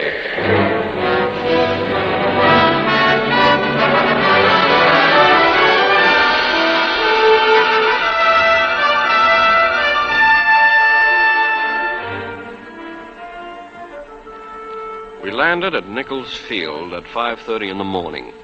The sun had barely edged over the horizon, and it was already hot.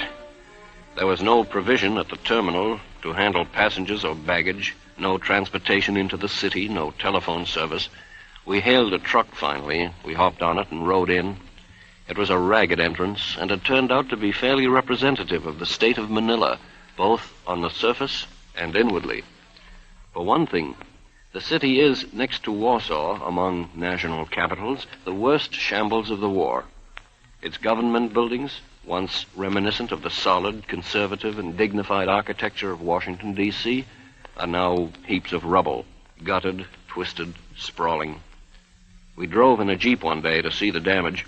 Bill Sanford of the State Department was with us, and he explained why the work of rehabilitation was going so slowly. Beneath these ruins, I think there are still many, many Japanese dead which have been unable to be removed simply because of this terrific destruction. I imagine it will be many years before they can tear all of this down. As I understand, the cost of tearing it down is even greater now than the original cost of construction. The devastation was wider spread than I had imagined. From somewhere I'd gotten a notion that the fighting had been localized within the city, but Sanford straightened me out on this. I doubt very much if you can find a semblance of construction any place that is still standing. We passed a number of shattered churches, and I asked Frank Trinidad, a Filipino, whether any churches were left standing after the city was liberated. Well, they're not churches anymore in the sense that you can hold masses in them. All that are left are walls. As we approached the Pasig River, which bisects Manila, traffic thickened by the yard. The American Army Forces of the Western Pacific, AFWESPAC for short, had released for sale thousands of jeeps, and these had been converted into vehicles called jeepneys. They were the main transportation of the city and did the work of streetcars, buses, and taxis. But there were so many of them trying to cross the river and so few bridges that congestion was almost as bad as in Shanghai. The recording you're about to hear was made while moving on the Santa Cruz Bridge over the Pasig. You will hear the whistle of a traffic cop, a newsboy selling papers, and the bells of a cathedral nearby.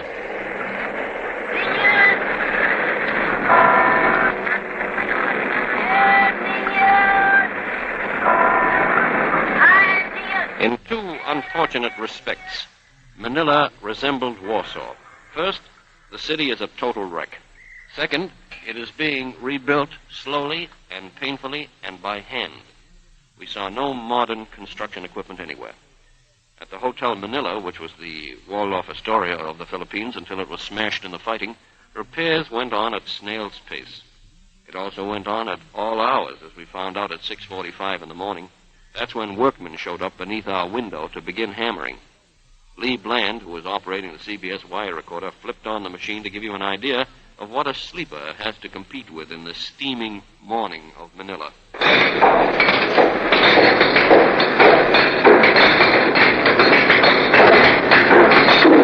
That sound last fall was characteristic of the whole city. Wherever you went, men were hammering.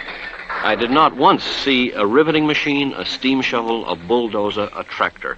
Consequently, as with Warsaw, the prospect of rebuilding Manila is one that must be thought of not in terms of a year or two, but of a generation. One of the best descriptions of conditions in the third month of the Philippine Republic was given by its president, Manuel Rojas, whom we interviewed in his office in the Malacanan Palace. Large numbers of people are unemployed. Homes, mills, shops, stores, and factories are in shambles. Our public buildings are, as you can see by looking out this window, in utter ruin. The job of reconstruction and rehabilitation is a gigantic job. Mr. Rojas received us in an immense wood-paneled, air-conditioned room. He wore a plain, undecorated khaki uniform. In the center of his desk, flanked by miniature flags of the United States and the Philippine Republic, was a statuette of Franklin D. Roosevelt. It was cool and comfortable in the president's office, but outside it was hot and humid. Thunderheads were piling up east of the city. Also piling up inside and outside of the country was public opinion. Opinion pro and con the man who sat across the desk from us. By his enemies, he had been called a quisling who collaborated with the Japanese, a dictator who was using fascist tactics against his own people. By his admirers, he had been called a democratic, patriotic, heroic, and wise leader. Paul V. McNutt, the last governor of the Philippines as a territory of the United States and, after its independence, our first ambassador, was outspoken in his support of the president. In an interview, of which you will hear more later, Ambassador McNutt said, I've dealt with many public officials in my life. I have never dealt with one on a more satisfactory basis than with President Rojas. He is a dynamic and a wise leader. His people are accustomed to following leadership. They will do well to follow his. But not long before our visit, former Secretary of the Interior Harold Ickes had publicly attacked the Rojas government as, quote, a fascist dictatorship under which a newly liberated people was being shackled, end of quote. He charged that the Rojas administration, in refusing to seat 8 opposition congressmen who had been elected in central Luzon, had given what he called proof of its anti-democratic character, and he went on to charge that the undemocratic aims and program of Rojas had the sympathetic support of American army and government representatives. Whether or not this was true, there was no question about the shooting in central Luzon. An organization of peasants named the Hukbalahaps, who had fought as guerrillas against the Japanese, had made demands for land reform and expressed generally sharp opposition to Rojas. They were in possession of small arms which they had kept after the anti-Japanese fighting, and Rojas demanded that these be surrendered. The demand was resisted on the grounds that armed bands, allegedly subsidized by Philippine landlords, were terrorizing the peasants. In any case, there had been some nasty fighting north of Manila between government MPs and the Hukbalahaps, and it was still going on. I asked President Rojas about these disturbances.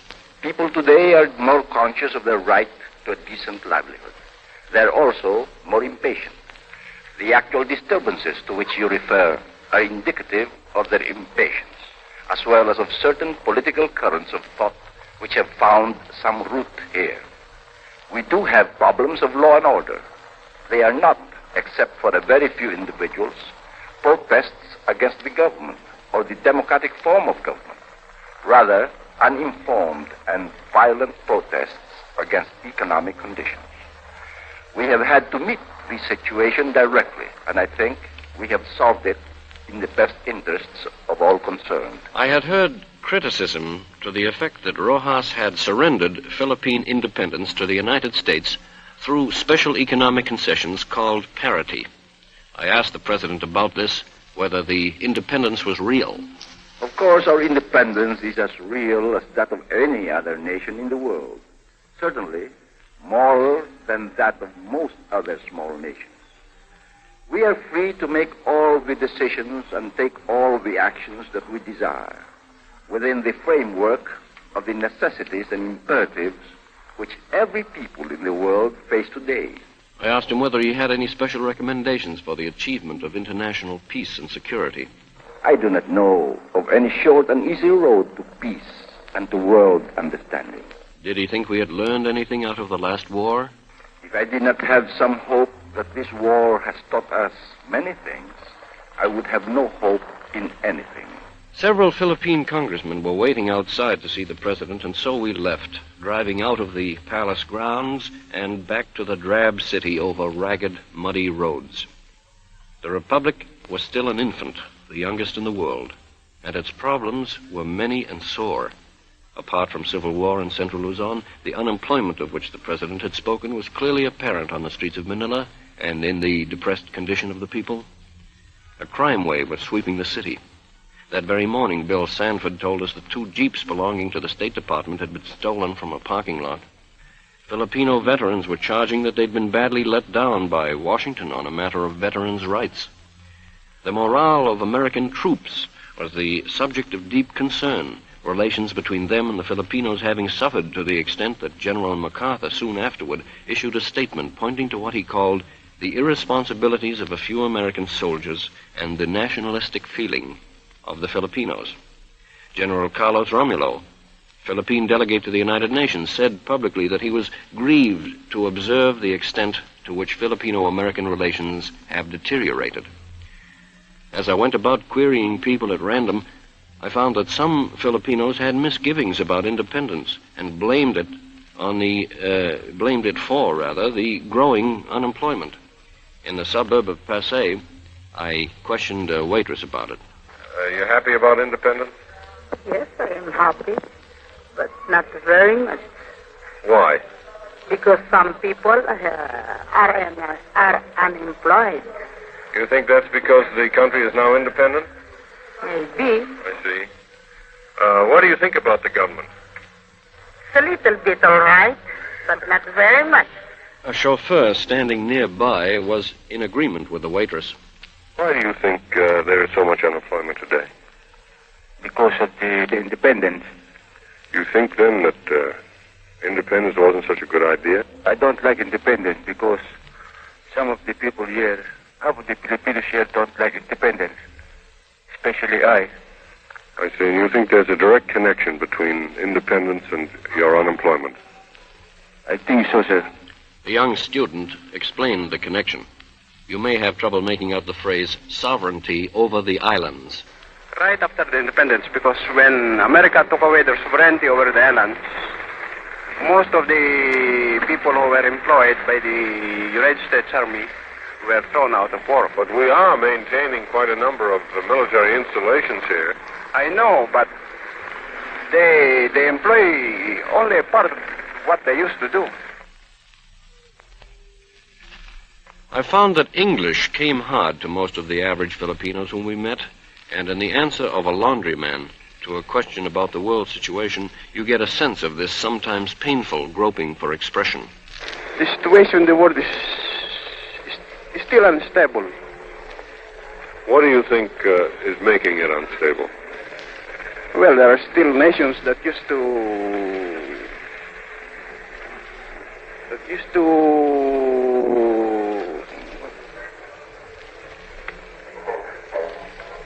they want to get more power by themselves, you see?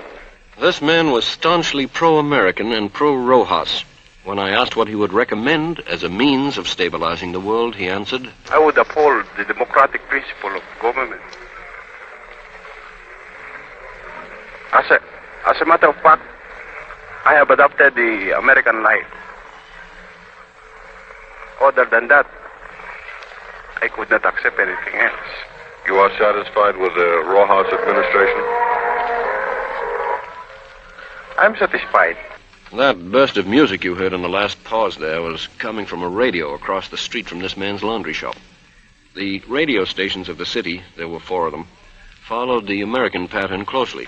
Some of their daily programs were named Early Bird, Health Club, Shopping Guide, Philippine Homemakers Club, True Confessions with Aunt Patricia, and Bridge to Dreamland. I heard very little Spanish or Tagalog spoken except on occasional news broadcasts. The cultural life of the city seemed to be pretty much confined to radio, press, and films, and in this respect it was little different from that of any medium-sized American city. The same movies were playing, the newspapers used American wire services, the dance bands played pop tunes current in New York. There was, however, great individuality in the press. Political criticism was as violent as in America, but it was sometimes more colorful. For example, in the Star Reporter, a columnist named Carlos Sison was running a series of columns under the bold heading, People of the Philippines versus Manuel Rojas for the crime of treason. The columns consisted of an imaginary trial in which the president submitted to cross-examination with satirically self-incriminating answers. Ambassador McNutt was the number 2 target of the anti-Rojas factions, and he was constantly figuring in political columns and editorials. We went to see Mr. McNutt at the American Embassy one day. The ambassador is a big man, handsome, prematurely white-haired. He tilted back in his chair as he spoke, and he looked out through a window over a vista of ruins. I feel that democracy is firmly rooted in the Philippines. They honestly believe it. They are not merely giving lip homage to a word or a thought or an idea. They are fundamentally democratic. I asked Mr. McNutt whether he thought unity could be achieved soon within the Philippines. Yes, there is nothing basic in the way of achievement of unity in the Philippines today. We see some manifestations of disorder, a disorder which has existed for many years, growing out of a feudal system of landholding, growing out of an increase in population. Few people, he continued, realized that in central Luzon the population had quadrupled while the arable land had not increased. He said there was other land in the Philippines, that the government had a program for bringing about migration, and that this would solve at least part of the difficulty. I asked about Filipino goodwill toward America. The reservoir of goodwill is intact, but there are certain obligations on us to keep that reservoir intact. For one thing, fair treatment of the Filipino veteran who served under our flag and who fought by the side of our men. The unhappy thing which happened was this. We recognized that obligation and recognized these veterans by giving them those same rights which were given to our own veterans. In other words, they came under the GI Bill of Rights. And then without any warning, or without any public hearing, we took most of those rights away from them. Following our interview with Ambassador McNutt, we took our microphone around the city to meet more of the people and to ask them what they thought of the chances of peace. In most of the war-shattered cities we had visited, there was great weariness with war and a powerful reaction against the suggestion of another one at any time. But here, in this city which had been savagely attacked by a fascist power and cruelly treated under Japanese occupation, I found stray Filipinos thirsting for another war, not against their old enemies, but against a former ally. This housewife and mother, for example. I'm going to finish Russia right now, so that there will be no long preparation on the part of the Russians. You're afraid of the Russians? Yeah, I am afraid of the Russians. Why? Because it is big enough. It is a big nation to be afraid of. Russia is the atomic bomb right now. How do you know? Oh, it is true. It is in newspaper. What newspaper? Every newspaper. I haven't seen it in any newspaper. Every newspaper says that the Russian has discovered the secret of the atomic bomb.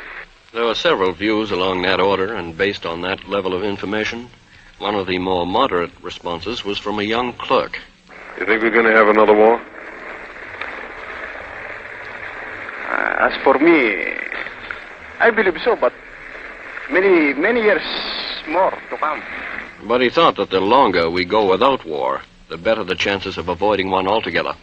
Once you can forestall a war, there is much probability that it would forestall forever. As in other countries, we were at no time attempting to poll opinion. But from those whom we did interview in Manila, I gathered that they were vaguely afraid of communism growing up inside their country. They seemed about evenly divided in their sympathies for the Hukbalahaps. They professed to be largely pro-American, but not that largely pro-Rojas. There were deviations from this, of course, such as the estimate of conditions in the Philippines made by Mrs. Benedict Orell, wife of an American businessman. I think that for the first time I've seen what imperialism means and what fascism means as far as disturbing the day-to-day living of the people. We in the United States have it easy. When we attend a meeting at night, we don't attend it with a pistol to protect ourselves. We don't have to be chaperoned. The girls aren't afraid to go out in the evening and aren't afraid to return home on the street. But here it's different. When you leave your home, you don't know if you're returning to your home. And then there was Dr. Vicente Lava, a prominent scientist, degree of Doctor of Philosophy from Columbia University. We interviewed him at his home in the countryside. He was deeply disturbed about the state of both the Philippines and the world.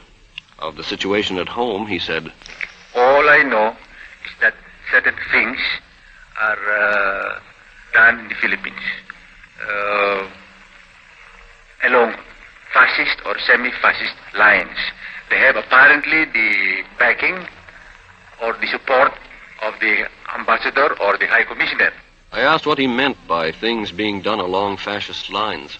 Lack of civil rights, people cannot meet, people are driven away from their homes, people are tortured, they are imprisoned without warrants of arrest, many of them killed.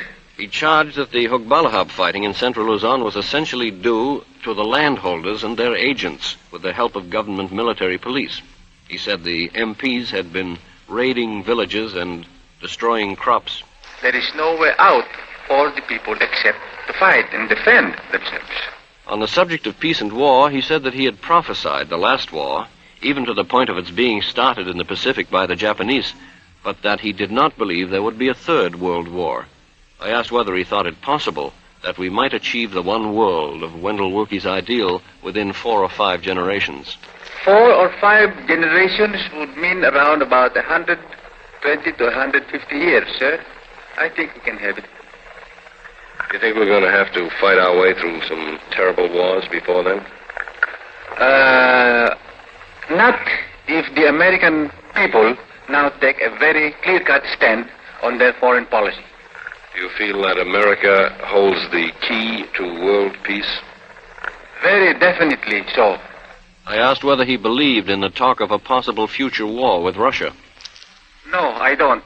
I have enough confidence in the good sense of the American people as a whole, and I know that the American people do not want war. And with such a feeling, with such an attitude towards war, I do not believe we can have, in fact, war right now. And I do not believe that the Russian people would want to start a war of their own unless they are attacked. We left the home of Dr. Lava and drove back toward the bay. Out over the South China Sea, the nightly thunderstorm was flickering. We drove through poor districts which were poor even before the shells hit them, along modern boulevards, past the shattered and gaping legislative and agriculture buildings, the fire-blackened post office, the crumbled Elks Club, past the monument to the Philippine hero Jose Rizal, who was executed by Spaniards 50 years ago for his patriotism. Out in the bay, beyond view, was Corregidor, and just north of that, Bataan. The blood of many an American and Filipino had been given in these places in the name of the freedom and democracy of the islands. The war against a common enemy had been won, but the country was unhappy. It was divided. It was restless. There were bad feelings between the former allies, between liberators and liberated, between father and son. Who was responsible for it and what to do about it were questions that I certainly was in no position to answer with any authority. All I knew was that from the standpoint of a traveler looking for signs of unity and peace, these were pits and roadblocks in the way of one world. Unlike other countries we had visited, the Philippines was an entirely American problem.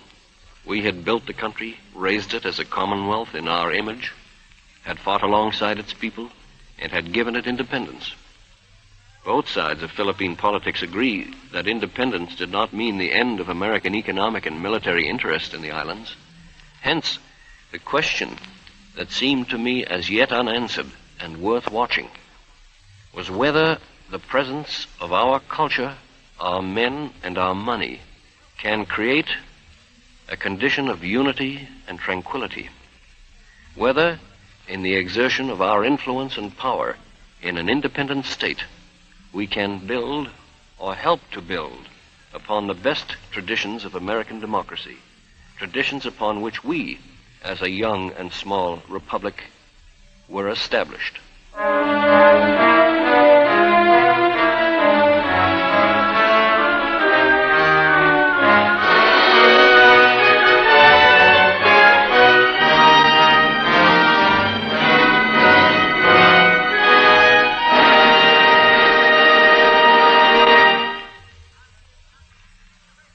You have been listening to Norman Corwin, first winner of the Wendell Willkie One World Flight Award, in the 10th of a series of broadcasts based on his recent 37,000-mile global tour.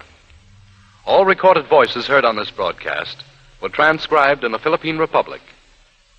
Next week at this same time, One World Flight visits Australia. Tonight's musical score was composed and directed by Alexander Semler. Guy Della Chapa was associate director. This is CBS, the Columbia Broadcasting System. The Columbia Broadcasting System presents Norman Corwin's One World Flight.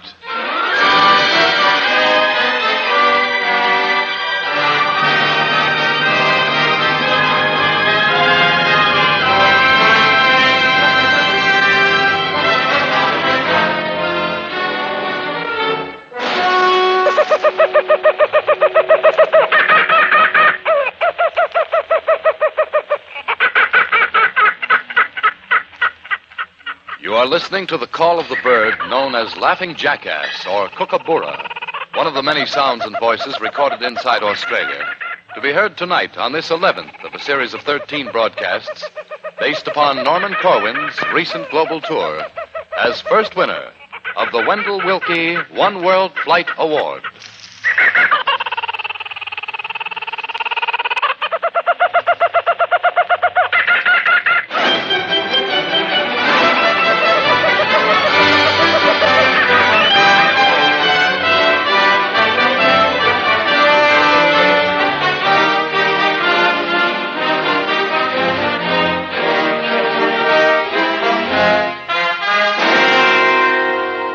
This is Norman Corwin. Last September, I had the experience of flying from the first day of autumn into the second day of spring.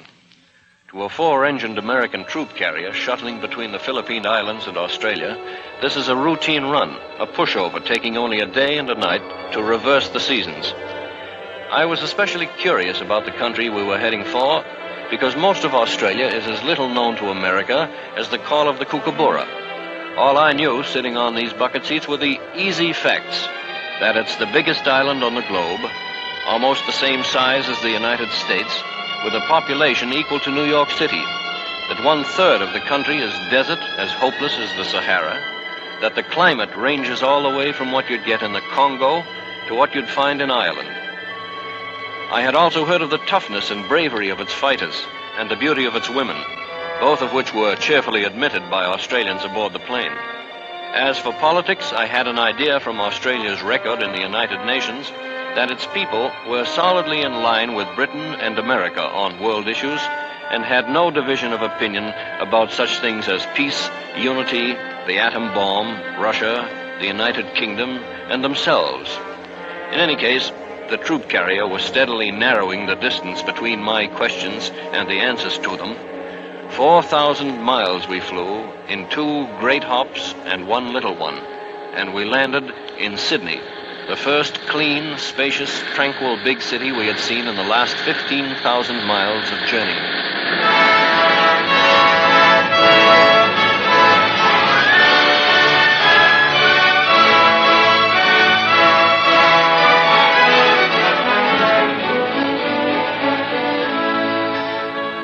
Sydney reminded me mostly of San Francisco, except that it's twice as big, its setting is less rugged, its harbor is more complex, and it has more sunshine. The old parts of the town have a European feeling, and some of the public buildings, especially Sydney University, could have been brought over from England. But its downtown area, the business district, has a modern and American look. There are wonderful parks and recreation grounds, and not far from the heart of the city are great sandy beaches and headlands of sandstone cliffs facing the sea. Australia, I soon found out, is a young country whose frontier days are not yet over. Her people have the toughness and vitality that go along with youth. And although they're friendly and hospitable, they're also independent and outspoken and proud. We hadn't been in Sydney more than a day when we ran into an expression of this quality.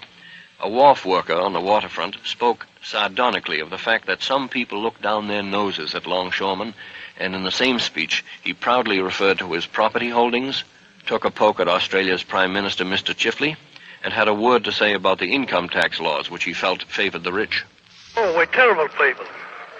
Well, few people know that I'm a wharf labourer. I've only got 3 houses. That's all I've got. But I've got them by hard work. And I've got to pay Mr. Chifley income tax, which the big man gets for nothing, and I've got to get away the sweat of my brow. Look at the sweat rolling off me now. There was nothing shy or backward about these dock hands. They happily sounded off on a variety of subjects. One man, named Bob Robertson, introduced himself as the leading Bible lecturer of the domain. He said that what was needed in Australia and the world was practical Christianity, which he then went on to define. There is a difference between Christ's Christianity and the exploiters' Christianity, and that has, to a great extent, been one of the sources of the discontent that has prevailed among the peoples of the world. Is that clear to you? That is very clear to me. Tell me, are you one of the workers here? Yes, I'm a member of the aristocracy of the working class. That's the Waterside Workers' Federation. Now, we're looked upon as the aristocracy because we give leads in matters of progress that affect the workers. Not far from this dock was the district familiar to so many American boys who were stationed in Sydney during the war, the district of Woolloomooloo, which I thought reminiscent of San Francisco's Embarcadero.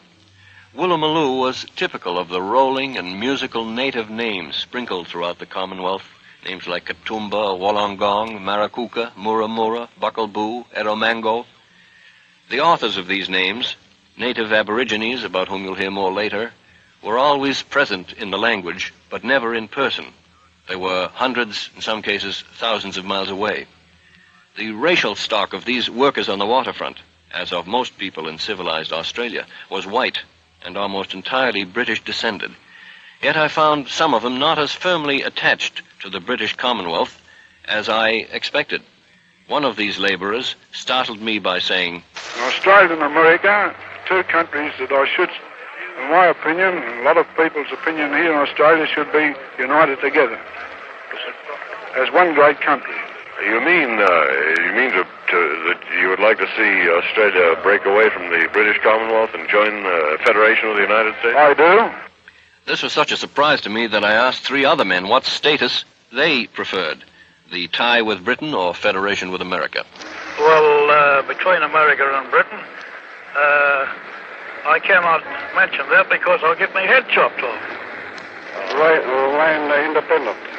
Me? I'd like to see England, America, and Australia all combined together. Actually, the man who said he was afraid of getting his head chopped off was in the vast minority among the Australians we met. On every side of the political fence, there was forthright speaking of mind. For example, a woman on one of Sydney's streets told off the whole Big Four in the course of recommending what to do about the world's problems. I think that there are too many petty disagreements between the large powers. I think they should become more open-minded towards the smaller powers, and they should at least try to agree like grown men instead of a lot of little children. Almost everybody we met was ready to talk fluently about the world situation. For example, fighting between Dutch and Indonesians had been going on in Java, and the waterside unions of Australia had come out in support of Indonesian independence. Longshoremen refused to load supplies for the Dutch, and when I asked one of them about it, he explained with remarkable glibness. I believe the majority of the Australian people support the view taken by the unions that the Indonesians have complete right to their independence as declared in the Atlantic Charter. The Australian people at the time of the Charter declared their adherence to it, and having declared their adherence to that principle, obviously, in support of the Indonesians' claim. And there's been no public clamour that the waterside workers or any other union should assist the Dutch. But this nation is no mere debating society or a country of talkers. As the world knows, it had fought a tough war. 7 out of every 10 men between the ages of 18 and 35 had served in the armed forces. They had come from the tropical North Country, from the dry, flat western plateaus, from Perth, which is as distant to Sydney as Los Angeles to New York, from the island of Tasmania off the southern coast, with its country and climate resembling New Hampshire, from the dusty, sheep-strewn plains of central Australia. The casualties among these men were proportionately twice as high as our own, and the veterans who returned had definite ideas which, good or bad, they expressed with remarkable facility. Lee Bland took the wire recorder to a busy street corner in Sydney one day and intercepted people at random. The first man he stopped was a sergeant, Sergeant Wood of the Australian Army, home on terminal leave after 4 years and considerable action in the service. Lee asked him whether he felt his 4 years had been well invested. He said no. He said he was afraid fascism was going to rise again. Yes, I think that it is quite possible that fascism will rear its head again, not perhaps in the same nations, but in some other country. Very easily so in South American republics, and in fact any country. It could quite possibly be the United States, it could quite possibly be Britain, it could be China. It is a worry to you, then? The fascism may come again. Yes, it's not exactly worry. I accept it as a fact that it will come again, and it will be the cause, no doubt, of a war. What would you suggest that the world do about it? Well, I can't really speak for the world, but I can speak for the people of this country that they should perhaps take a greater interest in the affairs of their nation, understand how exactly it is governed, and not to accept so much of what is told to them by the papers, especially to the youth of the country. I think that applies. Sergeant Wood could be classed among those of liberal and anti-fascist opinion, of whom we found a great many in Australia, but there were others whose views could be classed as reactionary, shading to fascist. Such a one was the next man Bland stopped, an accountant. He had served in the Air Force in the Pacific Islands and had come back with 2 suggestions for solving the world's problems. The first was a universal language and monetary system. The second was a racial theory. The potential danger to world peace lies in the coloured races. I can see in embryo, more or less, I can see in the very backward primitive peoples of the islands and the parts of Asia that I visited, a potential Japanese. I consider that he, given the same opportunities to Japanese as many people would today, they talk about raising his standard of living, educating him, and more or less raising him to our standard, which is an highly industrial and mechanical standard. I think that he will possibly become the Frankenstein monster and turn on us and devour us as the Japanese. There was also an anti-Semite who spoke of what he called the Jewish occupation of Germany. Well, I was in Hamburg in 1923, and the conditions brought about by the Jews in Germany, they staked into Germany when the war was on, when the last war was on, and the conditions brought about by the Jewish occupation in Germany were frightful. I asked him whether he felt Hitler's policy against the Jews had been justifiable, and his stammering answer showed the basis for his observations in Germany. He personally was prejudiced. Well, I think that he had an extra grind. I think that Hitler had an extra grind. That's my personal opinion. I personally do not like Jews. I made further inquiries about racial and religious prejudice during our stay in the country, and I was convinced that it's completely foreign to the vast majority of Australians. In fact, I found a degree of tolerance for political views which was unusual among the countries of the world we had seen. The main course of Australian politics seemed to go through middle ground. Domestically, a middle course between capital and labor, under a government which had been predominantly labor for the past 42 years. On foreign policy, the attitude of most people we met, some of whom you will meet in a moment, betrayed less alarm and hysteria about the world situation than we had encountered anywhere. As in most other countries we'd visited, the focal point of all discussions on world affairs was Russia and its intentions. I was surprised to find that, unlike the attitude of Australian policy as it is reflected in the councils of the United Nations, there was a good deal of go-easy sentiment from people on Sydney's streets and elsewhere, a feeling that the West should try to cooperate more with the Soviets. In Sydney's town hall one night, in the course of a question period following an address on the subject of one world, several people in the audience called for this. I should like to say that to the American people that it is better for the American people to be friendly with Russia rather than hold the atomic bomb as a threat over their heads. This tolerant attitude toward Russia did not mean acceptance of communism in Australia, from all that we could gather. The communists did very poorly at the national elections which fell across our visit, and there were a few people who felt that communism was an outright menace to the peace. Do you think communism is a threat to the peace in the future? I definitely do think it is. I definitely think that communism is detrimental to the future peace of the world. But again and again, we heard pleas for cooperation as against antagonism, for unity as against insularity. Mr. Robertson, for another, took this view. People of the world don't like fascism on account of its arrogant nature and the survival only of the strong-arm tactics. People of moderate views and decency are entitled to a fair share of the good things of the world. And with Britain, America, and Russia united, they could maintain the peace of the world if they acted in sincerity. In the course of our 2 weeks in Australia, we had a chance to visit only one other district, the mining, manufacturing, and sheep-raising district of Bathurst, 110 miles west of Sydney. To get there, we drove over first-class roads, through gently rolling farming country, across a wide and beautiful river, and up into mountains that resembled the Appalachians for a while, then broke off into rock formations and valleys that looked like parts of New Mexico. We arrived in Bathurst to find a pleasant provincial town which seemed American Western in character, like some of the towns in Colorado. It was in 2 factories of Bathurst that our inquiries about one world met with especially vigorous recommendations for compromise on world economic issues. These highly optimistic comments came not from the ranks of labor, as they had in some other countries, but from management.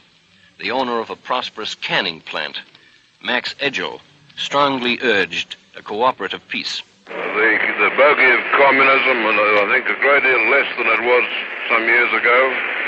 And anyway, we're beginning to realize that communists are ordinary people, much like ourselves, and their views cannot, in the long run, be so very greatly different to our own. And why shouldn't one be optimistic? What's the good of being pessimistic? I think it's only by optimism that we can create the better world. We can get better living conditions, perhaps shorter hours of work, and perhaps more money to spend and more leisure for sport. Maybe that's the best thing, the thing we all want. But whatever it is, we've got to work together and be optimistic of the final result.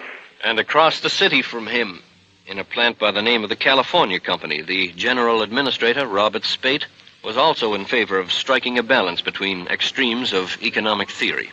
Well, to put it briefly, and endeavoring not to commit myself in any way politically, I would say that a balance must be struck between the original endeavor of private enterprise together with governmental support. That should work favorably in any country. You do not feel that there is an irreconcilable conflict between one and the other? There may be in certain sectors, but if they got together, I don't see why there should be any trouble at all. We interviewed a number of workers in each factory and got some curious answers to questions. I asked a seamstress named Mrs. Franks what she would recommend to solve the world's problems. The question, by the way, being interrupted by a klaxon signaling the end of the working day. Have you ever had any ideas of what you would do if you were, in a position of high authority and could make up laws? Oh, the only thing I'd like to do if I had in a high position, I'd like to have a home for children and, homeless children.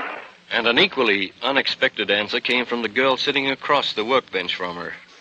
If you had the chance to see any person you wanted in the world, to meet any person you wanted, who would you most prefer to meet? Sonja Henie, I think. Why Sonja Henie? Oh, I don't know. I think she's so graceful and everything on skates. Oh, I'd just like to say hello to Sonja Henie, that's all. And there was a chap whom Bland asked what he liked most, what he enjoyed most in American movies. Murders. Murders? Why do you like murders? I don't know. They give you something to think about. One morning we drove out over a winding country road to a sheep station. A small station pasturing only a few thousand sheep out of the 105 million which make Australia the world's leading producer. It was the shearing season, and a group of migratory shearers were on the job. They were a strong lot of men, as they'd have to be for this back-breaking job. Mainly a quiet, reserved bunch as compared to the dockside workers, and they seemed not so much interested in matters unrelated to world affairs as to matters related to sheep. There was among them none of the hurly-burly animation we heard at a sheep auction, and, incidentally, which we recorded for you. 11, 20, 2, 3, 4, 5, 6, 7, 8, 9, 10, 11. One bob. This part of the country, though only a few hours from Sydney by road, was called back blocks, the equivalent to our backwoods country, and the dialect of its people varied a good deal from what we heard in the city. Here's a moment of an interview I had with an 8-year-old boy. What kind of games do you play? Just running around. Which one? Running around. Running around. And do you run around with a lot of your schoolmates? Yeah. You go to the movies, any? Beg your pardon? You go to the moving pictures? Yeah. What do you... When they come. Well, don't they come pretty often? About 12 months. About every 12 months. Every 12 months, eh? I've been here for a good while. These were the back blocks, districts where movies come but once a year. Yet the world and its problems were well known to Terry's sheep station in Bunamagoo. The tidings of war and peace, the news of Potsdam, Hiroshima, Bikini, Fulton, Missouri, all had made their way over the Blue Mountains to this place. An old sheepherder named Roughly, a bronze, thin, and wiry man whose sheepdog put on a great exhibition of corralling for us, had a kind of rustic wit which made me think of Vermonters I have known. He had a sort of wry skepticism about his sources of information. You have doubts, more doubts about the things that you read in the paper or about what you hear on the air? About our own local paper, more than anyway. He was not especially happy about the latest scientific accomplishments of our age. Well, now, what do you think about the atomic bomb? You thought much about that? I think it's a pity that it was ever discovered. Now that we have it, what do you recommend we do about it? There's only one thing to do, let everybody have it. Far from considerations of atomic energy, hundreds of miles off to the west and north of this gently hilly sheepland live the Aborigines, a fading race who numbered about 300,000 at the time of the first white settlements, and who today are little more than 50,000. These, the native Australians, have been left largely to themselves in the 150 years during which the thin strip of coastal civilization which we recognize as Australia was being developed. They were left to their own resources, customs, totems, myths, birth rate and death rate. They were left to helplessness and inarticulateness, voiceless except for their songs such as you hear in this recording.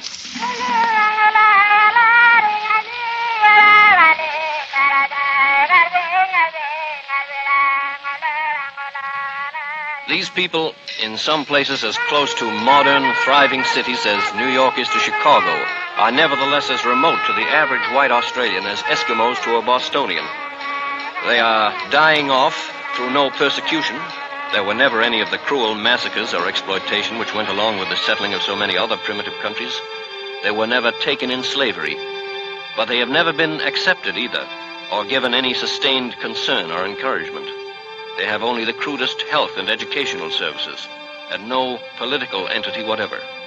It seemed to me almost as though Australia had not yet had the time or the interest to think of ways of stopping the decline of a people headed toward extinction, or of raising them from their low and backward estate.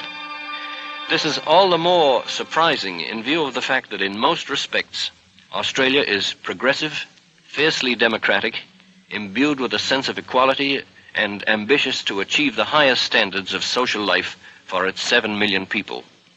In the basic functioning of its democratic system, it is even further advanced than many an older and bigger democracy. For example, voting is compulsory. You're fined if you don't vote. The names of candidates for office are printed on the ballot without party designation or affiliation, under the assumption that a voter should be sufficiently acquainted with the names and qualifications of office seekers before he goes to the polls.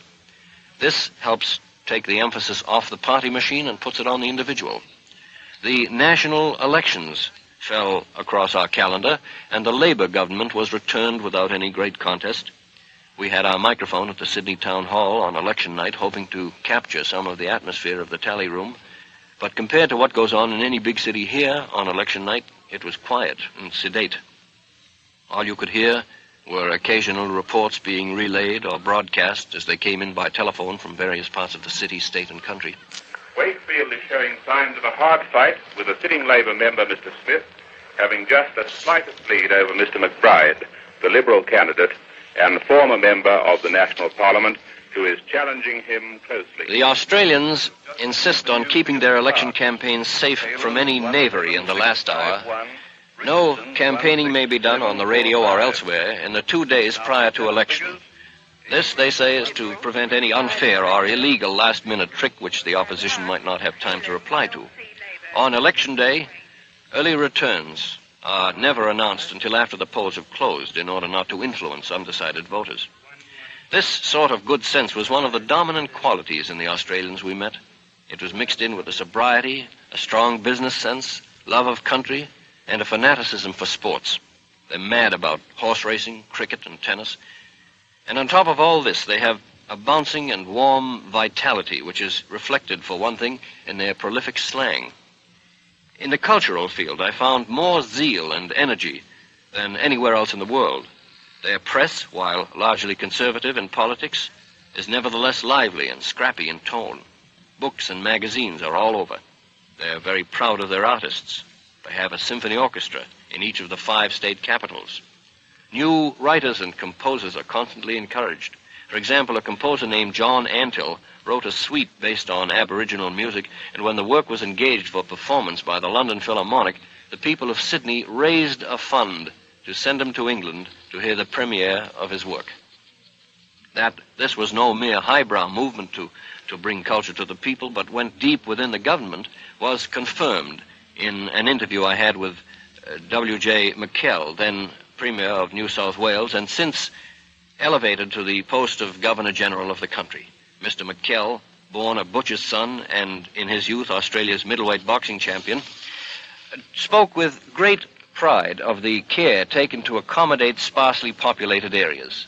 Devices such as traveling schools, correspondence courses, lending libraries, even itinerant orchestras and paintings. Our idea is not only to get our orchestras to our country towns, but we also desire to get our pictures, whatever pictures we have, to the country towns. See, in the art world, we have established what we call traveling art exhibitions. And periodically, we take a number of pictures from our National Art Gallery in Sydney, and those pictures are taken to the respective country towns. The interview with Mr. McKell was the last of our Australian visit. Next morning, we went down to Rose Bay, one of the beautiful harbors of Sydney, and boarded a flying boat for New Zealand, 1,000 miles away. A number of vivid impressions of Australia came along on that plane with us. Impressions of a clean, healthy, forward-looking nation which is just discovering its cultural potential and the possibilities inherent in its continent. A continent which, I was told, could profitably support 5 or 10 times its present population. The single most heartening thing to me, as a traveler looking for signs of peace, unity, and one world, was the attitude of Australians toward the rest of the globe. Their geographical isolation down between the equator and the Antarctic has given them a perspective on world affairs which is unique and refreshing for its calmness, its lack of hysteria, and its general optimism. Few among them thought there would be any war, and this optimism ranged from the dockhand who said of the peace that it would go on for an easy 100 years and over, through the business executive who said of the prospect of war, I'm not worried about it. all the way up to the new Governor General? Well, my view is optimistic. There will be no war in the near future. These men were speaking for a country which, although energetic, has never tried to push anyone around. A country which has never gone to war against its immediate neighbors, something that cannot be said of many countries on this earth. And it seemed to me last fall that Australia would prefer to keep this record intact, especially now that its immediate neighbors include everybody in the world.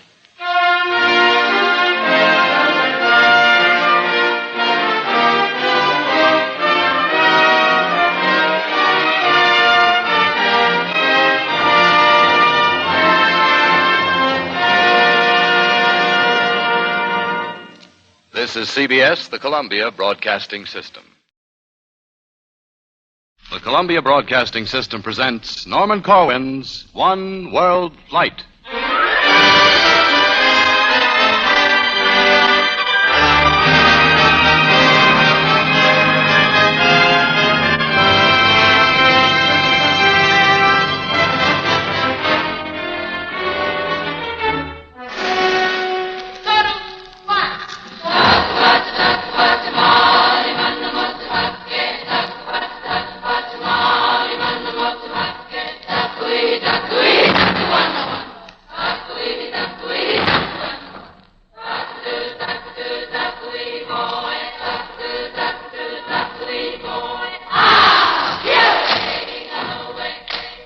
Listening to an authentic Maori chant sung by a chorus of Maori schoolgirls in the town hall of Auckland, New Zealand.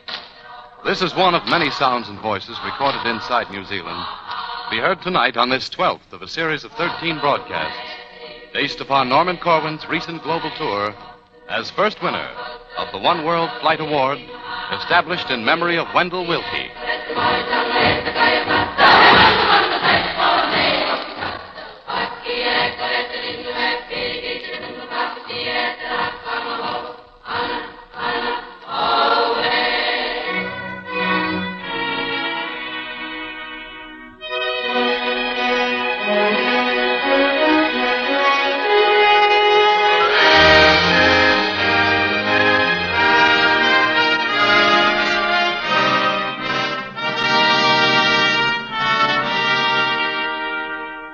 This is Norman Corwin.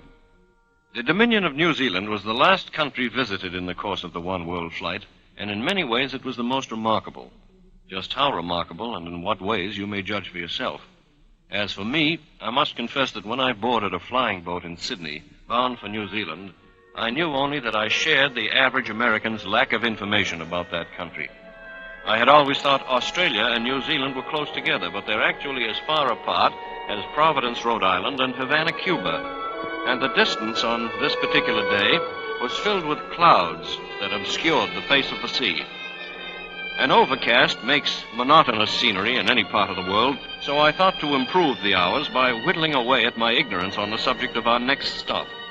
I looked at a map and realized New Zealand was no mere speck out in the Pacific, but a crescent of two islands whose length, north to south, is equal to the distance between Seattle and Los Angeles.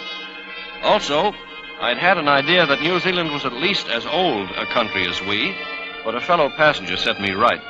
The United States was already fighting a territorial war against Mexico before the first white settlers really took hold of New Zealand. But these were the least of my misconceptions.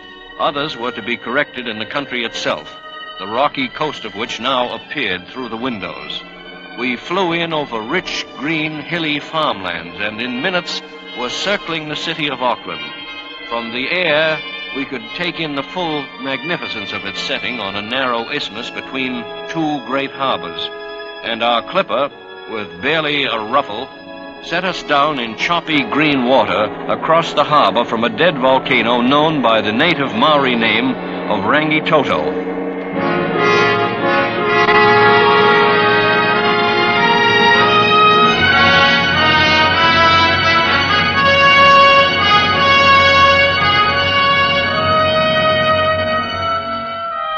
Our first day in Auckland was a Saturday, and all the stores were closed. They stay open late on Fridays, and then everybody takes a long weekend. The city, with a population of 250,000, looked to me like a cross between Seattle and Portsmouth, New Hampshire, except that small, extinct volcanoes dot the landscape. It has a main thoroughfare, Queen Street, with noisy trams on it. Its business district has an Anglo-American quality. Its waterfront, apart from the shipping docks, resembles the happy yachting grounds on Long Island Sound. The very appearance of the city and its people gave an impression whose accuracy was later borne out in many ways. An impression of a modest prosperity, in no case extreme, but certainly widespread and designed for the greatest security of the greatest number. In few countries of the world today can you stop a person at random on the street and get from him an admission that he has no worries about economics. Yet the first 3 people we stopped said that very thing. This young newspaperman, for example.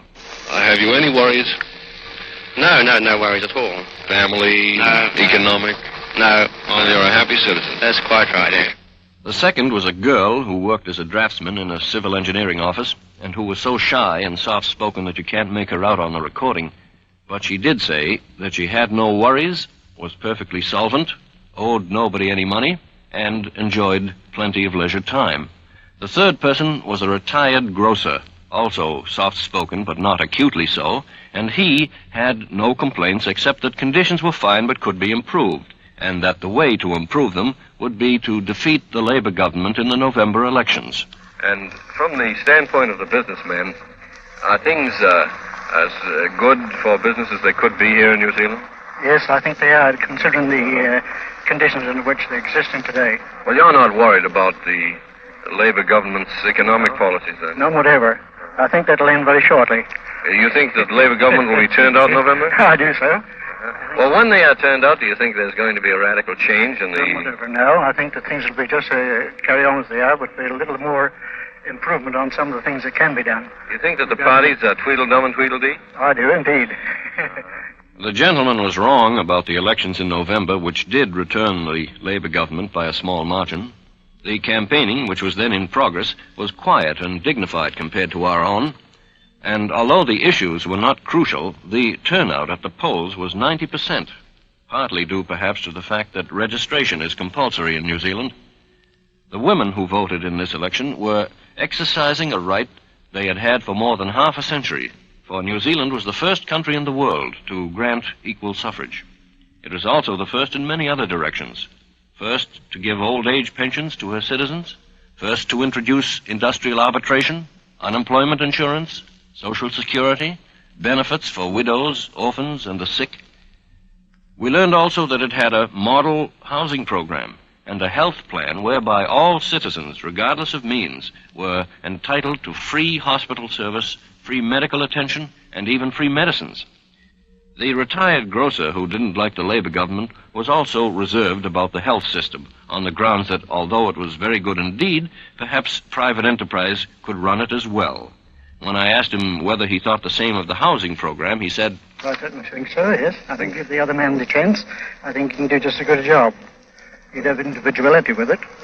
I see. You believe strongly in individuality? Yes, I do. This man was in a hurry to end the interview because he was on his way to a weekend of fishing. The long weekend is a good idea in New Zealand, for it's highly attractive outdoors country, and the worst that can happen to you is getting caught in a rainstorm. It never snows except in the higher mountains. You don't have to worry about snake bites when picnicking either, because there are no snakes on the islands. As for motoring, there are good roads everywhere, a fact reflected in the proportion of automobiles per capita. Next to the United States, the highest of any country in the world. One day, we flew down to Wellington, the capital, 400 miles further south. The city is situated in an almost perfect amphitheater of 1,000-foot hills with a deeply indented and very blue harbor. Though Wellington architecturally is unimpressive, the setting is so beautiful that it more than makes up for the shortcomings of its man-made scenery. One of the first places we visited there was an average public school named Rongatai, a Maori word meaning sound of the sea. It was a secondary school for boys in what was described to me as a lower middle-class section of the city.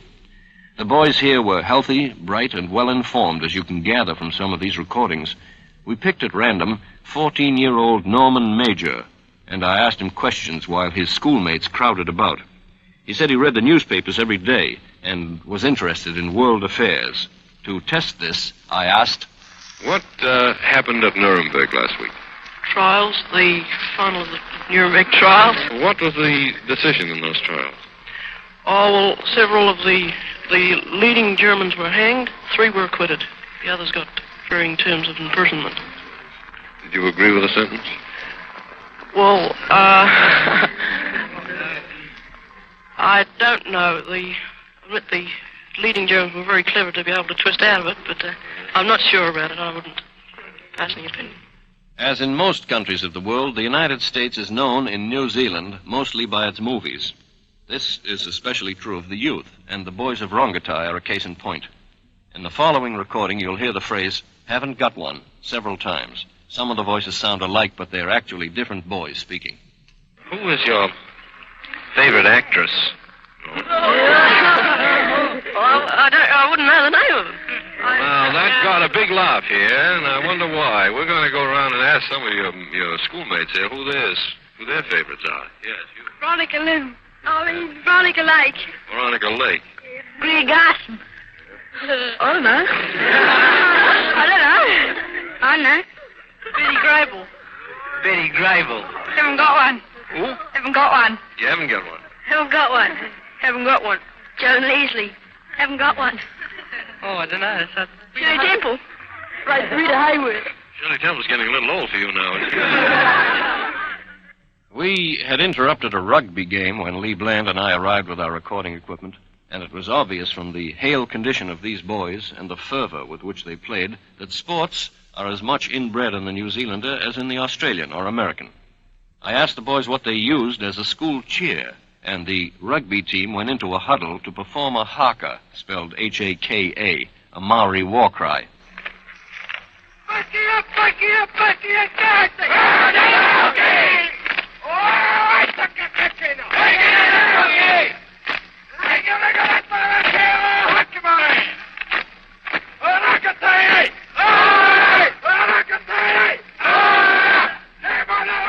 The Maori people, whose names and whose hakas the white New Zealander honors by wide usage, has a position of respect and equality enjoyed by few colored minorities anywhere in the English-speaking world.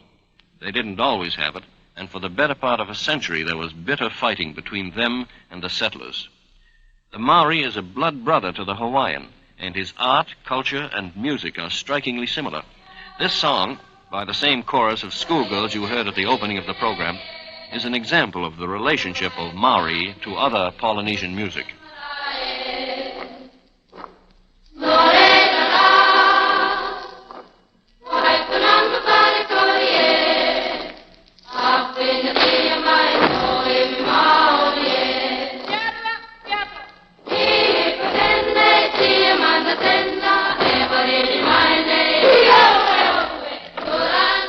The respect for the Maori is carried well beyond lip service in New Zealand life. There is no discrimination against him. My authority for this was the Maori himself, men such as Fred Ruhi, a veteran of the war who had fought with distinction in the North African campaign. I interviewed him in his hometown of Rotorua, a thermal area famous for its geysers, hot springs, and mud pools. Ruhi, a carpenter, said that the government had offered each veteran the opportunity to learn a trade, and I asked what the rehabilitation program had done especially for him. Given me a trade that I wanted to learn before the war. Now, they gave you free tuition in carpentry. Yes, all they gave us free tuition, and they paid us on top of that. What about housing? Do they help you get located? Oh, yes, they grant us loans. The Maori in New Zealand is a minority, isn't he? Yes. And as a Maori, do you find that being a minority places you at a disadvantage? Well, actually, no. You have full rights socially and in every other way with the New Zealander? Yes. There is no discrimination against Maoris in the schools, is there? No. You have mixed classes? Oh, yes, we have mixed classes. And there is no discrimination against you in matters of hotel accommodations or traveling or anything of that order? No. Mr. Ruhi belongs to a race famous for its courage and chivalry. One of the greatest stories in the history of any warfare concerns a Maori tribe which surrounded a British regiment in a battle of the last century. The Maori chief learned that his enemy was running short of food and ammunition, so he sent a message that his men preferred not to fight on inferior terms. He then sent the British food and ammunition, and both sides took up the fight where they had left off. But this kind of chivalry was not rewarding, and life became very difficult for Mr. Ruhi's fathers. At one time, 50 years ago, the race was dying. Wars, the diseases of the white man, and broken spirits had reduced the people from 250,000 to a mere 40,000. But when New Zealand's governments became increasingly progressive, the status of the Maori, as well as of the white man, improved. Today, with equal rights including no discrimination against mixed marriage, he numbers almost 100,000. He holds property. He is represented in the government. Back in Wellington, we looked up the Maori member of the cabinet, big, white-haired, handsome E.T. Terakatani, Minister of Native Affairs.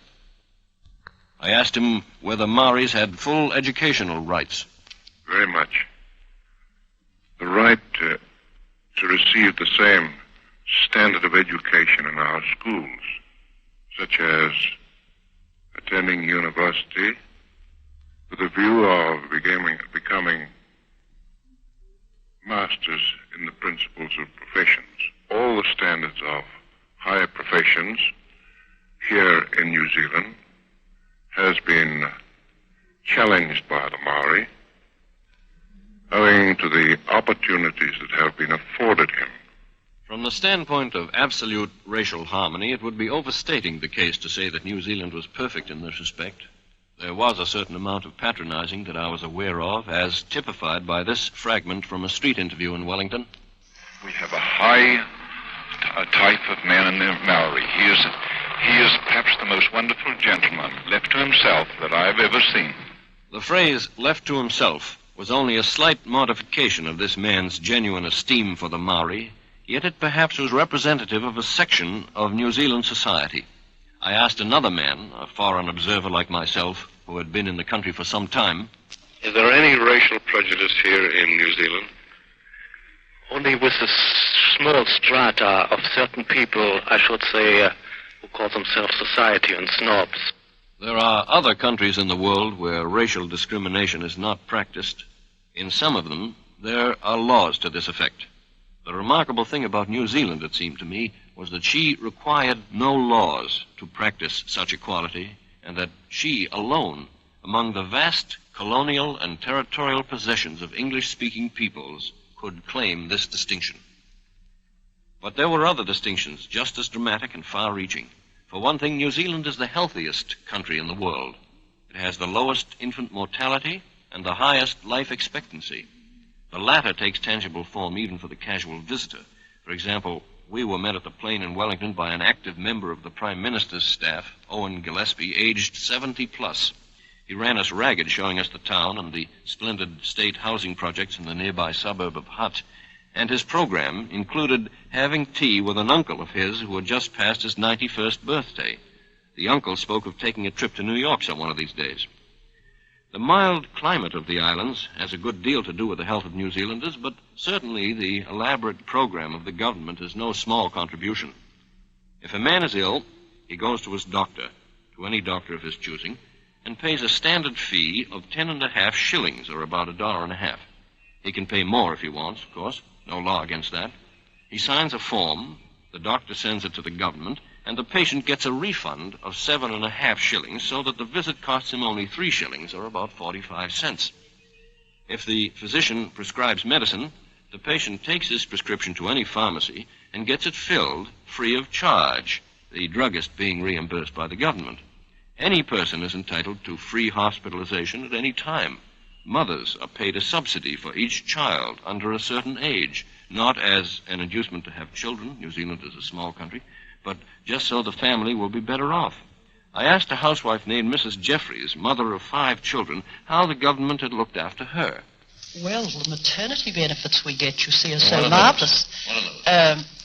Well, when my first children were born, we paid 5 or 6 guineas per week in an obstetric hospital, and we paid the doctor 5 guineas a week for his attention. The New Zealand guinea came to about $3.50 American, so that she was speaking of expenses totaling about $40 a week. And when my last children were born, well, the Social Security benefit, you see, covered all that expense. And that took away all the anxiety that parents might have in looking forward to what should be the happiest event in one's life. Well, now, this care and the benefits from the government begin at prenatally and go right through the arrival of the child? Yes, they do. You go to your doctor. Immediately you know that a babe is to arrive, and you visit your doctor regularly every month until the last of the period, and then you visit him weekly.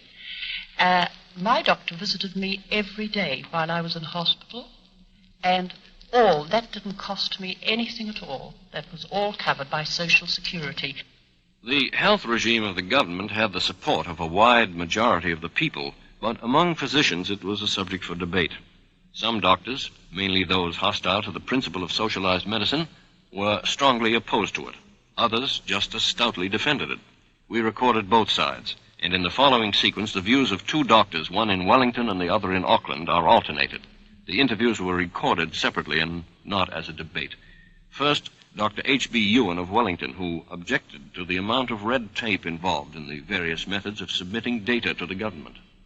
In either case, there's the form to fill in, which takes up a lot of time, both the doctor's time and the patient's time.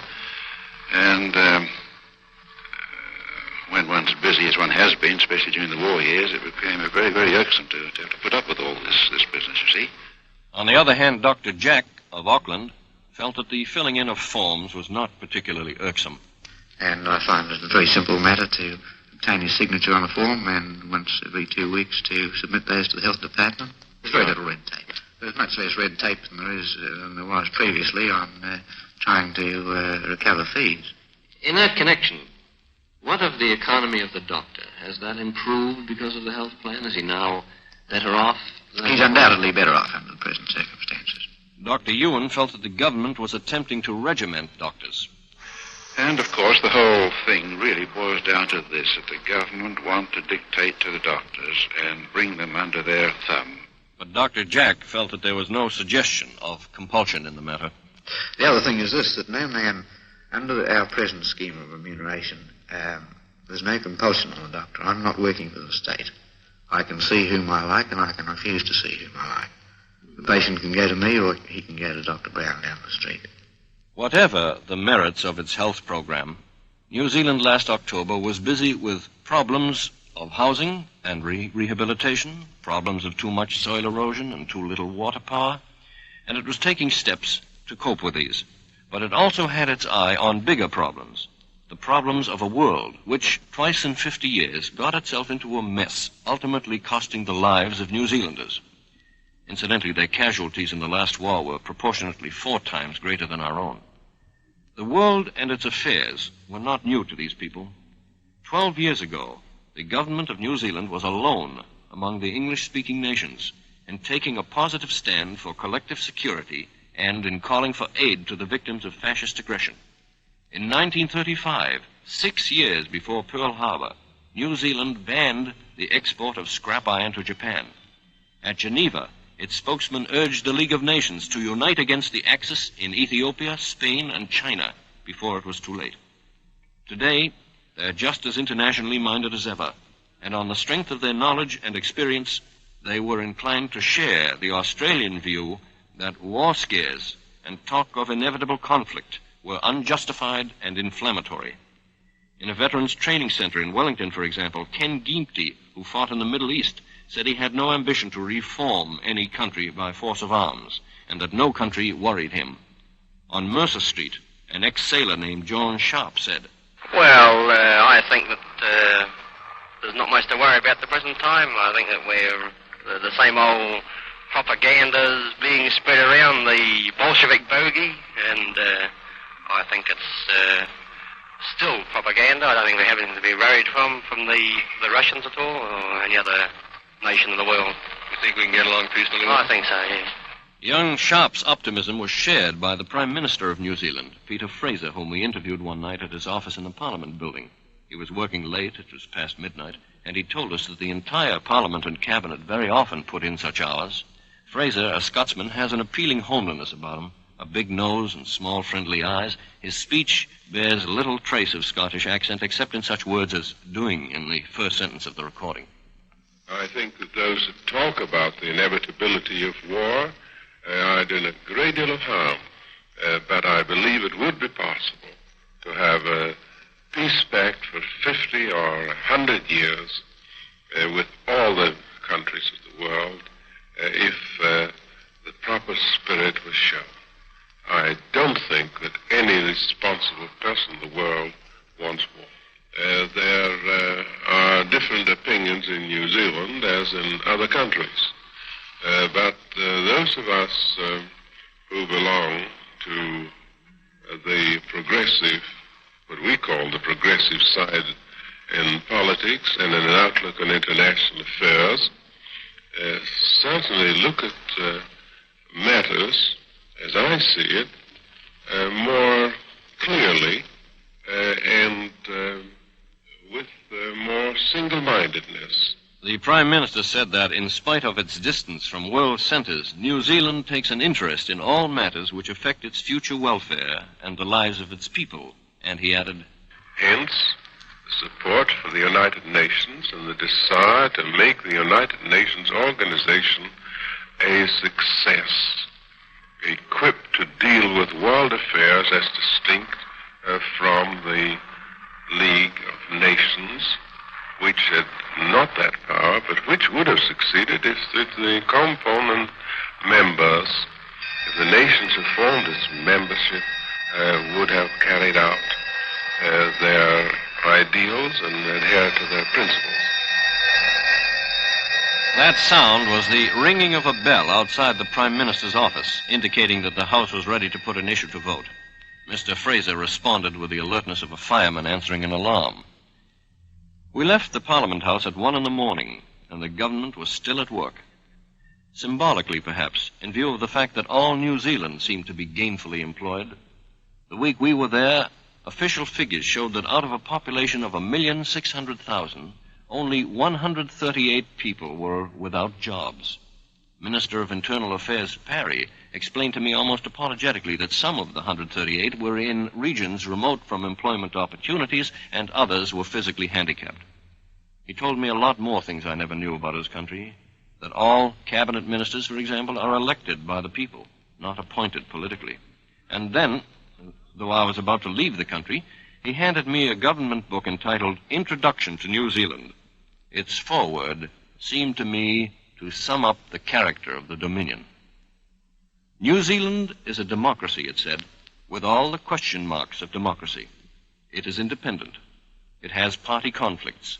It assails itself. It admires itself. It tries to learn through experience. It is the usual bundle of contradictions that make up a democratic society. It has a certain unity. We don't want to seem conceited, but we don't want to be too absurdly humble either. We think our country is beautiful and interesting. Well, I thought so too. And I thought, moreover, that the experiment of this beautiful and interesting little democracy is one which the world might well watch and study. For New Zealand is boldly attempting to reconcile the best features of private enterprise and socialism and to eliminate the worst of each.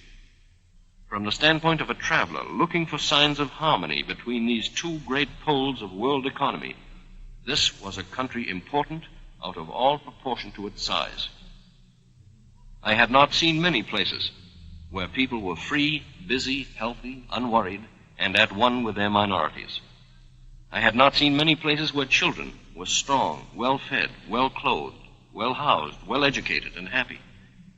And in the laughter of the schoolboys of Rongotai, in the exuberant good spirits of young New Zealand, there seemed to me a sound of hope and a promise for the inheritors of tomorrow.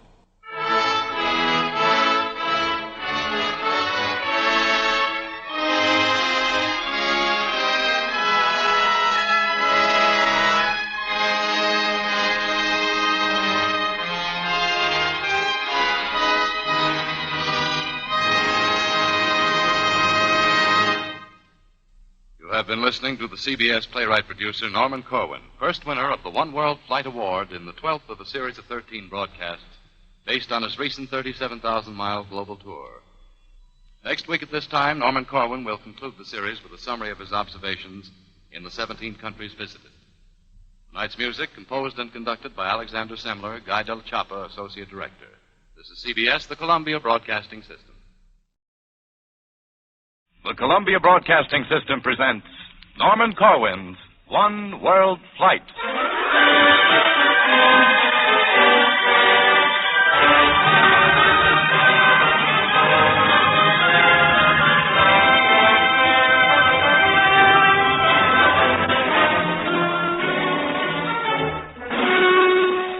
There was little Jane, the English-speaking schoolgirl in the Russian broadcast. Good morning, good morning, good morning to you.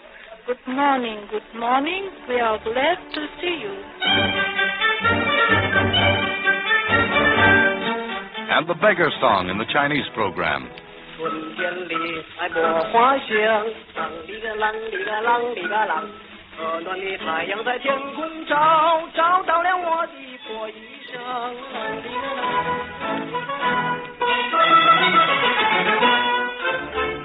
And the Maori chorus in the report from New Zealand.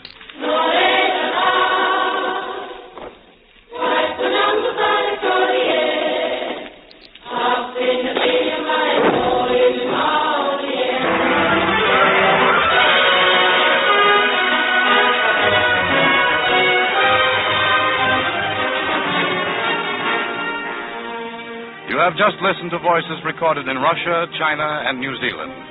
3 excerpts among the hundreds heard in the course of 12 broadcasts in this unique and unprecedented CBS series, which comes to a close tonight. For this is the 13th and last program based upon Norman Corwin's recent global tour as first winner of the One World Flight Award. At the end of the broadcast, Mr. Corwin will announce on behalf of the One World Award Committee the second recipient of the award. The name of the man who will start out on another globe-circling trip this year in the interests of peace and one world.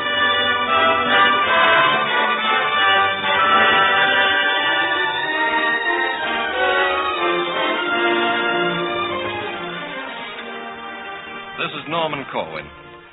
Just as a traveler re-entering this country declares his purchases at customs, I submit for inspection in this last broadcast the main impressions of my global trip. The first of them is that in less than 2 years since victory, too much has been forgotten. This was reinforced in my mind by an experience of the past week. I was hunting through recordings of the One World flight and came across a mislaid item which didn't belong in the log. It was a disc made by the BBC in London in September 1940. I played it, and what came from my loudspeaker jolted me back to those days and made me realize anew how much has been forgotten. Here's the authentic soundtrack of a mere 20 seconds out of Britain's war.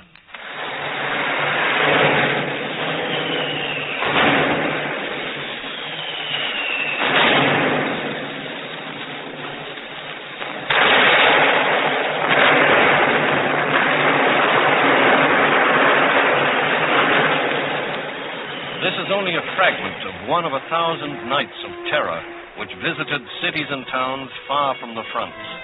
But it brought back the time when each fresh headline told worse news than the one before. When Nazi conquest spread from the Arctic down through the English Channel, over the Balkans, into North Africa, eastward to the Volga and the oil fields of the Caucasus. These were only a few bombs in a district of London, but they recreated Dunkirk and Pearl Harbor, the collapse of Singapore, the fall of Tobruk. It was not so long ago that our papers were printing casualty lists. The telegrams went out each morning. Those were the days when there was a working unity among the United Nations. People were speculating about the chances of ending this war, not the prospects of beginning another. Wendell Willkie flew around the globe and wrote a book called One World, which roused the hopes of the American people, which gave them a vision of a future secure from bombs and violence, from the anguish and horror that is war. Those were the days when we regarded Russia not as a menace, but as a courageous ally and friend when we waited tensely for the last bulletin from each disputed street corner in Stalingrad. I was deeply disturbed by this souvenir of the Blitz on London. I looked up another memento of fascist warfare, nothing at all dramatic, merely a recording I made for my own notes on a sleepy summer afternoon last July in Czechoslovakia. I know you'll forgive a recording of my own voice in view of the fact that the men of this place could not speak for themselves. This is Lidice. Today there is nothing here but grass and weeds. It is all overgrown except for a clearing in what was once the center of the village, where is the monument to the dead of Lidice. There is an enclosed area of about 50 square feet. At a small gate to this enclosed area is an inscription, "Do not walk on that which we love most dearly." Signed, the women of Lidice.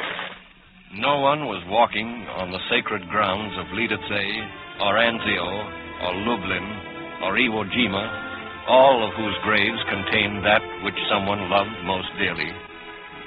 But there were people we met here and there around the world who have forgotten. And there were even more people who believed that America has forgotten.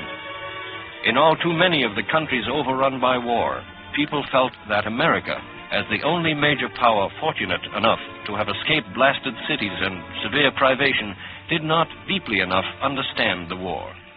This feeling, expressed more in sorrow than criticism, was voiced by such people as the educator who lived only a few miles from Lidice, Professor Kozak of Charles University in Prague, who'd lost his own son, a flyer.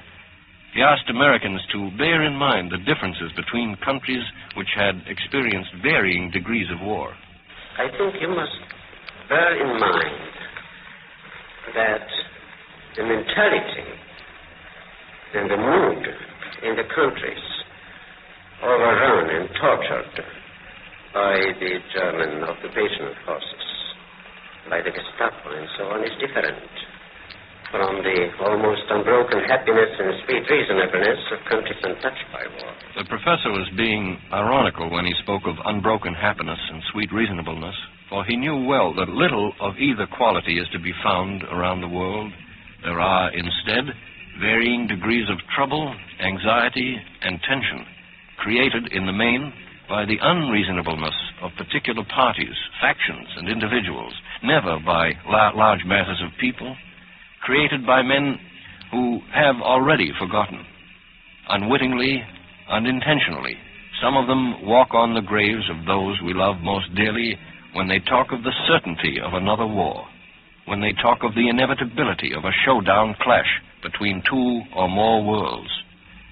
This talk is dangerous, and that it is dangerous was emphasized all the way around the world, from England through Russia to the Antipodes.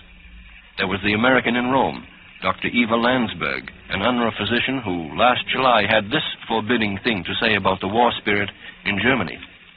I don't know how it is in other countries, but in Germany today you have one only voice, and that is not will there be another war, but when will there be another war.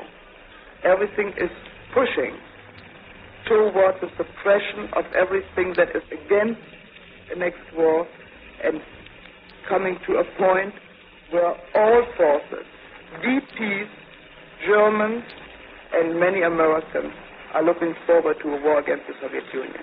And in the Soviet Union itself, the editor Boranin of the Moscow News warned against what he called warmongers who would create a world conflagration merely because it would afford themselves a bit of warmth.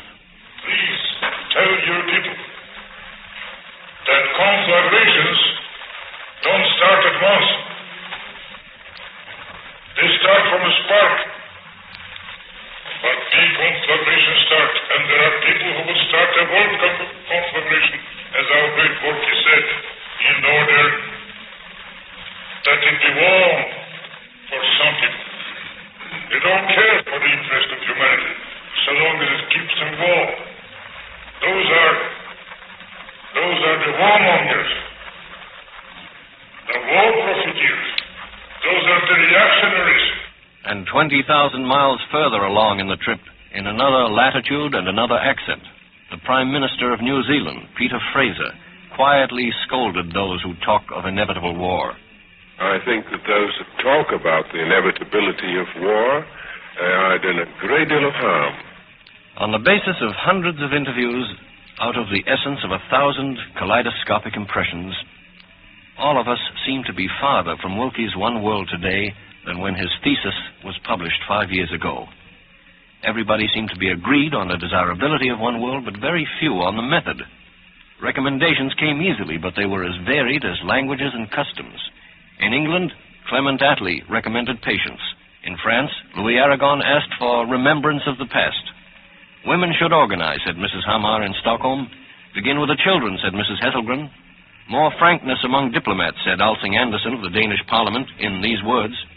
I think that the first condition is that the nations and their spokesmen, both the politicians and the journalists in the press, speak frankly to one another.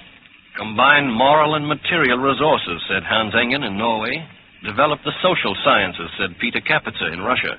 Destroy suspicion the moment it arises in international affairs, said the President of Poland. Exchange artists, said the actor Jan Verek in Prague. Education, said Dr. Wan in Nanking. Return to the principles of Franklin Roosevelt, said Mr. Orell in Manila.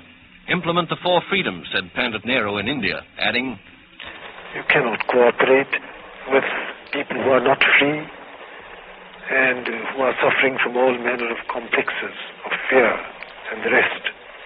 Therefore, those countries who have power and influence in the world today should themselves give the lead in this matter and work out as rapidly as possible the ideal of, call it the 4 freedoms or what you like, that no nation, no people should be subjected to another. No race should be considered an inferior race as a race. There were a few recommendations, some of which you've heard on this series in past weeks, for the achievement of one world by violent means. Drop an atom bomb on Russia without delay, said some people, such as this Filipino woman in Manila. If I were you people in America, I am going to induce President Truman right now to finish up Russia. Because if she does that right now, we have no worry about her in the future. She was not the only one to propose war as an instrument of peace, but she belonged to an infinitesimally small minority among the people we met. Most of the men and women we questioned about the atom bomb expressed either fear of it as a weapon of unimaginable horror or hope that atomic energy could be put to work as soon as possible for constructive and peaceful ends. Now and then we ran into the view that atomic war would be only little worse than any other kind, since any other kind was bound to be catastrophic anyway. Professor Edie Wallander, head of the Swedish Engineering Research Academy, was of this mind. Any kind of war would be catastrophic for Sweden. I don't think the atomic war would be worse than any other. And across the Baltic from Stockholm, Professor Ignaz Latowski, Poland's delegate to the Atomic Energy Commission of the United Nations, took a similar view. We see here in Warsaw that it was possible to destroy a city without using the atom bomb. And it is certainly true that if there are conditions now or in the future for another war, no one will think in terms of using atom bomb if it is necessary to start a war. And yet, the atomic energy can improve our standard of living tremendously. We see today that in Poland, where is so much to rebuild, if we could use a new source of energy to get it. But most of the people we quizzed, we weren't attempting to conduct a poll or anything like that, said they were sorry the atom bomb was kicking around in the world, sorry that any country which found the secret might build the bomb, sorry the world hadn't agreed on a way to control it yet, sorry it might lead to an atomic armaments race. A sheep herder in the back blocks of Australia was among these people. Well, not much about that. I think it's a pity they have it. What do you recommend we do about it? Everybody have it. We heard 1,000 opinions on a great many subjects, But there was only one point on which everybody agreed, one in which I, as a traveling American, took pride. It was the view that the United States is unquestionably a colossus in the world without precedent and without peer.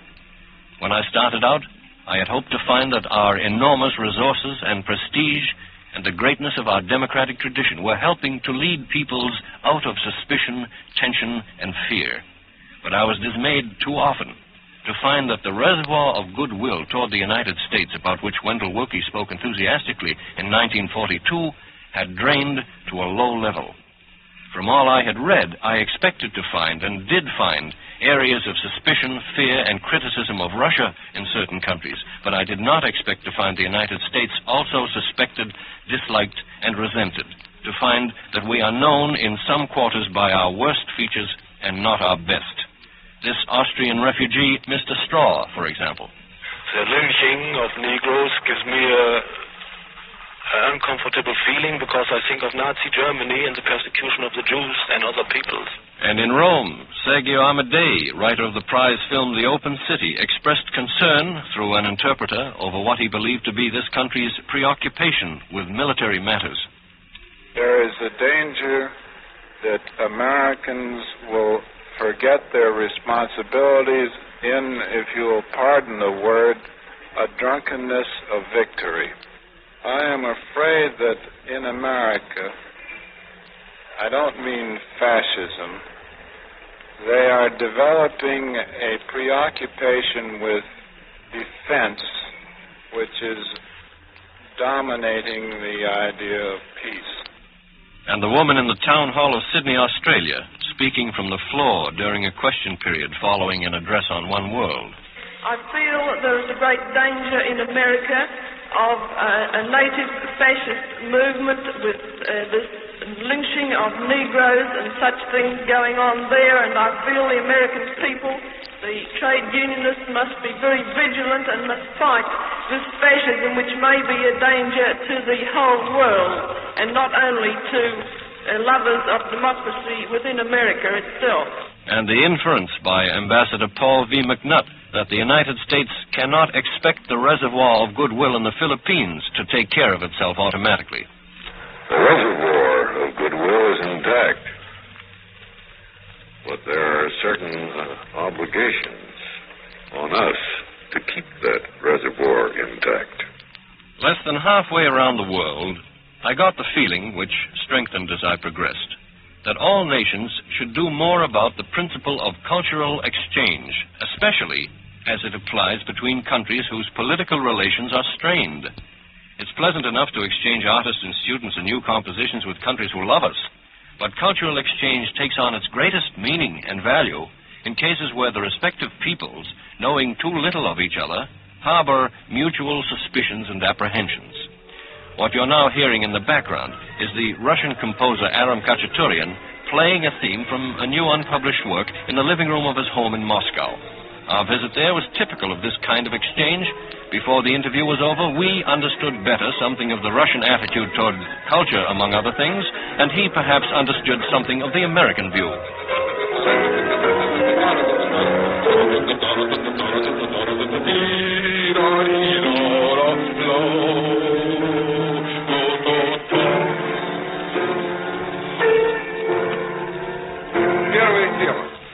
When he finished playing, we got down to a rambling 2-hour conversation which ended in our toasting the peace, friendship, and prosperity of both our countries. Multiply this meeting, itself insignificant, by several hundred or thousand, and the principle of exchange could begin to assume proportions as a device for helping break down the barriers and misconceptions which keep people apart. But it seemed to me, as I went around, that the greatest peril today is a sort of phobia created by factions who would have people everywhere believe there is no room in one world for more than one economic and social system. In view of the existing facts, such a world obviously could not be achieved without a war in which one crushes the other.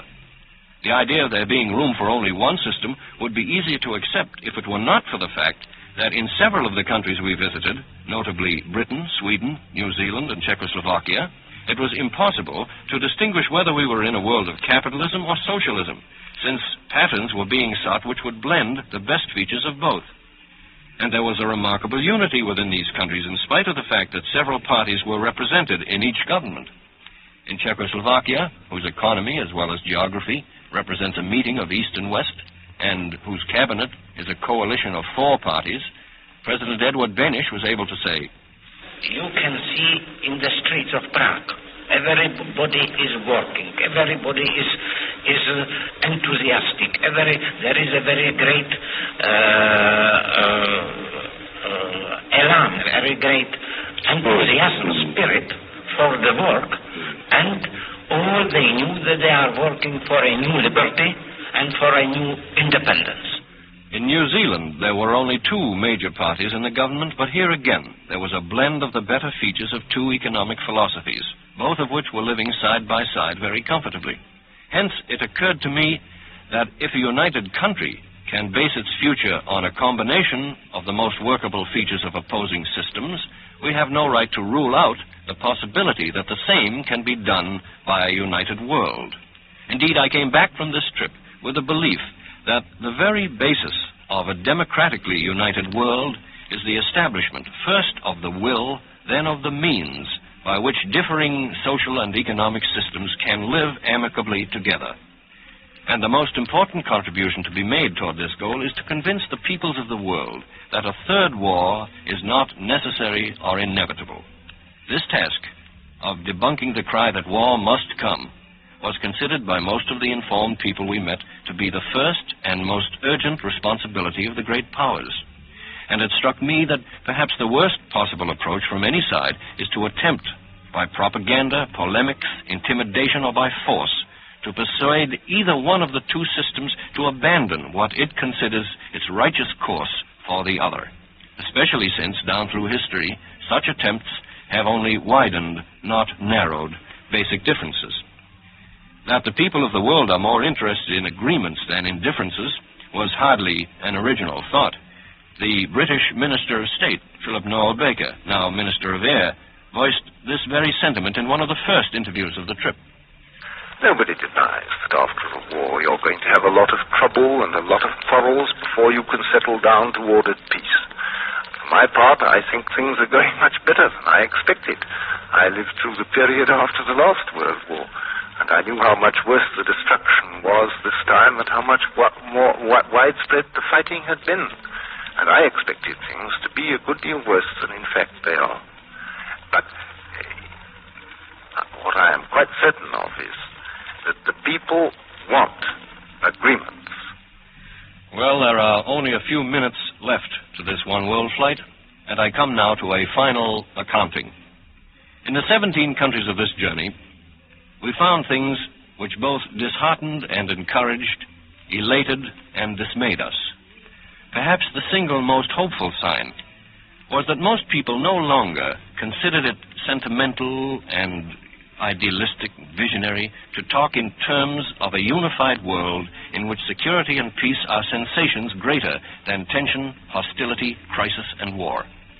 They listened soberly to such talk, and though many of them had doubts as to the way of achieving one world, or were cynical about their chances of living to see it, they all wanted it, they yearned for it, they were willing to work for it.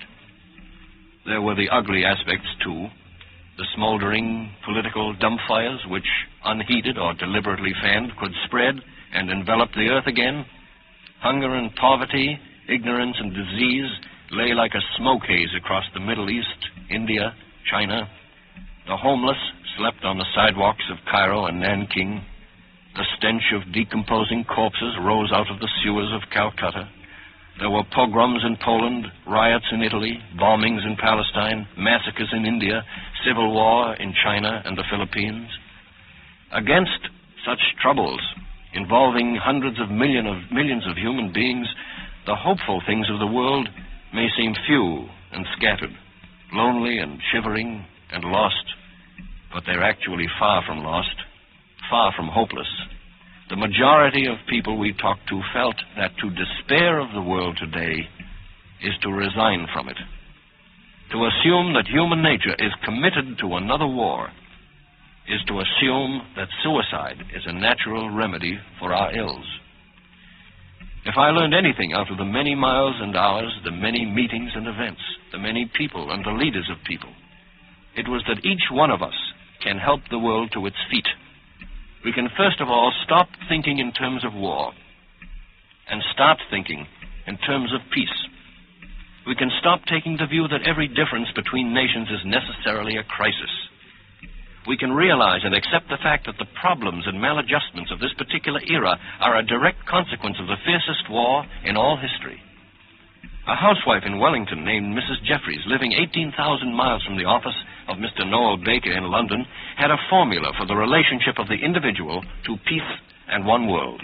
Work hard for the goodwill and the happiness of all the people nearest to you, and then increase your efforts as you get further and further out to the circumference of the circle, that circumference to be the circle of the globe. And I think that if each individual every day and in every way works sincerely and hard and unflinchingly towards that end, and then prays hard for that ideal, I think it might come. The informed and articulate people of the earth, of whom Mrs. Jeffries is representative, have a conscience and a will. The will is to be free and peaceful in a single world, to resist corruption and to make none of the old mistakes anew. Nobody wants ever to awake in the night again and hear the sound of careless politics raining down on them.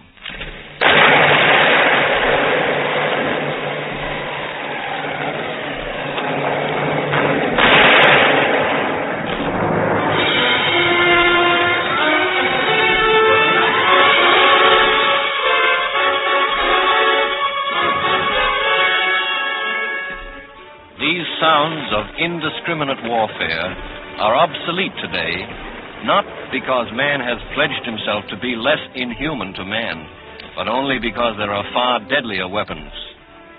Yet, perhaps all such sounds can be banished forever if each of us is willing to assist in the mammoth task of preserving the peace, if each of us is willing to accept his share in what is far and away the greatest challenge of our lives and the greatest opportunity of our time, the making of one world.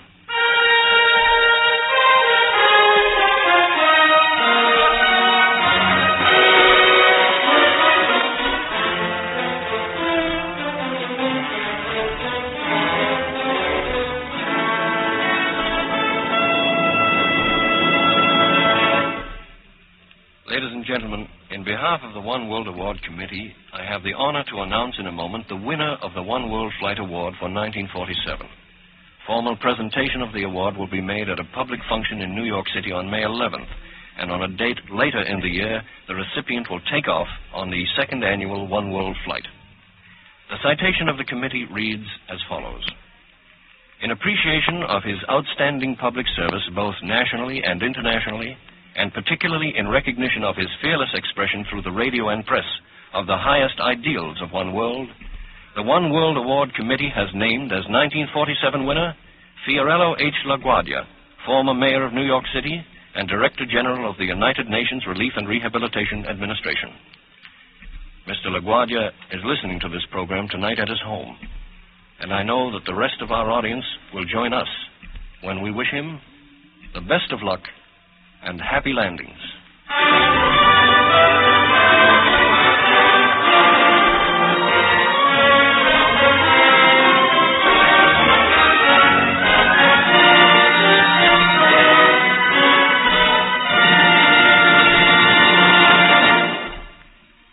You have been listening to Norman Corwin, CBS playwright-producer and first winner of the One World Flight Award, in the last of a series of 13 broadcasts based upon his recent global trip. Guy Della Chappa was associate director of the series, assisted by Richard Tila. Lee Bland, who accompanied Mr. Corwin about the world, supervised the transcription process. Special engineers were Harold Warner, Carl Harris, and Armand Gagnon. Alexander Semler composed and conducted the musical scores for the series. This is Lee Vines, and this is CBS, the Columbia Broadcasting System.